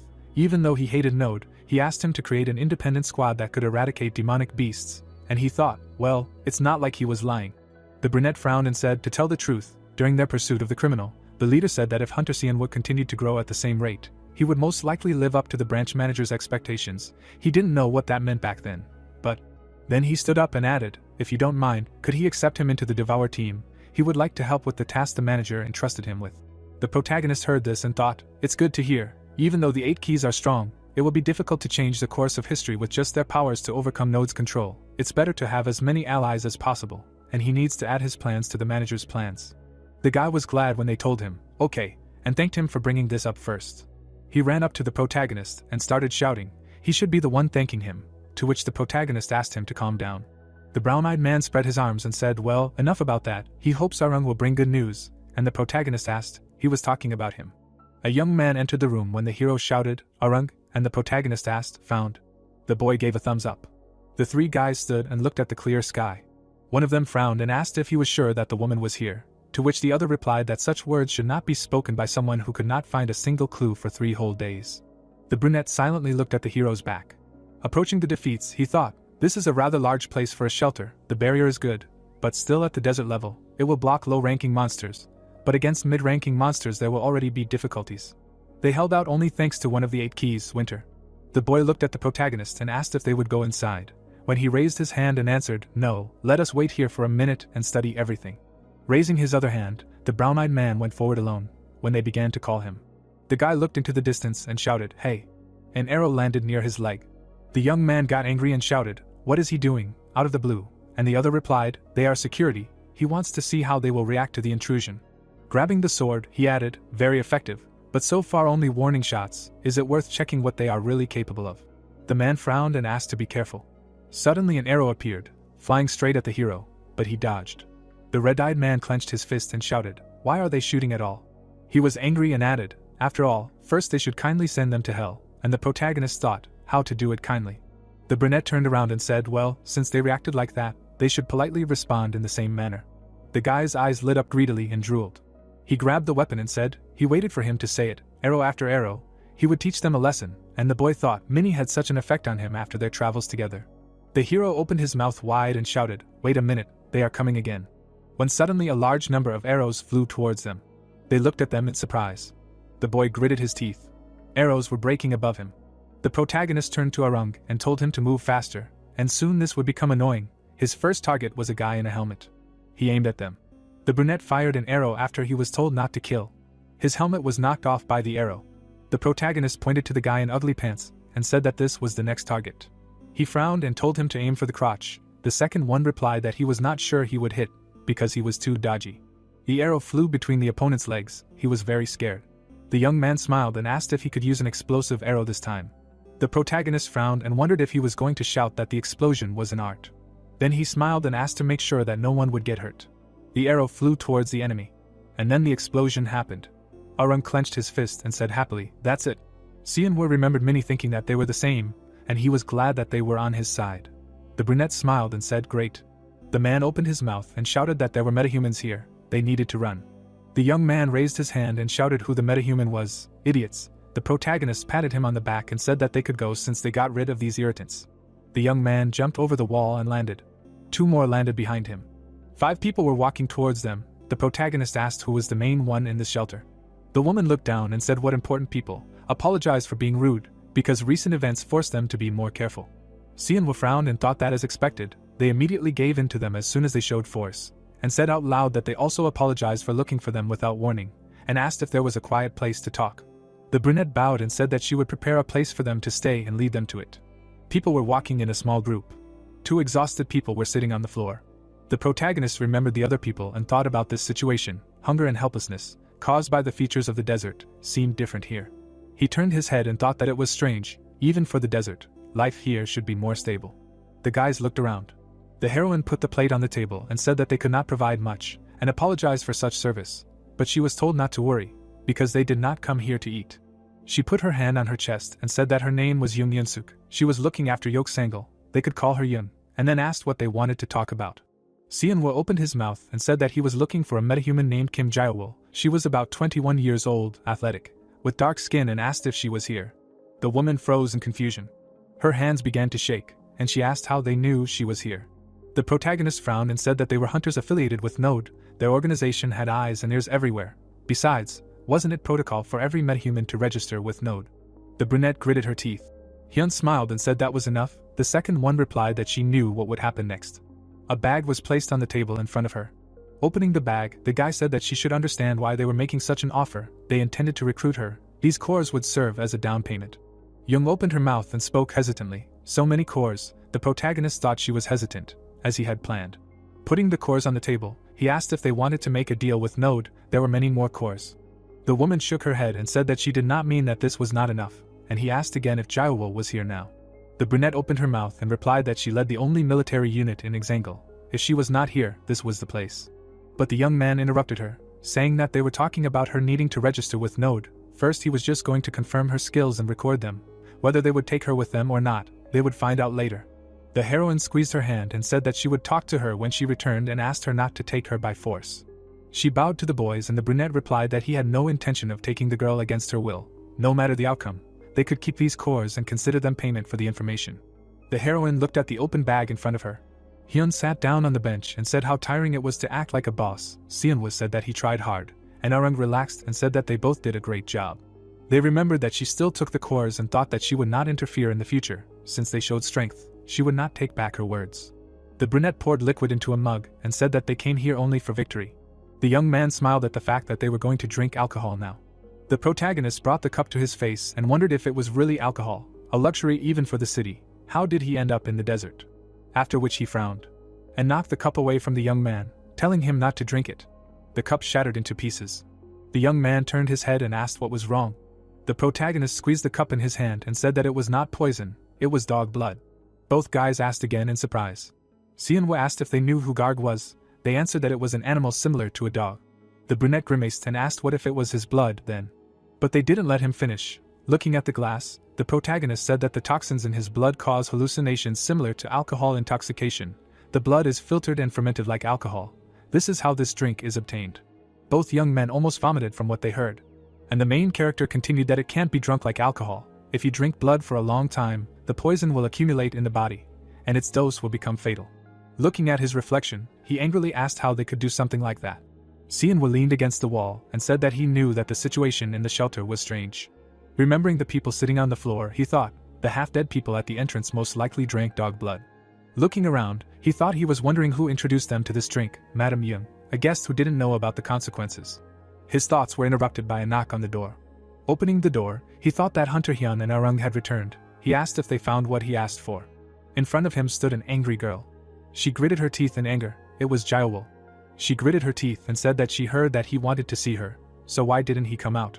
The brunette chuckled and thought that although he was happy to see her, she would hit him if he did something wrong. After the memories of his past life arose, he constantly thought about her. For some reason he was both happy and surprised at this. Because she was his comrade from the past, who lived and died as a soldier. The monster was pinned to the ground. The girl grabbed him by the scruff of the neck. The monster tried to get out. The girl began to scream.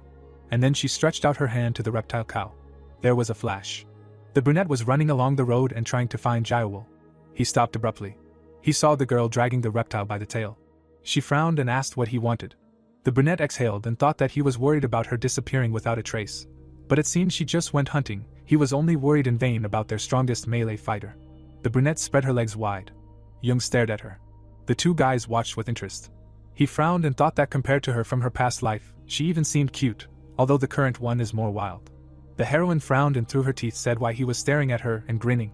She sank down on her hands and said that she did not know if he was really from Node, but if he lost, he should shut his mouth and run away. The young man spread his arms and said that he was glad that she was full of energy, but wasn't it rude to even listen to him? The girl rushed forward saying that there was no need for that because she would win anyway. She braced herself for the blow. The protagonist formed a ball in his hand. It hovered above his hand, and then flew into the girl, and she fell on her back. The woman frowned and asked, "Is it that simple?" Arung frowned and thought that he shouldn't brag in front of him. Seonwoo looked away and thought that there was no reason to fight a close combat fighter head-on. The energy strike he learned from the leaders Jae-sung and Sena was quite useful. The heroine lay completely disoriented and her forehead was smoking. The sun was shining brightly. The brunette looked away and asked if he was serious about not dragging her by force. When he said that, he thought it was a lie. The protagonist asked if he really thought she would let herself be taken away. Hadn't he seen her bloodthirstiness manifested from harmless teasing? The guy threw up his hands and asked then why they had arranged all this balance last night, and even won so easily. Seonwoo, looking at the ceiling, said that he did it to prove his strength. Now she thinks that she definitely won't lose anything if she joins them, and they will stay here for a short time. He is going to hunt demonic beasts with them too. The young man opened his mouth and asked in surprise, "What the hell is he acting so casually? It won't take long to die like this." The young man was lying on his back. The brunette closed his eyes and said that they completely rely on Jaewol, because she is the only metahuman in the shelter. If they take her, this place will fall under the onslaught of demonic beasts and killers. The building was destroyed. The boy shuddered at the thought of it. He quickly walked away. The brunette extended his hand and said that he had been objecting and then suddenly left. The protagonist appeared and thought, it seemed he remembered the last moments of the mocked-on hideout. He looked away and thought that even if they didn't take her right now, this place would soon be destroyed, and once that happened, they would take Jaewol with them. He remembered the man's words that the Buchan hideout would fall in a month. There was a talented metahuman with close combat skills there, he had to get him into the team. Remembering this, the protagonist frowned. And raising his head, he thought that if you look at it from the other side, it would be even more cruel than taking her by force. But now, he could only give them time. The sun was shining brightly. The boy raised his hand and said that since everyone was gathered, they could start discussing today's hunt. They had to take care of the insect-type demonic beasts that had become a real problem recently. The beast attacks and looks like a giant bee, using a poisonous sting to attack. The stung people die after 2 days. The girl closed one eye and asked if they had any countermeasures against it. The brunette clenched his fist and shouted that insect-type demonic beasts are weak to fire, so they need to prepare strong armor and burn them. But his speech was interrupted by a strange voice that said that this was wrong. Everyone turned to look at the source of the sound. The boy said that the fact that demonic insects are weak to fire is true. Walking closer, he continued to say that the so-called killer bees living in the ruins are quite resistant to fire. They will fly even with their body covered in fire. The girl looked at him condemningly. And the protagonist frowned and continued that there was an even more important detail. One killer bee was equal in strength to the 17th rank, and ordinary people were forbidden to hunt such monsters. With the lousy equipment of the shelter, everyone would simply be killed in the blink of an eye. He would be honest with them about their squad is nothing against a colony of killer bees, and then turned to the guide, saying that if he called himself that, he should retreat and forget about hunting. He was taken aback by such words and angrily clenched his jaw. Looking at him, the protagonist thought, it seems that this guy in glasses is proud of being a guide. Not so long ago he was one, but it seems like it was a long time ago.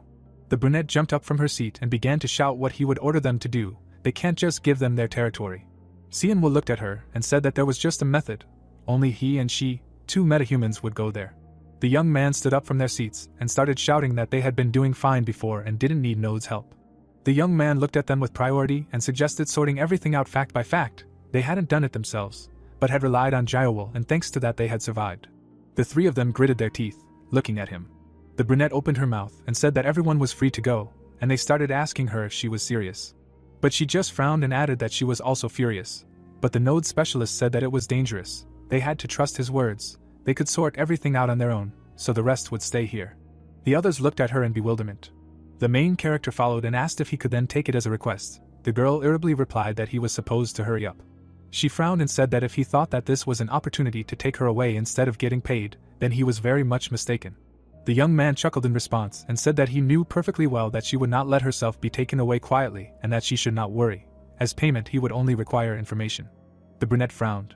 Walking along the road, the guy continued that usually a group of demonic beasts consists of several thousand individuals. But killer bees create colonies of no more than 100 to 200 bees. But the reason why they should not let their guard down is that even a metahuman dies if he is stung more than 3 times. He continued that you need to attack the point where the wings attach to the body. Since everything else is strong as steel, the girl asked, and then, in response, she heard that you can call the others so that they can drink alcohol. The brunette frowned and asked what he was talking about and suggested that they needed alcohol to throw off the bees. Sianwu raised a finger and said that blowing enough and water to make alcohol from tree sap. When consumed, the poison that comes out of them is almost like real alcohol, and over time, the strength of the poison weakens. After 3 months, instead of this disgusting blood of Gagra, they will be able to drink real alcohol. It is worth waiting for with impatience. The brunette's eyes widened at what she saw. She smiled and said that if this is so, then we will need to have a feast. The protagonist turned her head and said that she was in place. They both looked down at the huge roots of the tree. They both ran to these roots and hid behind them. The young man raised his head and thought that only 2 bees were on guard. It seems that the rest are resting. Now is the best opportunity. He turned his head and said that while everyone is sleeping, he will hit them with a powerful attack to reduce their number, and then she will join in. The young man took out his sword and brought it to his face. The sun shone sharper, and he thought that after the last incident, he gained experience from his past life. Let's see if he can use those skills. Then he frowned and said, Svensik, the moonlight sword. Then he struck the air. Everything around him trembled. Debris began to fall around the boys. The protagonist looked around and thought that it worked. If he spoke sincerely, he could destroy the hive. Killer bees began to crawl out of the honeycombs. They began to buzz. Both began to cover their ears, and Jiawol said that her eardrums had just burst, and the second replied that he had killed several dozen bees with his blow. They began to fly out of their shelter. Sianwu raised his head and asked if this was the beginning of the battle, everyone for themselves, and she should speak up if she suddenly got scared. The girl replied that he should speak for himself and asked what their plan was. The young man turned his head and asked if he really needed to explain everything to her. She should just cut them and kill as many as she could, and asked to demonstrate her skills. She replied that at this rate he would fall in love with her and become annoying and irritating. Remembering the attack, the protagonist thought that one individual was already estimated at rank 17, and they were still calm, facing several hundred. The brunette knelt down, and he thought that she had not yet learned this in this life, but instinctively surrounded herself with energy as soon as the battle began. A tiger appeared behind her, and he thought that the golden core and energy taking the form of a lioness, no matter how many times he saw it, was always mesmerizing. The girl threw her head back. Her skill was like a Beatric barrier, and his devourer skill, hers is unique and cannot be classified, the effort of a wild beast. The heroine rushed into the air and punched the bee with her fist. It stuck out its sting, but Jiawol intercepted it with her other hand and tore off the insect's wings, and then flew down. Grouping during the fall, she said next, and headed for the next monster. In one movement, the wings were cut off. The young man tilted his head back and thought that with her current skills, she should be about the same rank as the late team leader Chansu, or even stronger. The girl moved from one bee to another and tore off each one's wings. The young man jumped on a root and thought that Jiawol would leave this part, but something was wrong, or so it seemed. Then he swung and cut the insect in half. Cutting one creature after another, he thought about yesterday, when he was able to repeat what Leaderly taught him. Landing, he thought that since he remembered his past life, it had become much easier. Insects appeared behind him, but he only frowned and summoned tentacles. Tentacles appeared from his back, which began to kill the bees. Their corpses lay on the ground and thrashed in death throes. The guy lowered the sword to the ground.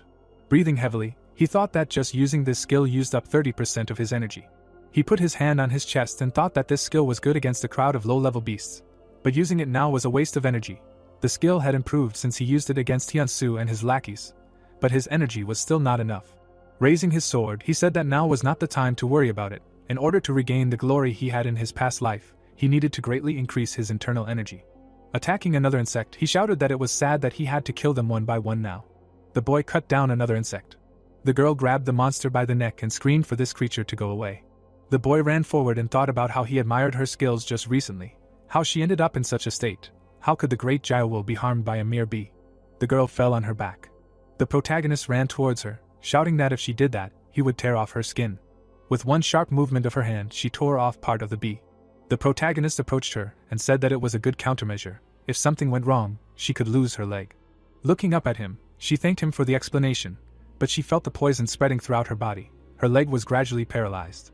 Seonwoo frowned and thought that maybe that was why he felt anxious. Jiawol was a refined wild man in her past life, but now she was still a rather inexperienced person in front of him because she was still young. Turning away, he asked if she knew how to control her internal energy. Turning his head, he said that he would explain briefly. Her energy represents a lion. She uses it inside her body after cutting the wound with a knife. She must use the energy to expel the poison, maintaining her skill in action. The girl listened to him attentively. The young man cut another insect and said that he was covering, and she could act. The brunette pulled the sting out of the rune and began to cut the flesh with a knife. She closed her eyes from the pain. Green smoke began to come out of the wound. The girl clenched her teeth in pain. The main character turned his head and said that a metahuman like her would not die from such nonsense, so she should stop whining, to which he heard in response that these were insanely pleasant words. The heroine was suffering from pain, and the guy was tormented by doubts, because it was important to get proper training regardless of talent. This was expected, but should he take her to headquarters? He closed his eyes and thought that the difference between them was that he had gained experience from a past life and his body remembered training in Node, and Jiawol only had her instincts. Seonwoo frowned and thought that now she would not be able to fight high-ranking demonic beasts. It was hard for her to cope even with an ordinary killer bee. He closed his eyes and thought that she was still in the process of healing. It would be problematic if a bee attacked her. He needed to attack from all at once using the tentacles. He thought that the biggest problem was the queen bee. She was hiding in the darkness inside the cave and was looking for an opportunity to attack. If he used the energy of the tentacle, he would lose most of his energy. Power flowed from his chest, and he wondered if he had enough power to kill everyone. Insects were heading towards the boy, and he thought that now was not the time to think about such things. Now he needed to take control of the situation. The protagonist directs a stream of energy towards the flying insects. From the damage received, they begin to evaporate. Seonwoo stands, leaning on his sword and sighs. He looks at the opposite with a serious expression and states that this is an unavoidable situation and he has used too much energy. He turns to the girl and thinks about how much he has left, assuming that about 45% and still, it should be enough against the queen. She is surprised and says that he is good. The protagonist takes his partner's wound with his hands. She screams in shock, not understanding what he is doing. He advises not to make noise and not to move. Green smoke flows from the wound on the heroine's leg. He explains that she is doing well and has cut the affected area quite well for the first time. She furiously demands that he shut up. while he asks what kind of leg she wants a prosthesis for, because the protagonist knows a wonderful magical engineer. Seonwoo stands next to her and advises her to concentrate on healing while he fights the queen. The girl looks down and clarifies if he is talking about the killer bee queen, noting that the people of Yoksangal are now safe. He looks at her silently. The protagonist stands in front of the cave entrance. He shines a lantern and realizes that the most dangerous thing is that he has very little energy, and can still run into a soldier bee who will guard the queen. Seonwoo holds a magic ball in his hand and understands that he has most likely killed everyone, but there is one thing. He releases this energy and thinks that he will check now. A bright ball illuminates the cave. He states that if there is someone there, they will fly out into the light. The magic sphere flies forward. He notices that no one is left, which means that all the bees have mobilized to protect the hive. The protagonist runs forward, holding a sword in his hand, and understands that this is great, because only the breeding ground remains, where the queen is. Seonwoo quickly heads for the exit. He flies out of the gorge. In front of him is a huge monster with a bunch of paws. The guy exclaims that he found where she was hiding and thank God there is not a single soldier around her. The monster looks at him with displeasure. She began to attack the fighter. The protagonist closes himself off from the energy shield. Blocking the attacks, Seonwoo declares that resistance is useless, and she has nothing but a deafening echo. He looks forward in rage and says he doesn't want to hear it anymore. The guy holds a blade in his hands. He pierces the monster's flesh and exclaims that he will send it to his soldiers. The protagonist calmly pierces it, blazing with fire, using the crescent sword's skill. The monster's body began to transform and emit a bright light. The protagonist holds his sword. The creature explodes. Small pieces fly in different directions. He looks forward in rage and declares the release of energy. Seonwoo emits a bright blue stream of energy. Small pieces burn in flight. He realizes that he can say goodbye to all the eggs. The guy with the knife approaches the defeated monster. He pierces the abdomen of his opponent. The queen bee's body starts to spill out objects.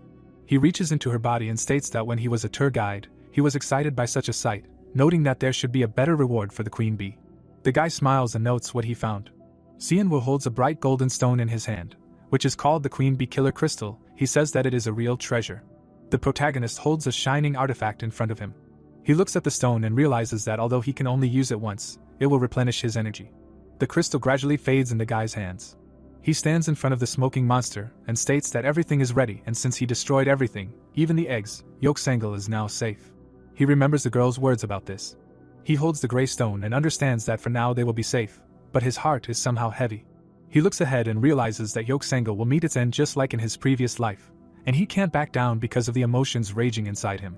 Seonwoo drags the girl, who says that she will come like this. She looks away and says that the more she thinks about it, the more she feels a blow to her pride. The protagonist at this point notices that she feels like a failure because her skills do not match her talent, and he feels almost the same way because his body parameters do not correspond to his knowledge and experience. She shyly asks him if they can split the cores in half, since she needs to take care of people. The protagonist looks at her and states that she can take everything and make alcohol, since he already said what he really needs. The wounded partner suggests that the information, specifying what he wants to know, since it is unlikely that she, living in the middle of nowhere, can know what a member of Node knows. She is surprised to hear the intention to find out the real reason why she cannot leave this shelter. Seonwoo looks at her. She understands what he wanted to know. The girl points to the door in the stone house and states that she lives here and invites him to her place. He clarifies that it was necessary to take flowers in honor of the sudden invitation. She quietly opens the door. They go inside the room. Seonwoo asks why it is so dark here. She notes with a smile that if he brought flowers, they would kill the smell. He asks again. The protagonist covers his face with his palm and realizes in shock that it is similar to the smell of rotten bodies. She holds onto the blanket and asks if he wants to know why she cannot really leave. He throws it off, saying that it is not a secret, but it is better not to tell others about it. Seonwoo looks at this picture in shock. They are looking at someone's purple body. A disfigured, tied-up walking dead man lies on the floor and makes some sounds. The guy is shocked and does not understand what is happening here, realizing that becoming a zombie is a completely natural outcome. She sadly explains that this is her younger brother, addicted to the blood of the Gargs, and for this reason she cannot leave Yoksangal. The protagonist is surprised to hear that this is her duty. He turns to the girl and says that he is sorry that this happened to her brother. But you can't give up your future because of a sense of responsibility to your family. She screams that she doesn't mean that at all. She loudly declares that the person who brought the stupid alcohol here is her. Seonwoo asks again in shock. She clenches her fist and says in rage that she heard how this drink is made, and when she brought it to the shelter, this happened, and because of her, people suffered. With tears in her eyes, she tells the protagonist that she needs to stay and atone for her sins until her death. Seonwoo sits at the table holding the papers and thinks that this is all the manager left about Jaiwoo from his past life. The girl is lying in a pool of blood. It says that the only survivor from an unknown shelter in Buchan was found with multiple serious injuries inflicted by demonic beasts, and was saved by Node. The protagonist with a serious face reads that after an unexpected recovery, she joined the military and searching through her memories, trying to remember at least something, did not bring up any details.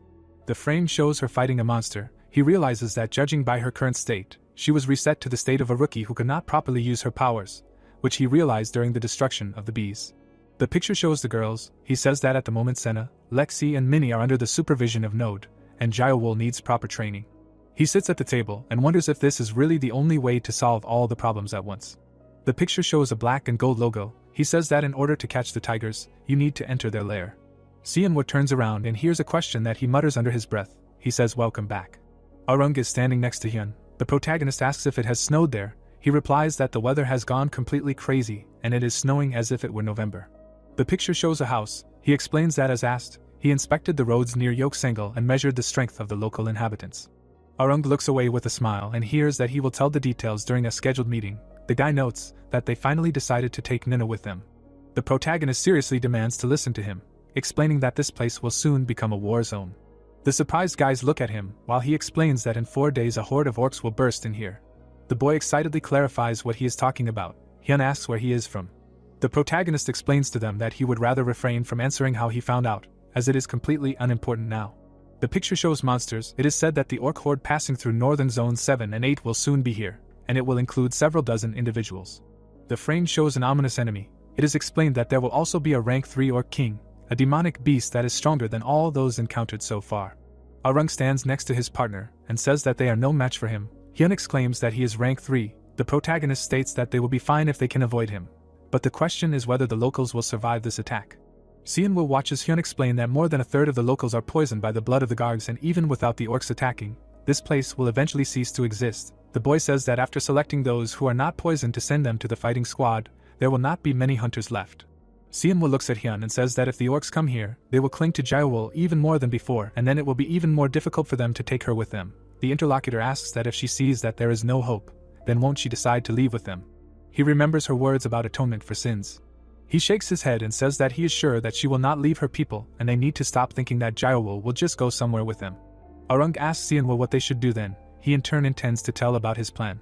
The three heroes sit at the table opposite each other. Arung and Hyun listen to him attentively. The big guy loudly asks if they can really avoid the battle and save Jiawol. Seonwoo sits on a chair and says that's exactly it, asking if there are any more questions.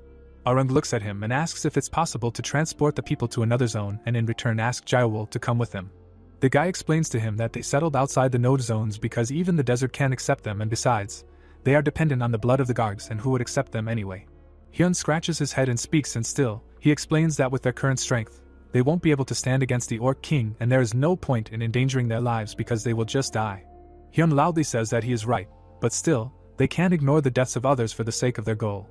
While the protagonist states that if it is impossible to change the outcome, then it is better to at least choose the lesser of two evils. Seonwoo with a stern look realizes that this is too much of a node style. He looks down thoughtfully and realizes that they are rubbing salt into his wound, and after the memories of his past life returned, a strong sense of duty to exterminate the demonic beasts was born in him, and his way of thinking completely changed. He gets up from his chair and says that he does not deny it. Seonwoo looks at his charges and states that in the plan to eradicate the demonic beasts, Jiawol plays the role of a powerful weapon, demanding that they do not forget the reason why they came here, because it is not to save the city, but to find the necessary team members.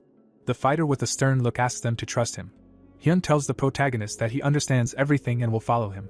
Seonwoo looks at them and states that the reason why he is so insistent on saving people is because he most likely does not consider the mission to exterminate the beasts important, and he thought about various outcomes, and in the worst case, it will be extremely difficult to save even Jiawol. Hyun listens in silence as Seonwoo hopes that this won't happen, but it's best to remember just in case. Arung raises his hand and asks him to wait. He turns to him and asks why he's not included in the plan and what he should do. The protagonist, crossing his arms, offers to talk to him alone. The two protagonists stand opposite each other. Arung looks ahead, snow flying around. Seonwoo puts his hand on his shoulder. He walks on. The boy hears that this is the farthest point they've gone. Seonwoo is lying in bed, remembering that before the orcs arrived, he advised him to return to Area 17. Arung looks ahead in shock as he says that he received an offer to join Node, and Minnie and Senna are already at headquarters, and once they're done with everything, he plans to take Hyun and Jiawol with him. The protagonist lies in bed and thinks that no matter how skilled the boy is, he is still an ordinary person and it would be a tragedy to lose him on the battlefield, and he does not need to stay here and fight against the orcs. Seonwoo hears a sound from the side. The boy is standing in the doorway. He sits down next to the protagonist, who thinks that Jamie is currently rebuilding Area 17 and if there is a promising guide like him there, it will be much easier for them to return everything to normal. Seonwoo continues to stare at the wall. The picture shows a window. Seonwoo is sitting on the bed and looking away. He sees an empty bed and realizes that he is gone. He exhales and realizes that Arung needs to live and be safe. The protagonist looks in front of him in surprise.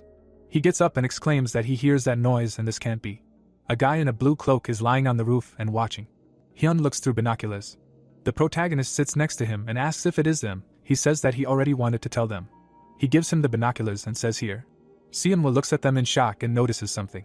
An enemy army is visible on the horizon. A large group of orcs is moving towards the heroes. The bell rings loudly. A man screams that they are under attack. The guy hits the bell and exclaims to everyone to hide inside their homes. Blood splashes near the bell. Only one hand is left of this guy. Someone ties his hand with a rope. A zombie is lying on the bed and making scary sounds. Jaewol looks at him with a stern face and apologizes, saying that there is no other way and they need to stay here and be quiet until they pass by. The zombie lies silently.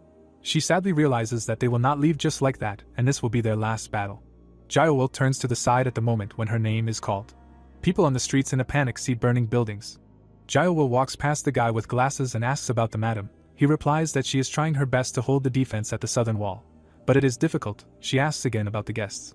He reports to her that they are in their rooms and said that they are from Node.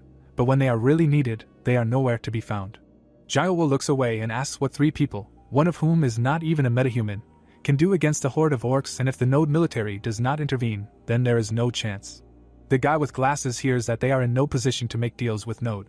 The picture shows cheerful heroes. She states that they finished their business when they killed the bees and what a pity, because she was looking forward to their drinking party. Jaewol waves her hand and orders him to help the madam while she watches the eastern wall. The guy stands behind the wall and eavesdrops. The girl stands in front of a huge wall. She sprints upwards with a deft movement. Jaewol jumps to the very top. The girl is shocked to see how everything below is burning and the protagonist is standing nearby. Hyun sits next to the protagonist and says incredible. He in turn claims that it is not typical for demonic beasts to unite into organized hordes. The guy looks ahead and asks if Arung was able to avoid them and get to Zone 17 safe and sound.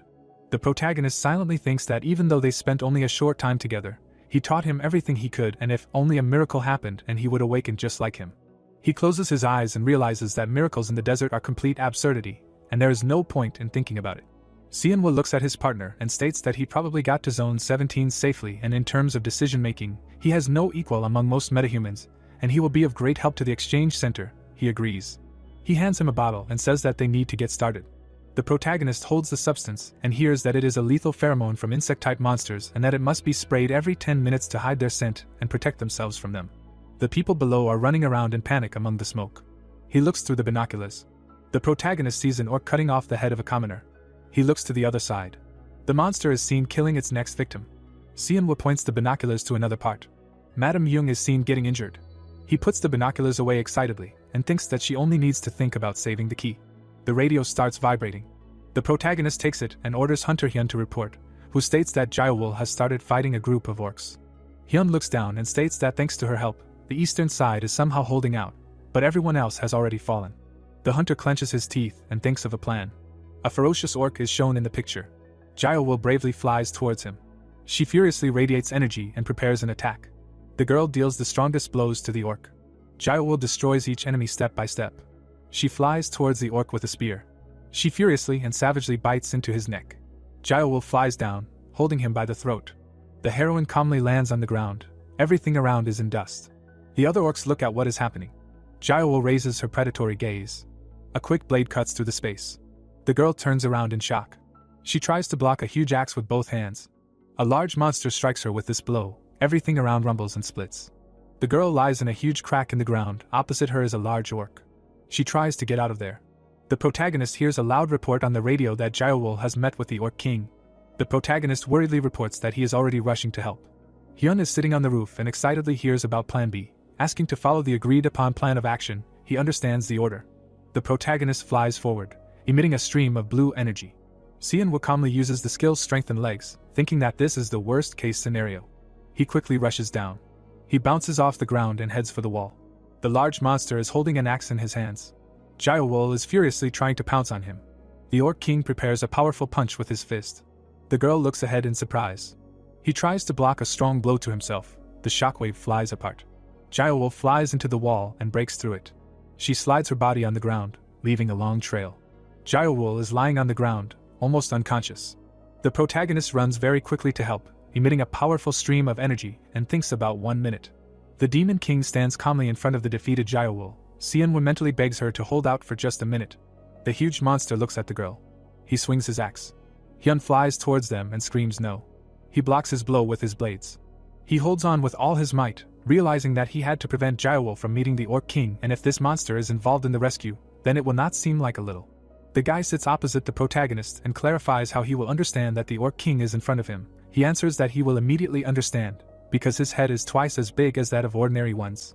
The guy holds the bottle, while Seonwoo explains that when Gyowol gets tired of fighting ordinary ones, it is necessary to use this pheromone to hide his presence and drag her away from the scene as quickly as possible, and for this you need to use the retreat route that they agreed on. Hyun listens attentively to the fact that his physical enhancement is not as strong as his leg enhancement, but the orc soldiers will still not be able to keep up with him. The protagonist looks at him with a stern expression and states that if Gyowol meets the Orc King before that, she may die, and that will be the worst-case scenario he was talking about.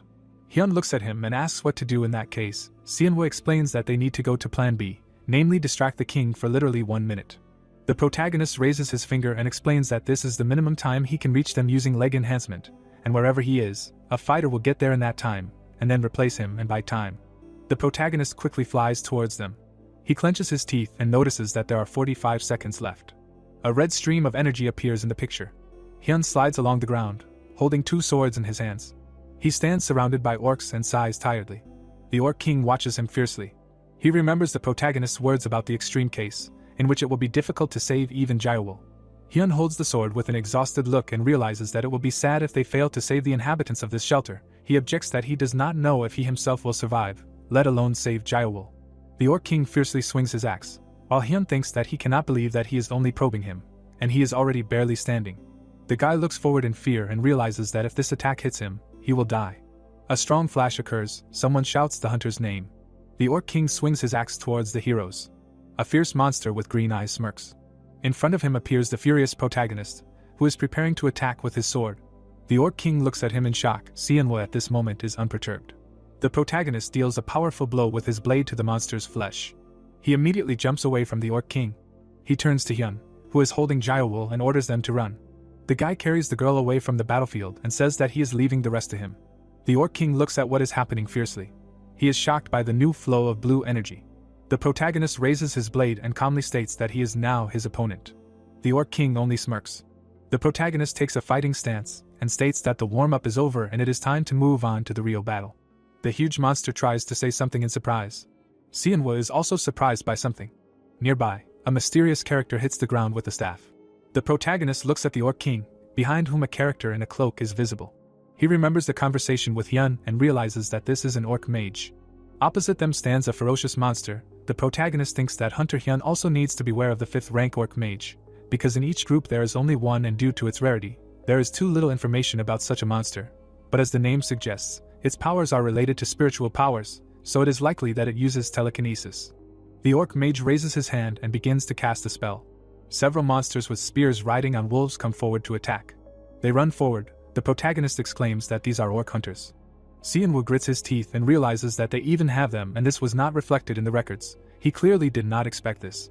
The protagonist sees that he is surrounded and understands that things are bad, and he needs to hold them in place until he makes sure that Hunter Hyun has not run away too far. Seonwoo deftly dodges the explosion. He slides on the ground and sees the Orc King insulting him. The ferocious monster roars very loudly. Seonwoo, holding a sword, stands in front of him and states that in this situation, he can only trust the hunter. Hyun quickly walks away with the wounded Gyowol. He stops and wants to catch his breath. He holds her on his back and notices that she has really become quiet, just like Seonwoo said, wondering if he should give her first aid first. He remembers the protagonist's words that once he grabs her, they will meet at the agreed upon point, and he will catch up with them once he occupies the orcs for half an hour.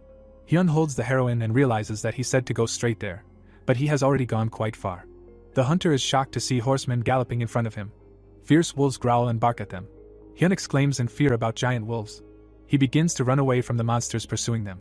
They bark fiercely behind the hunter, who is carrying the wounded girl.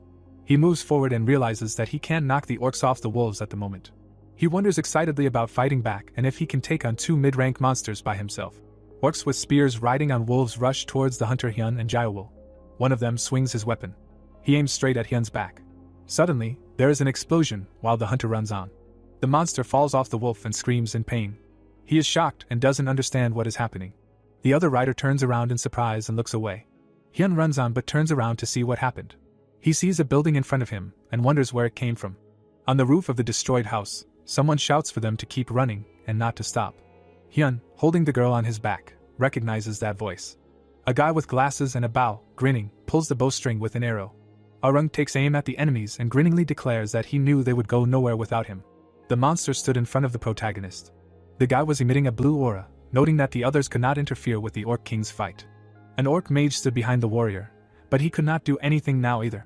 The enemy's body was emitting purple energy, and Seonwo was glad that he could concentrate on fighting him. The monster stood firmly on his feet, and the hero felt a lot of pressure. The enemy had an axe in his hand, and the brunette thought that he could not expect anything less from the 3rd rank. The sword in the guy's hand glowed, and its owner remembered that he was not fighting to win, because his goal was to attract the orcs' attention to this battle in order to buy time for the hunter Hyun to escape. The hero swung his blade, using the moonlight sword. His blow was reflected, meeting the enemy's weapon. The brunette immediately rushed forward. He left a cut on the enemy's leg, initially aiming there. Suddenly, a large hand grabbed him.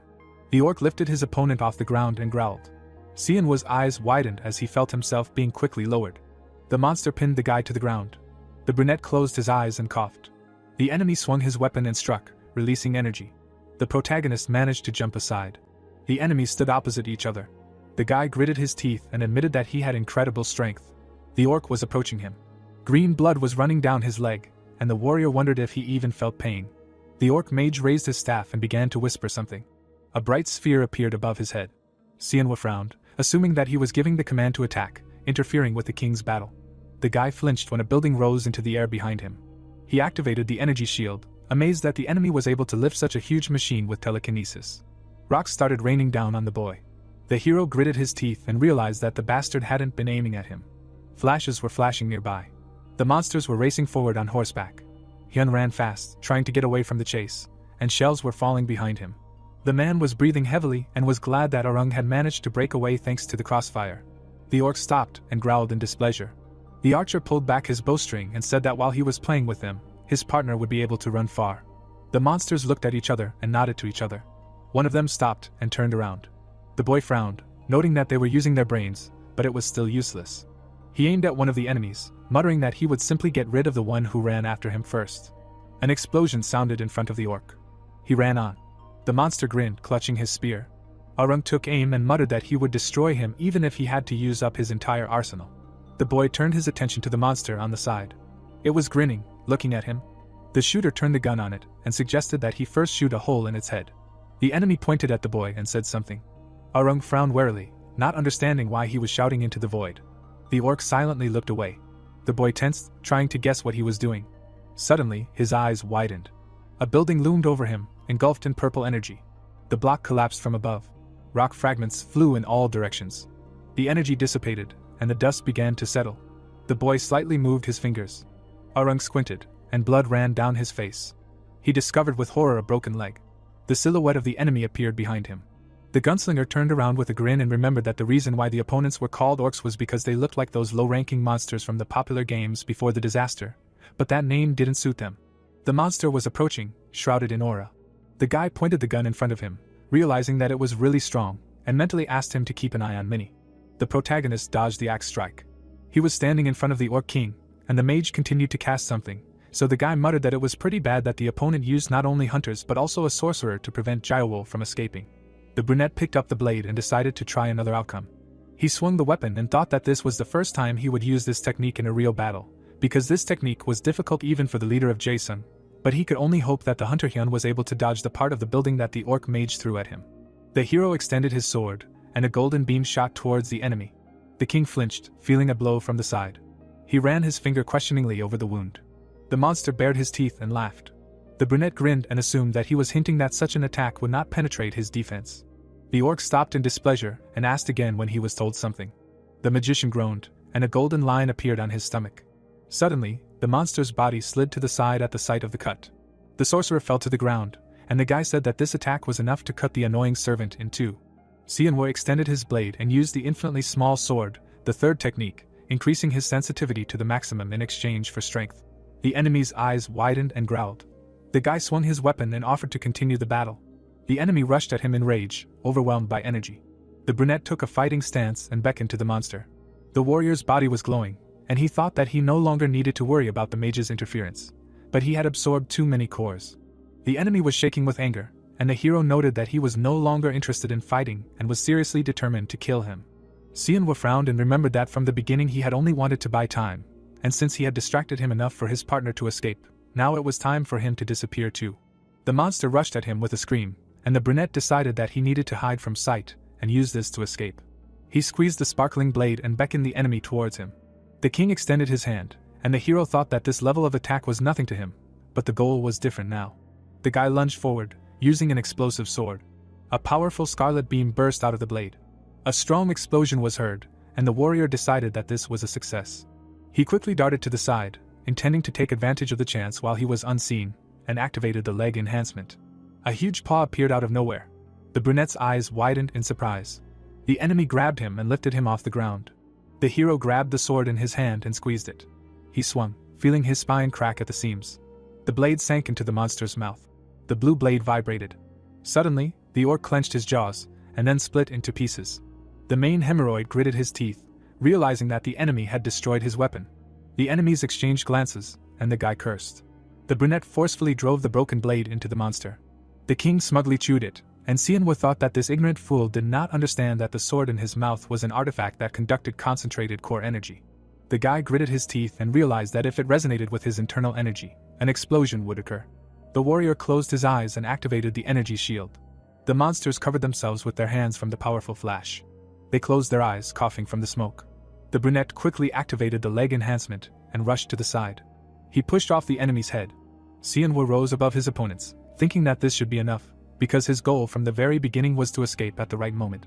The orc king stood with a torn mouth, bleeding. His subordinates hurried to raise their bows and attack after him. The hero ran forward, paying attention to the rain of arrows. He activated the energy shield without stopping. The shells hit the blue barrier. One of them broke through it and sank into the guy's shoulder. The brunette gritted his teeth and realized that he did not have enough cores, so the barrier damaged after the sword explosion was not restored.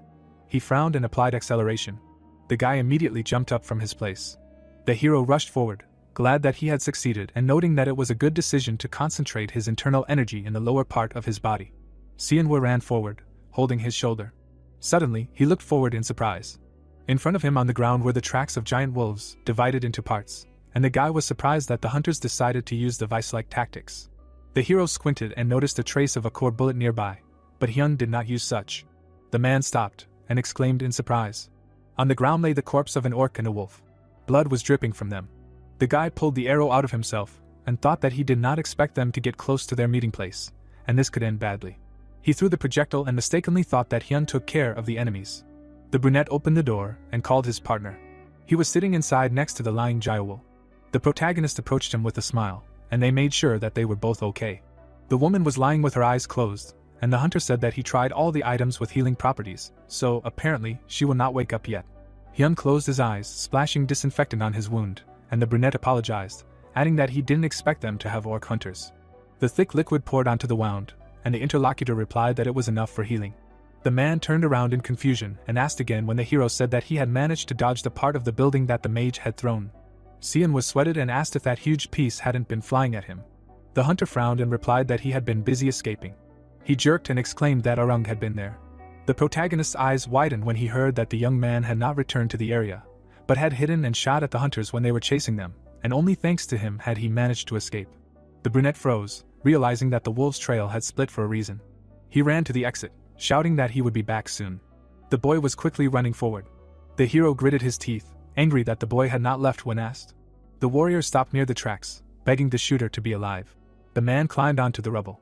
A part of an abandoned building lay in front of him. He frowned, remembering that he had heard a theory that an orc mage could share his vision with other orcs, which allowed him to accurately aim at the location of Arung. The brunette looked around and noticed that he had 13% of his energy left, which should be enough for one. Something moved nearby. The wolf's eyes glowed in the darkness. A monster came out of the shadows. The protagonist assumed a fighting stance and asked where his master was, offering to kill the beast first. They both flinched when a voice ordered them to stop. The boy was behind the wolf, and the hero called out its name in surprise. The brunette frowned and asked him to wait a bit while he got rid of the monster. Suddenly, the wolf obediently sat up at the shooter's command. The beast turned around and approached Arung, stunning Xianhua. The brunette frowned and asked what it was. The interlocutor stroked the animal with a smile and said that he seemed to have awakened. The man's eyes widened in surprise. A while ago, Arung had been holding a gun with trembling hands. He pulled the trigger. The orc quickly dodged, and the shot hit the wall. The young man tried to hold the weapon, assuming that his arm was also broken, since it did not move at his will. The enemy dismounted. He began to approach closer, and the shooter raised his weapon again. A precise blow from the spear knocked the gun out of his hands. The gun hit the ground and flew off. The young man turned around and muttered, "No." Arung turned around and tried to crawl to it, and at that time the orc had already raised his spear above him. The blade pierced his back, and the boy screamed. The hunter raised his weapon with pleasure. The monster licked the blood, giggling. The boy frowned, thinking that orcs seemed to like human blood, so he had to shoot himself. He looked at his enemy furiously and decided that even if he died, he would drag him away with him. Suddenly, something in the boy's chest began to glow brightly. He threw his head back and screamed, not understanding where the pain in his chest came from if he was wounded in the shoulder. The boy opened his eyes in surprise when the voice asked how it could help, and then clarified whether he wanted to live. The shooter grabbed his head and noticed that these words seemed to be sent straight to his consciousness. The orc looked at the victim and said that he would finally devour his tasty heart. The boy clenched his teeth, amazed that he could even hear the thoughts of the monster, but that first voice did not belong to him, so whose was it? A huge wolf stood next to him, demanding that he speak quickly, otherwise he would die. He flashed his eyes and confirmed that the voice belonged to him, then asked again if the child needed help. Arung frowned, watching the spear rise above him. The boy closed his eyes and asked for help. He widened his eyes, hearing the roar and indignation of the orc. The beast sank its fangs into the neck of its former owner. At this time, the shooter pulled himself up to the gun. The guy took aim and asked the animal to step aside so that he could shoot the enemy in the head. The wolf jumped back, and a powerful charge hit the target. The animal approached the sniper, and they both looked at the orc. The animal's eyes flashed. The moon was shining over the desert, and the voice loudly asked to be more gentle. The main character squeezed Arung's leg and asked not to whine, because if the bones were not set now, they would grow together. The brunette squeezed the healing solution onto his comrade's shoulder and said that he had already used up 3 packages, so he would live to see the healer, and the young man muttered that he was completely insensitive. Xianhua frowned and thought that, summing up everything that had been said, the young man's ability was the taming of evil. He imagined the glowing symbols and remembered that despite being one of the 6 main types, it was so rare that only a few awakened ones had it. The boy grabbed his leg, and the wolf lay next to him, and the brunette thought that with such an ability, he would be useful even there. Xianhua extended his hand. The interlocutor looked at him in surprise when he congratulated him on becoming a metahuman, whose qualifications are enough to join the node headquarters, although it is not all for the better, because the training there is not easy. The hero looked at the boy closely and told him that countless people are expelled and they return to where they came from. Plus he will be less protected from dangerous situations such as encounters with demonic beasts. But the man still hoped that his comrade would come with him. Arung smirked and replied that this was nothing compared to the time spent in the desert. They shook hands, and the boy added that they can't do anything without him anyway. The hero froze in surprise. The other man raised an eyebrow and asked what was wrong, but he waved it off. The brunette looked at his hand and thought that he could no longer hear the voice of his devouring ability. He followed the boys, wondering if there were metahumans that it didn't work on, or if his ability wasn't awakened. The warrior frowned and remembered that he had only experienced this once with a person he hadn't met in this life yet. An image of a man popped into his head, but he couldn't find anything in common between him and Arung, although even in his past life the hero hadn't fully understood his devouring ability, so there was still a lot to do, but he would think about this incident later. Jiawol jumped up with a scream and pulled the covers off. She was lying on the couch in the room. The woman looked at her hands in confusion. Then she opened the door and walked out. Outside, Xianhua stood and looked out to sea, while Arung made Hyun go over and pet the giant wolf. Everyone turned to look at her, and the hero noticed that she was awake. The girl furrowed her brows and asked why they hadn't returned to Node yet, and where they were. The man looked at her and replied that they were currently on the Node transport ship. The brunette's eyes widened when she heard that the ship was heading to the Korean headquarters. She fell to her knees and exhaled. The ship cut through the waves, illuminated by the moon. Xianhua and Jiawol stood on the deck with hot tea, and the girl asked him if he knew in advance that this would happen. He looked away and replied that even if he did, she still wouldn't have left Yolksangle. They looked in different directions and the woman agreed that they would all stay to fight to the death, since it was the last thing they had left, and the people who managed to escape the demonic beasts found a home there, and there was no place for them anywhere else. Jiaowu flinched when the hero said that she was the one who brought the galled blood there and destroyed everything. The girl looked at him and noted that it was rude, but true. She lowered her head and asked what he wanted from her, and she had no one else to pay for her sins. The boy opened his mouth and asked to blame him. The interlocutor turned to him and asked again, and he repeated that he should blame him for saving only her and not the others, and reproach himself for the fact that her actions led to the decline of that place, and hate those damned demonic beasts. The protagonist looked at her resolutely and declared that he was in the process of forming the strongest squad that would wipe those monsters off the face of the earth. The girl closed her eyes as Xianwu expressed his hope that she would join him and use her anger as fuel for the rest of her life.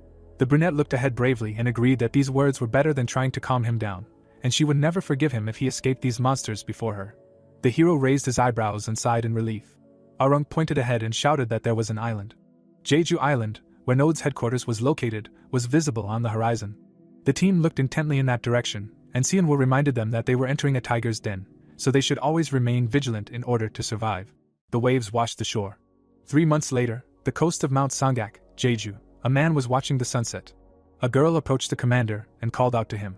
The deputy leader of the 304th Node Squad, a hunter with healing abilities, Sina, looked at him and said that everyone had already gathered and there would be a briefing in 10 minutes.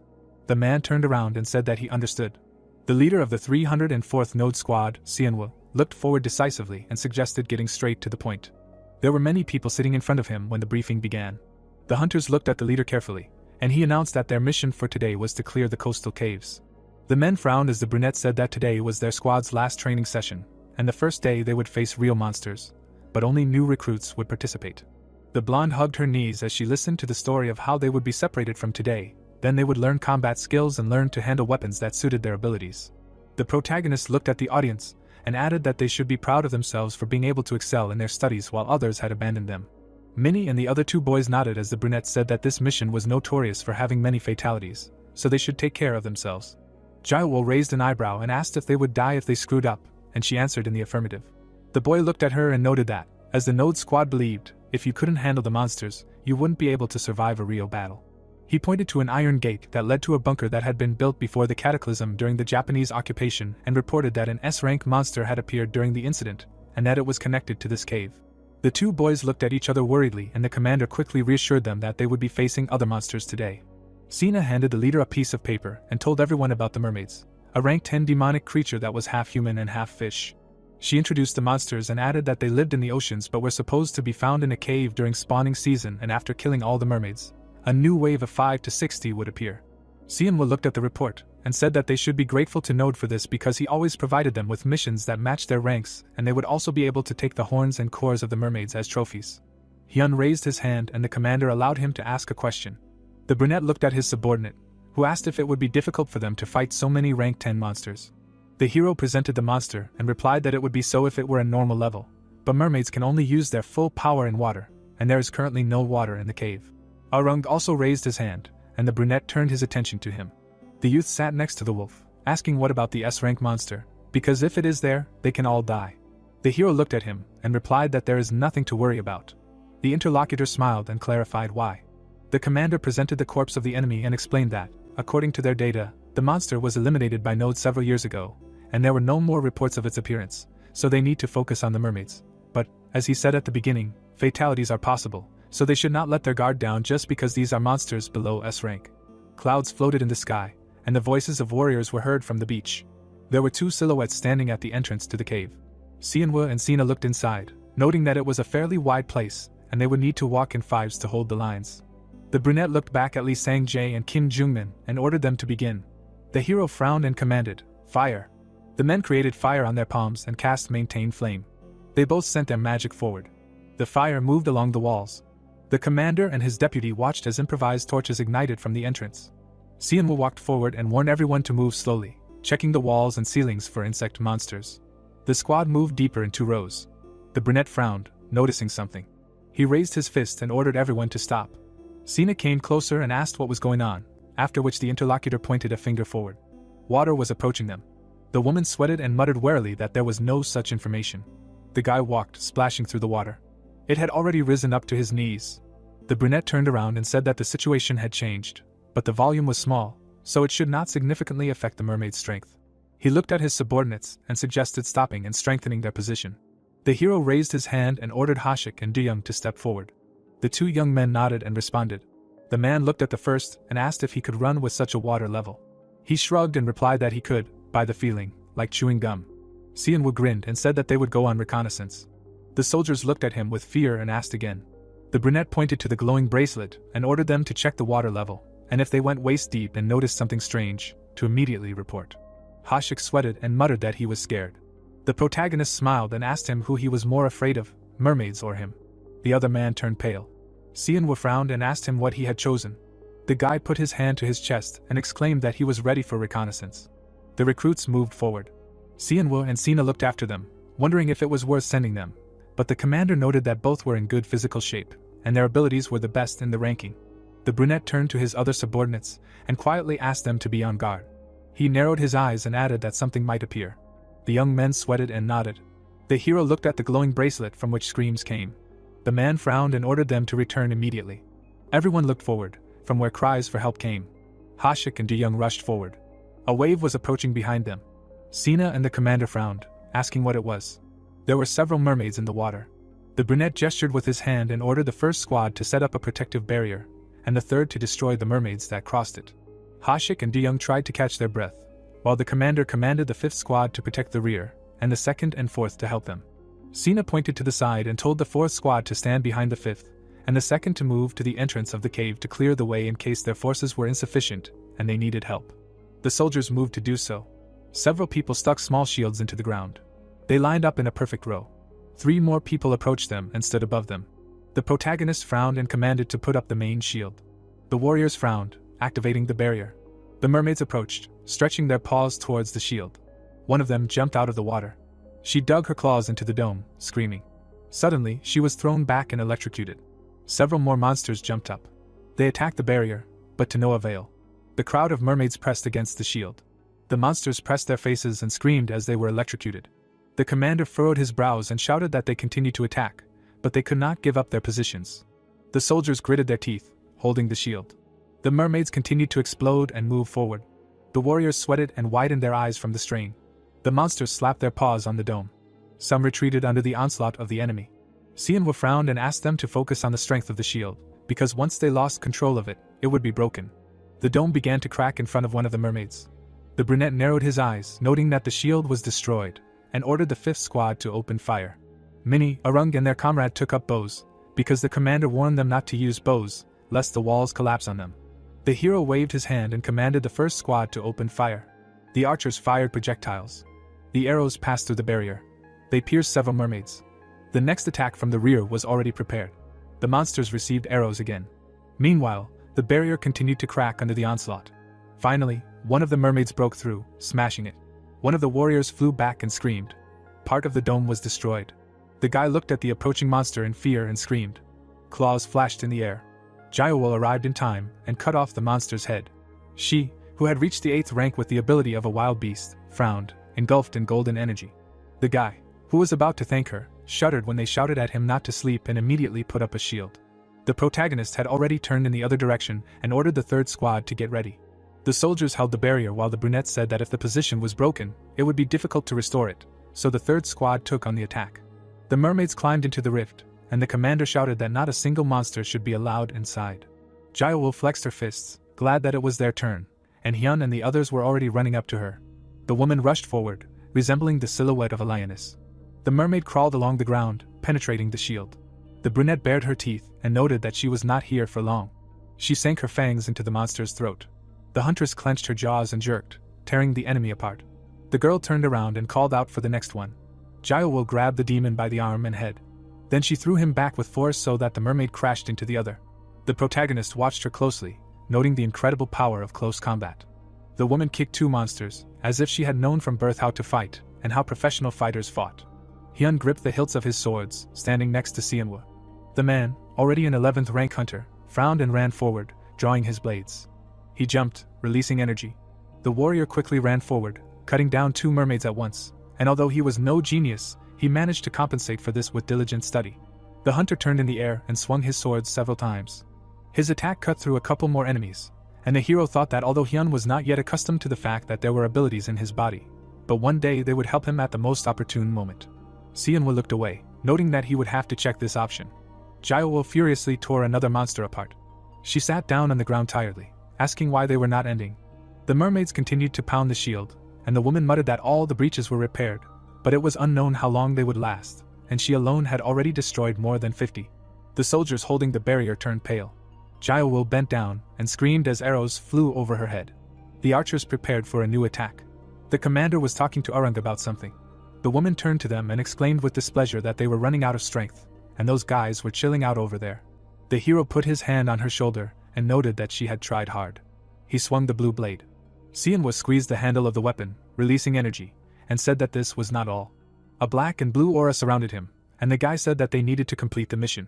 Seonwoo moved forward, simultaneously ordering the first and third squads to rearrange themselves, and the third to move forward. The soldiers decisively ran to the attack, drawing their swords. They stuck their blades through the barrier, standing above the first line of defense. The dome shattered into pieces when the commander ordered the shield to be removed. The soldiers of the first squad went behind Seonwoo when he ordered them to retreat.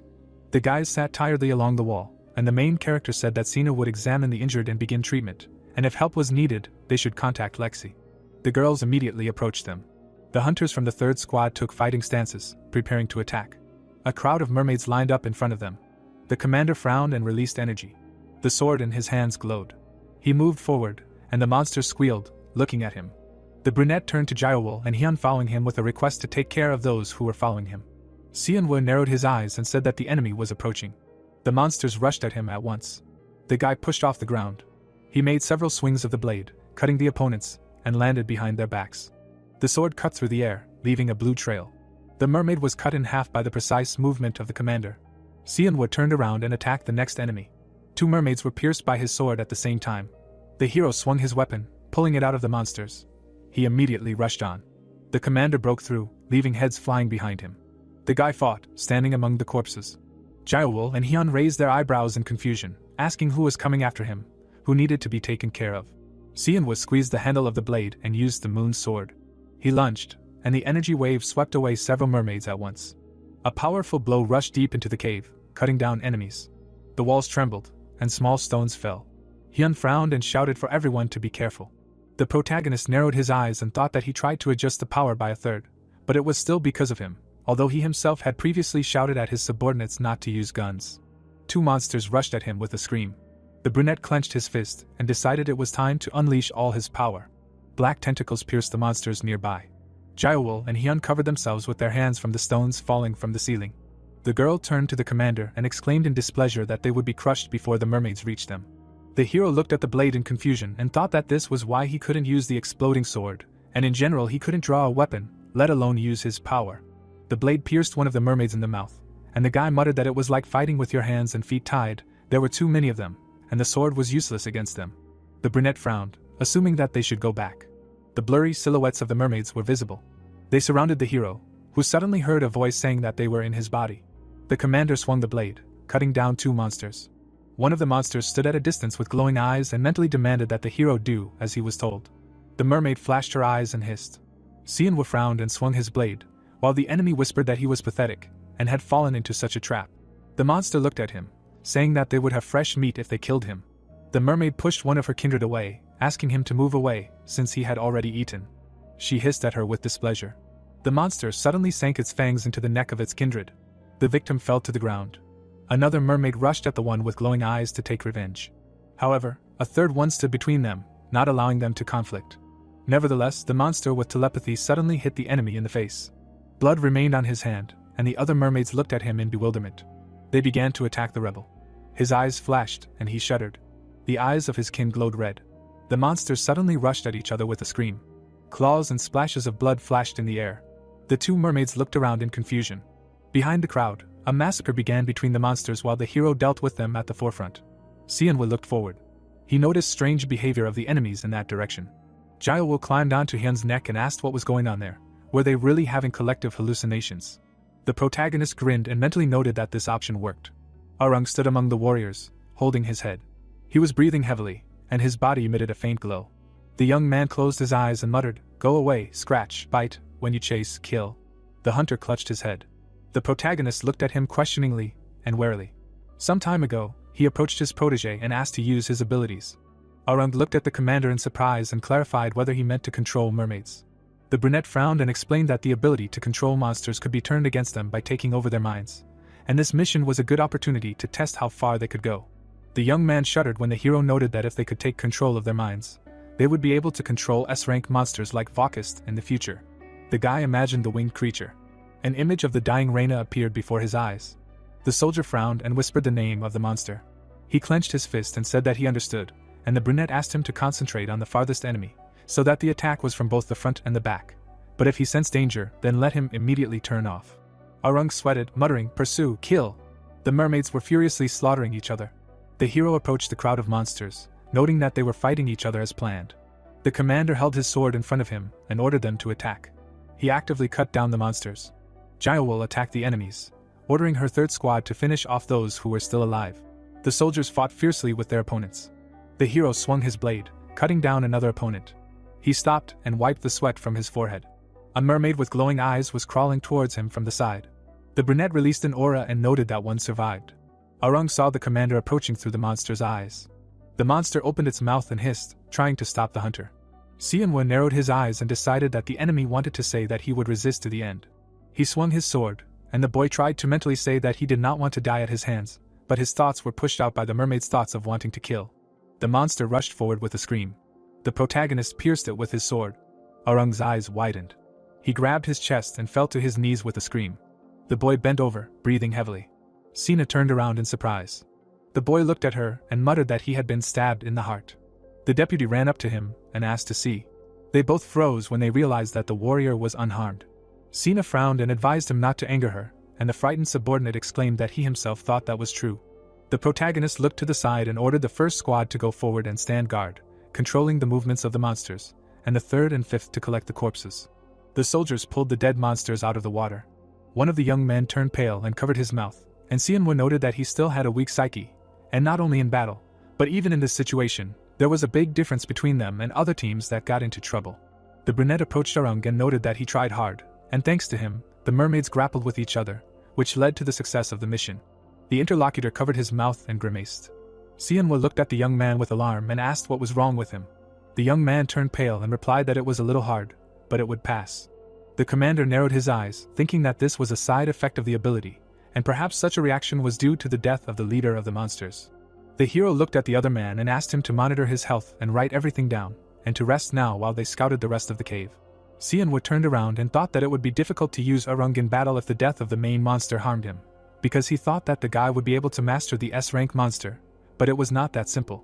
Tears flowed from the boy's eyes. He wiped them away in confusion, not understanding why he had such a reaction. The main hero and a small squad were walking forward with flashlights, and his question was answered that during the scouting, mermaids also gathered here. He looked up and clarified whether they had not seen this lair, to which the other man replied that everything was filled with mermaids, and it was impossible to see. Sina turned her gaze to the commander and nodded when he asked if she had watched the recordings of past training. The brunette turned to her and asked if she had seen anything strange in all the missions except this one. The interlocutor frowned and explained that the appearance, characteristics, attack and weaknesses were there, as well as the number of creatures. The commander made a gesture with his hand and noted that they had destroyed more than 60 mermaids, and many confirmed that they had killed 60 monsters, and here not far from the entrance to the cave. Jiawol looked at him and asked what was strange about that. The interlocutor pointed upward and explained that no one had ever mentioned this lair, let alone recorded killing another creature in it. The warriors frowned in surprise when they heard that 60 mermaids were not the entire number in this cave. The woman narrowed her eyes and clarified whether he really meant that the others not only gave up searching for monsters here and left, but also hid it. The brunette frowned and added that there was another strange thing. They were told that the mermaids flock here to reproduce, but there were no signs of mating or spawning anywhere. The commander shone the light around, and everyone froze. Sina turned pale and asked not to scare her with all sorts of horrors. The protagonist remembered how he cut down the monsters and said that every time they come here, they are destroyed, so it is strange that they continue to return to mate, because there is an instinct to preserve offspring. But isn't it normal to change places when your cubs are in danger of dying here? Hyun frowned and suggested that there is some other reason why the mermaids flock here. The protagonist glanced into the depths of the cave and muttered that there is something they do not know. He shone the light forward and added that there is the true purpose that makes the flock move to this place. The instructor at Node HQ's training facility in Korea, Olivia, frowned and said that she hadn't received any other messages about the logs being connected. The main character's face was on the screen, saying that there was nothing like that in the logs he had looked at, so he wasn't sure whether to move on. The woman narrowed her eyes and thought that if there were other creatures in the lair, that meant that not all of the hunters had completed the mission. She bit her finger and realized that if this was a new passage, that meant there was a monster making a path underground, maybe even Sandwalker again. The brunette looked at her and asked again, and the woman replied that there was a rule that the one who discovered the anomaly had to stay at the scene. Sienwa looked at her bracelet when the woman said that if they left the place before the situation was resolved, the mission would be considered a failure, and thought that the previous scouts had simply left and covered it up. The brunette frowned and asked for further instructions, to which Olivia replied that she needed a few minutes. Sina approached the commander, who replied that they would wait, and asked what had happened. The hero turned to his partner and said that the four of them would have to enter the cave again. Everyone looked at him in surprise when the brunette said that a helicopter would arrive from headquarters in a few minutes, and in the meantime they needed to prepare for re-entry. A helicopter was making noise in the sky, because the instructor had promised to send a group of regular troops, and Sienwa would have to provide them with support, but not go forward, because this was not a job for those in training. The four looked up. The protagonist squinted. The first person descended to the ground. A team of hunters disembarked from the helicopter. The protagonist looked at the flying helicopter and thought that it was hard to get even a drop of oil in the desert, and in the city, as he heard, they were working on creating basic machines, and then suddenly only 4 people were delivered in this way. Apparently, their headquarters had a different level of wealth. Sienwa extended his hand and introduced himself as the commander of the 304th Squad. Li Dongmin, a member of the Border Corps and the captain of the team, shook hands and said his name. Behind him stood Bangwan, Dix and Sakura. The brunette narrowed his eyes and mentally noted the strange balance in the team, because there were only 2 swords, 2 hammers and no other secondary ones. The commander pointed to his squad and said that the guests must have received a message from Instructor Olivia that they were ordered to take a place with the regular troops and provide rear support. The interlocutor nodded and smiled and replied that anything beyond the established curriculum was too difficult for those training. The hero chuckled, mentally noticing that he was being ignored, and said that on their side, as support, there would be a healer and a healer who could restore energy, and he and the trained one would go ahead of them. Dongmin waved his hand and responded that he was not sure if it was necessary, but such was the desire of the boss, and then asked to show the place where it all happened.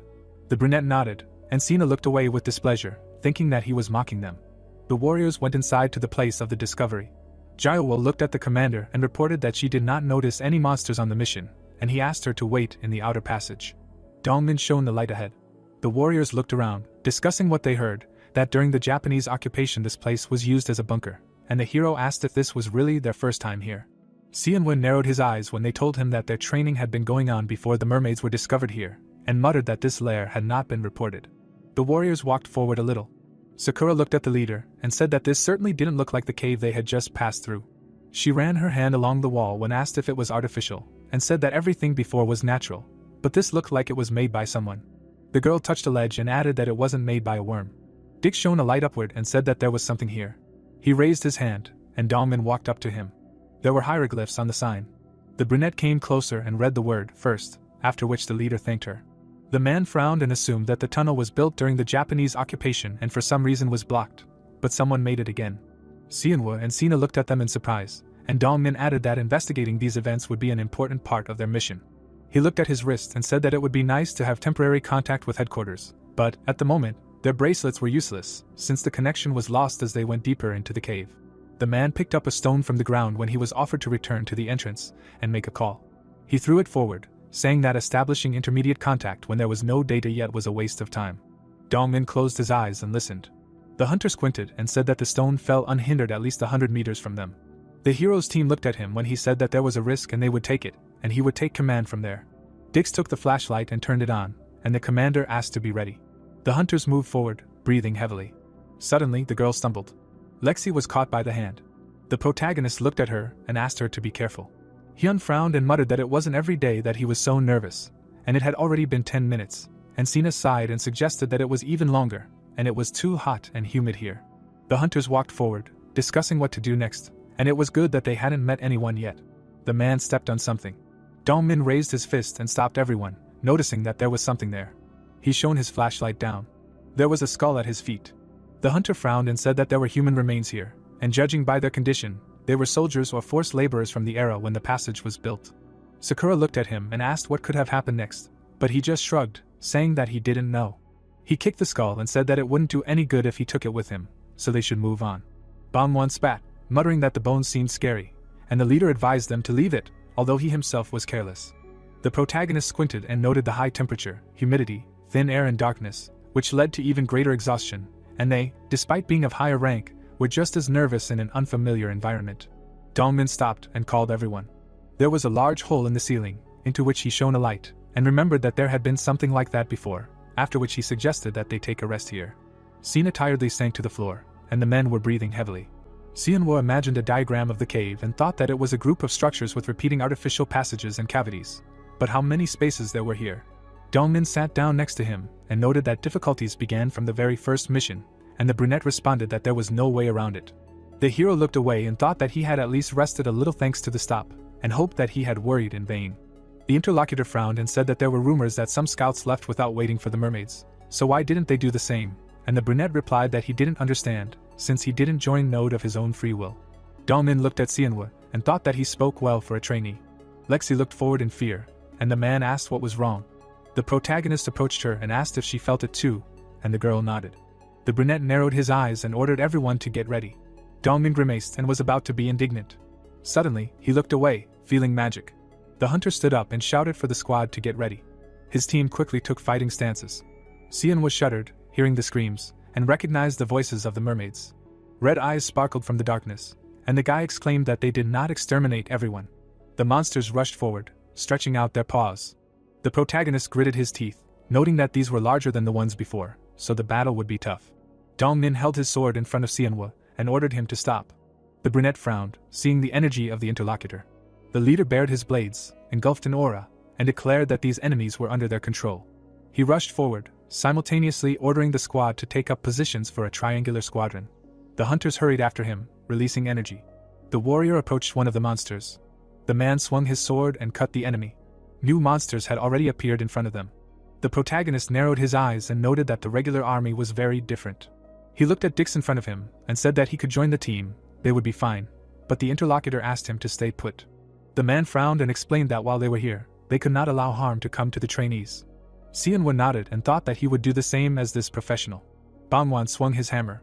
He swung the weapon, smashing the heads of his opponents. Blue threads flashed in the air. Sakura gripped her rapier, gracefully cutting down the enemies. The brunette smiled and noted that he was not sure if they would encounter any monsters, but the protectors still asked to be ready.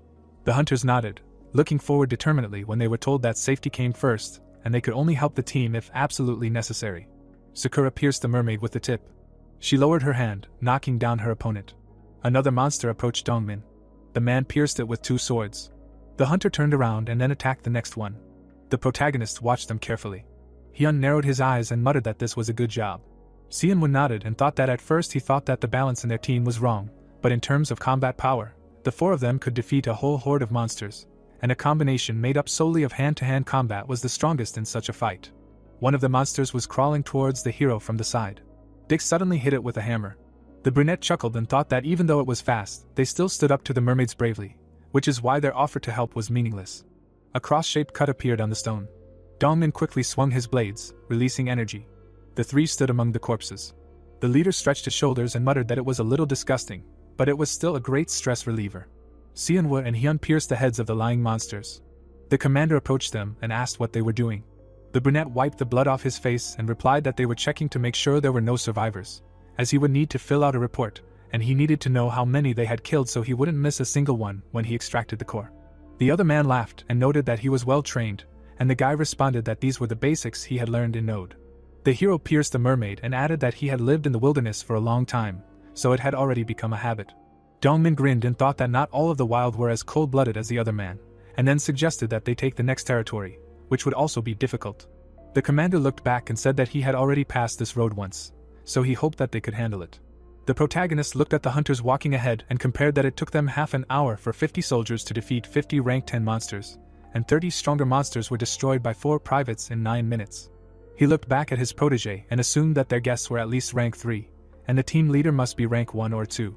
Hyun looked at the commander and noted that Node was full of really strong soldiers, so it seemed that the squad leader and Xianhua's plan to destroy the creatures of this world was realistic.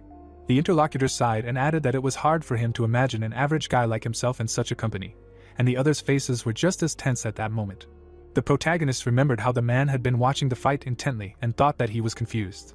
Xianwu imagined the monster and the silhouette of the man and thought that they had not yet met truly strong opponents. The guy stopped and looked ahead questioningly when someone exclaimed. Dongmin raised his head and invited everyone to take a look.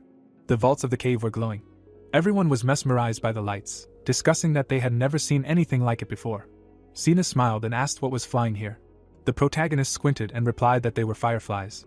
Hyun shuddered and asked what kind of monsters they were, but his interlocutor explained that they were insects that lived on Earth before the cataclysm, and they glowed. There was a beetle on the wall, and the guy added that they were not a threat in themselves, but the problem was their habitat. The girls looked at him when the leader clarified whether they noticed that they were in a natural cave. He remembered the entrance with the mermaids, which was also natural. Xianwu put his hand on the stone and said that there was a completely different type of land and rocks here than in the first one. The deputy came closer and asked if it could be other rocks, but the interlocutor replied that he had never seen anything like it anywhere on Jeju. Hyun and Lexi winced when the hero said that fireflies lived in the Pacific Ocean and they shouldn't be here. He frowned, imagining the layout of the dungeon, and suggested that this space was the only place where some huge power from some other continent was hidden. The team looked at him tensely. The brunette turned around when someone exclaimed that there was something here. Bamwan stood with his mouth open, and the leaders ran up to him with questions. Dongmin raised his head and widened his eyes. In front of them, a tall figure stood in the stone. Dix and Sakura looked at it intently, and the girl suggested that it was the king of the mermaids, and the companion replied that it could be, but they did not have detailed data. The statue did not move, and the hunters wondered if it was dead or petrified. The leader frowned and said that even if it was a corpse, it was still very important that something big was hiding at the feet of Node HQ, because those arms must be at least 2 meters long. He turned around and ordered them to quickly return for the report, and the protagonist looked the other way. Xianwu's eyes widened and muttered, "Could it be Ligia?" Sina turned to the commander when he called them. The brunette pointed to a rock and ordered them to hide behind the rocks and be ready. He sweated and added that this was an order, it must be carried out quickly. The guys looked at him in surprise. Something fell on Bangwan's shoulder. The man shook it off and decided that it was just a pile of dirt. The statue's eyes flashed. The hunter looked at it, noticing that something had changed. The rocks around the monster trembled. Purple flesh opened on its chest. Tentacles burst out of it. Dongmin's eyes widened in shock and he screamed, and the protagonist immediately jumped up. He tried to run first and asked not to do this. Tentacles wrapped around his leg. The hunter was jerked upward, and Xianwu did not have time to grab him. The man hurried to activate the energy shield. His leg was sucked into the hole, and blood spurted out. Bangwan bent over and screamed in pain. Its leader widened his eyes and asked if the monster's chest was really its mouth. The hunter gritted his teeth and swung his hammer. He brought down his blow on the enemy, demanding that he let go. The man immediately flew down. He fell to the ground, hitting his head. Dongmin ran up to his comrade with one leg missing. The monster was chomping, chewing on his limb. The commander looked at his writhing friend, noting that the wound was serious, and called out to the trainees. Sina twitched and was about to approach. The protagonist frowned and shouted for her to stop. The woman froze in surprise when he ordered her to heal the injured man with a long-range ability. Dongmin turned to him and exclaimed that the situation was critical, but the brunette asked him to do as he said. The girl put her hands out and obeyed. The man frowned and shouted that the hero was forgetting who was in charge here. Xianwu looked at him and apologized, but added that if it was Ligia, then the lives of his comrades were in danger. The interlocutor frowned and asked what kind of creature it was that he had never heard of. The brunette narrowed his eyes and thought that he only knew because he remembered his past life. The guy looked at the statue and said that it was an S-rank demon with mind control capabilities that appeared in New Zealand 5 years ago and took many victims. Dongmin's eyes widened when he heard that it was only after Oi's intervention that they managed to destroy it, and the man asked if it wasn't a huge organization that was fighting Node. The hero turned to the interlocutor and replied that this was why he might not have heard, since the two companies didn't like each other, after which the man asked how the trainee knew this. Xianwu gritted his teeth and turned away, realizing that this was a reasonable question, but something else was important now. The demon was motionless, and the guy tried to figure out why it wasn't attacking again. The brunette looked back, deciding that this was their chance to save themselves, and shouted that they needed to get out before it woke up. Dongmin sweated and muttered that it was too late. He frowned and activated his aura. The protagonist turned around in surprise. The demon's eyes sparkled. Xianwu stared at it, realizing that the light was brighter than it was. The commander turned to Dix, who was standing next to him, and ordered him to distract the monster so that he could attack, assuming that the enemy could only use tentacles. The subordinate took the hammers and rushed to attack with a scream. He swung, hanging over the enemy. The demon turned its head in his direction. A bright beam pierced the man through. Xianwu, Dongmin and Sakura turned pale, their mouths open. The hunter collapsed to the ground. The brunette, trembling, looked at the body of her comrade. The leader turned and asked what it was. The girl fell to her knees and hugged Dix, and the commander clarified what kind of Legia this was, and why his people were dying because of her. Xianwu glanced at them, thinking that the first and second rank hunters were starting to panic, because they had never encountered an S-class monster, especially since they were all tired. He remembered how the men had walked through the dungeon before and realized that his fears were correct. He frowned and thought that walking through the cave had exhausted their bodies and minds. The demon's eyes were glowing, and the hero noticed that when faced with an S rank under such circumstances, the hunters simply could not act at even half their usual strength. Xianwu activated the energy barrier and shouted for everyone to pull themselves together and use their shields. He noticed a purple cord flashing nearby. A tentacle had grabbed the legs of Dix's corpse. The demon opened its mouth and pulled it towards itself. Dongmin took the swords and ran forward, shouting that they should cut off the tentacles, and then asked to use the shield film. The protagonist frowned and replied that there was none, so he should run as soon as he hit. The monster's eyes shone. 2 beams of light passed over the hunter's body, cutting him into pieces. Dongmin collapsed to the ground. Meanwhile, Dix's corpse was being raised higher and higher. His body disappeared into the enemy's mouth. Sakura grabbed her head in horror. She turned around and ran, asking for help. The demon raised his head and attacked with a beam. The girl's body was pierced through. Sakura fell to her knees with a hole in her chest. Then she fell backwards. Bamwan raised himself and groaned in fear. He tried to crawl away, but the enemy had already noticed him. The golden beam cut him in half. The man's face moved apart. The shadows of the others froze on the wall. The girls and Hyun turned pale, afraid to breathe. The protagonist, surrounded by a shield, shouted at them not to move and stay in their places. The brunette frowned and asked them to remain calm, because where they were now was a blind spot for the monster, so they should not take a single step forward. The subordinates nodded, accepting the order. Xianwu narrowed his eyes, trying to understand why the demon did not kill him right away, although he could have done so. The huge mouth was chewing on the victim, and the brunette thought that they should not relax, they needed to get out of the way of the beam.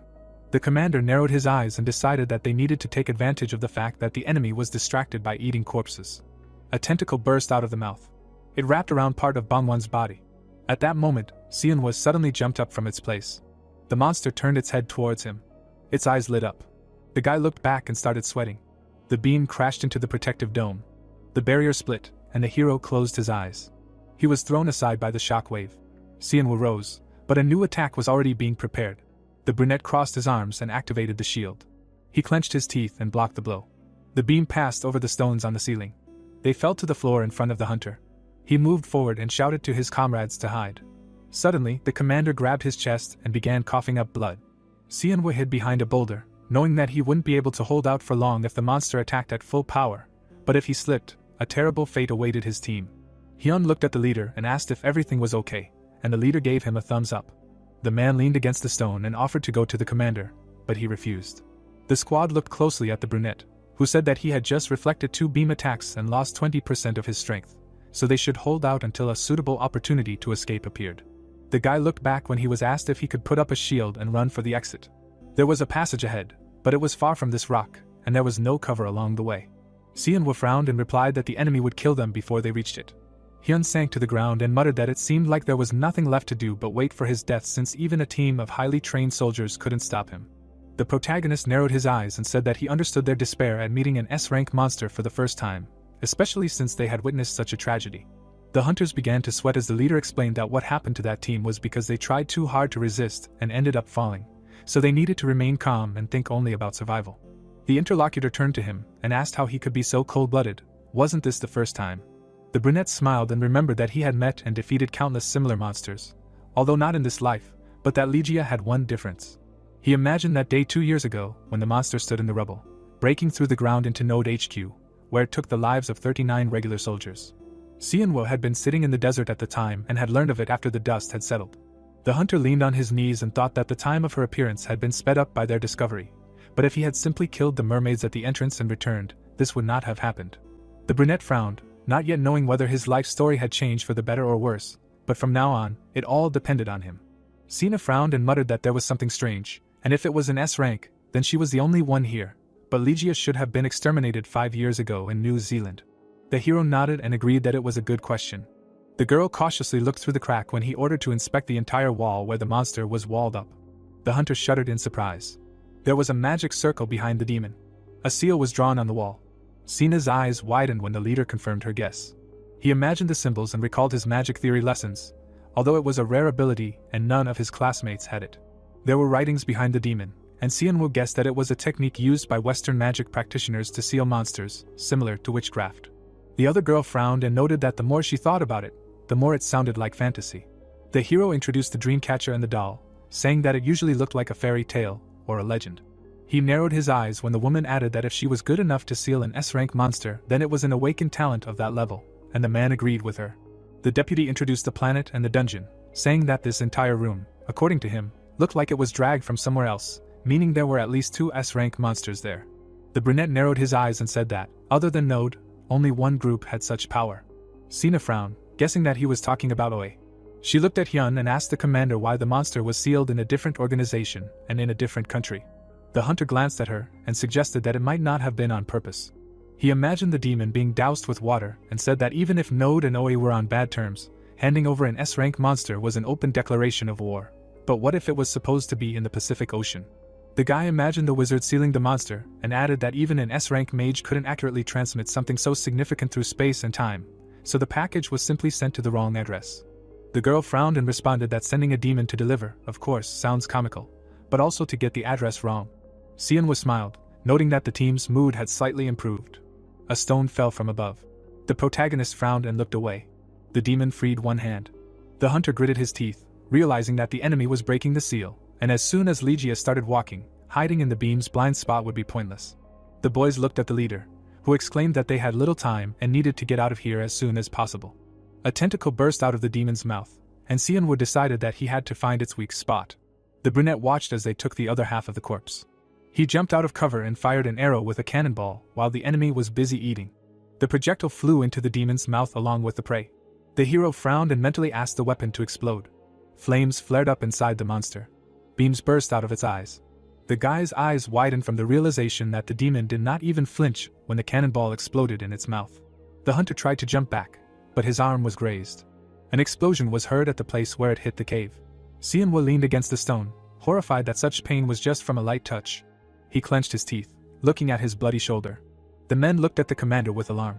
The brunette narrowed his eyes and said that he had given up his shield for the shot, and it was good that he had managed to hit the body before he got injured. Sina extended her hand and said that she would start healing, but the hero stopped her and asked her not to waste the energy that she would need to get out. The blonde pointed to the side and noted that there was another passage behind. Sianwu flinched in surprise, and next to him was a hole in the wall. He looked in, thinking that he didn't know there would be passages located so close to each other, but it appeared after the beam attack. The soldiers looked at him tensely, and the hero was offended that they looked like he could throw them. The guy took out his sword and assumed that they reacted like that because he was the only one who ran towards the rocks. The hunters flinched in surprise when Sianwu said that he would distract the demon's attention so that they could slip through the gap. The brunette activated his aura and asked them to quickly head for the exit when he ran. The warrior furrowed his brows decisively and said that it was time to try. The hero pushed off the ground. He swung his sword, using the moon blade. The demon turned, noticing the attack. The hunter looked back, deciding that the enemy had lost interest in them, and shouted at the guys to run. The subordinates immediately jumped up from their place. The monster's eyes flashed and fired a beam. Its attack passed through Sianwu's energy wave. Now the beam was approaching him. The guy gritted his teeth, mentally asking his comrades to speed up. At the last second, he dodged. The hero narrowed his eyes and noted that he could not use anything at the same time as the shield, but he could use the lower body enhancement to react to Ligia's actions faster. An explosion was heard behind him. The man hid behind a rock as everything around him shook, and he realized that the beam was getting stronger and the walls of the cave were giving way. The hero looked back and was surprised to find the 3 of them standing in the tunnel near the entrance. They looked at the leader with determination when he asked why they were frozen, and they replied that they would now distract the enemy themselves so that the brunette could run to them. Sianwu released energy using an explosive blade and thought that it was embarrassing for them to help him, but he needed to let them go. The hunter directed the power at the wall above the passage. The rocks above them began to collapse, and they covered their heads. Hyun extended his hand, shouting that he could stay and help. The brunette frowned and said that the first-rank hunters had been eliminated, and they could only report this situation to headquarters. Sianwu looked around, noticing that everything was about to collapse. The demon opened its mouth, letting out a scream. The guy covered his ear, noticing that it sounded like the voices of mermaids. He shuddered, realizing that the monsters were being manipulated by this sound. The brunette glanced sideways at the exit and realized that if all the mermaids had come running here, then he was finished. The hunter looked out, watching as the tentacle dragged the other half of the corpse. The body was swallowed by the monster's mouth, and Sianwa thought that Dongmin didn't care about anything except that he would be killed. The protagonist frowned, realizing that he was looking at a well-fed monster. He imagined Ligia devouring human flesh and converting it into energy, which slowly regained its strength after many years of imprisonment.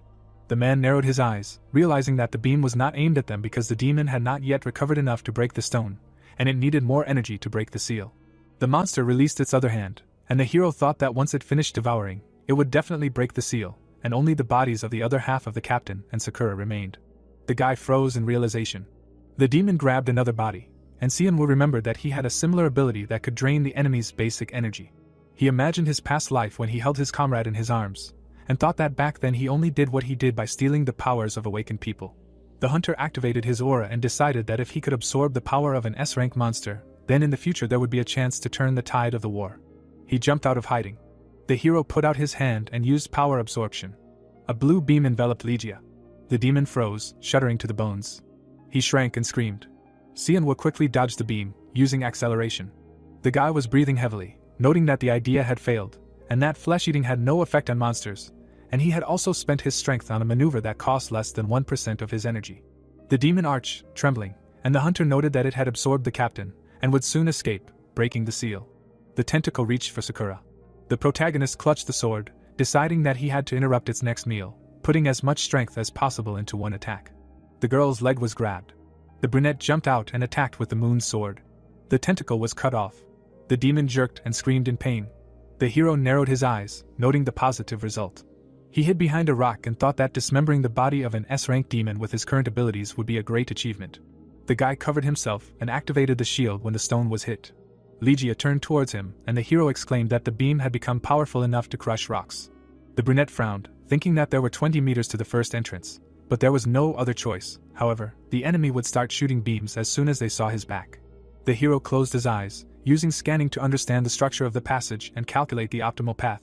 He squinted, finding that the entrance had a double turn, so he needed to use the S-shaped terrain to avoid the beam. The man released energy, realizing that there was 40% of power left, and he would use the shield and acceleration wisely. Sianwu quickly ran to the side, accelerating his lower body. A bright light appeared behind him. He dove down, dodging the first beam attack and not wasting much energy. The brunette ran further, noting that there was 35% left. The first corner of the tunnel was getting closer. The demon's eyes flashed. Sianwu frowned and activated the shield. The golden beam hit the dome. The brunette closed his eyes and screamed. He ran on without stopping, noting that the second attack had been repelled. The hunter gritted his teeth and sped up, although he had only 25% of his strength left, and now there was a second corner ahead. The protagonist dodged to the side, and a beam shot nearby. Sianwu jumped, reassuring himself that thanks to the corner, he would not be hit again, but he should be wary of an explosion. Everything in the cave shook sharply. The hunters ran across the water. The team looked around and hurried each other, noticing that the mermaids were close. Stones fell from the ceiling. The companions ran forward, and Sina exclaimed that the vibration was still going on and they couldn't stop. Hyun stopped, dumbfounded, looking back. Mermaids emerged from the hole. The deputy looked back and urged the others to run. The monsters grinned as they followed them, and the woman suggested that they came from the passage beyond Sianwa. A fork appeared in front of her, and the huntress remembered that the cave was originally built for military purposes, and there should be tunnels from passage to passage. There were arches on both sides, and Sina thought that over time they had been blocked, but the strong vibrations had forced them open again. She squinted and guessed that there were more. The companions ran forward, and the mermaids followed them.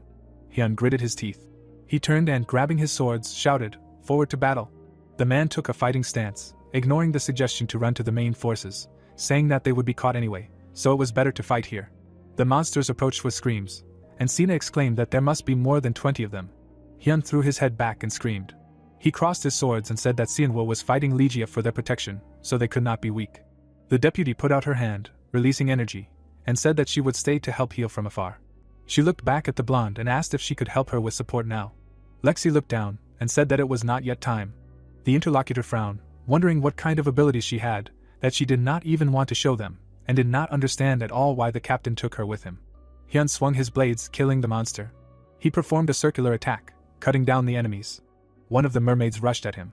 Her claws dug into the hunter's shoulders, pinning him to the wall. The man pierced her from below with his swords. His shoulder began to glow, and the hunter thought that his partner had used healing power again. Sina was breathing heavily, channeling energy, and his comrade noted that she had supported him so many times already. Several monsters were approaching the hunter. He crossed his swords, summoning a shield. His legs were shaking, and Hyun muttered that he did not have enough strength, so the barrier could not withstand. The man turned pale, thinking that he thought he was the best among his peers in terms of physical strength, but it seemed that this was not true. The deputy shuddered, noticing that his wounds were healing noticeably slower, and his strength was about to run out. Her eyes widened, feeling someone's hand on her. Her entire body was suddenly filled with energy. The wound on Hyun's shoulder immediately healed. The man closed his eyes and exclaimed that his regeneration had noticeably accelerated. Lexi stood in front of the surprised girl. The hunter held the shield, shouting that he still had little strength. The blonde put her palms on his back. Powerful energy emanated from her body, rising up in a beam. The girl frowned from the tension, engulfed by magic. Hyun jerked, feeling that he had completely recovered. He straightened his arms and threw the mermaids aside.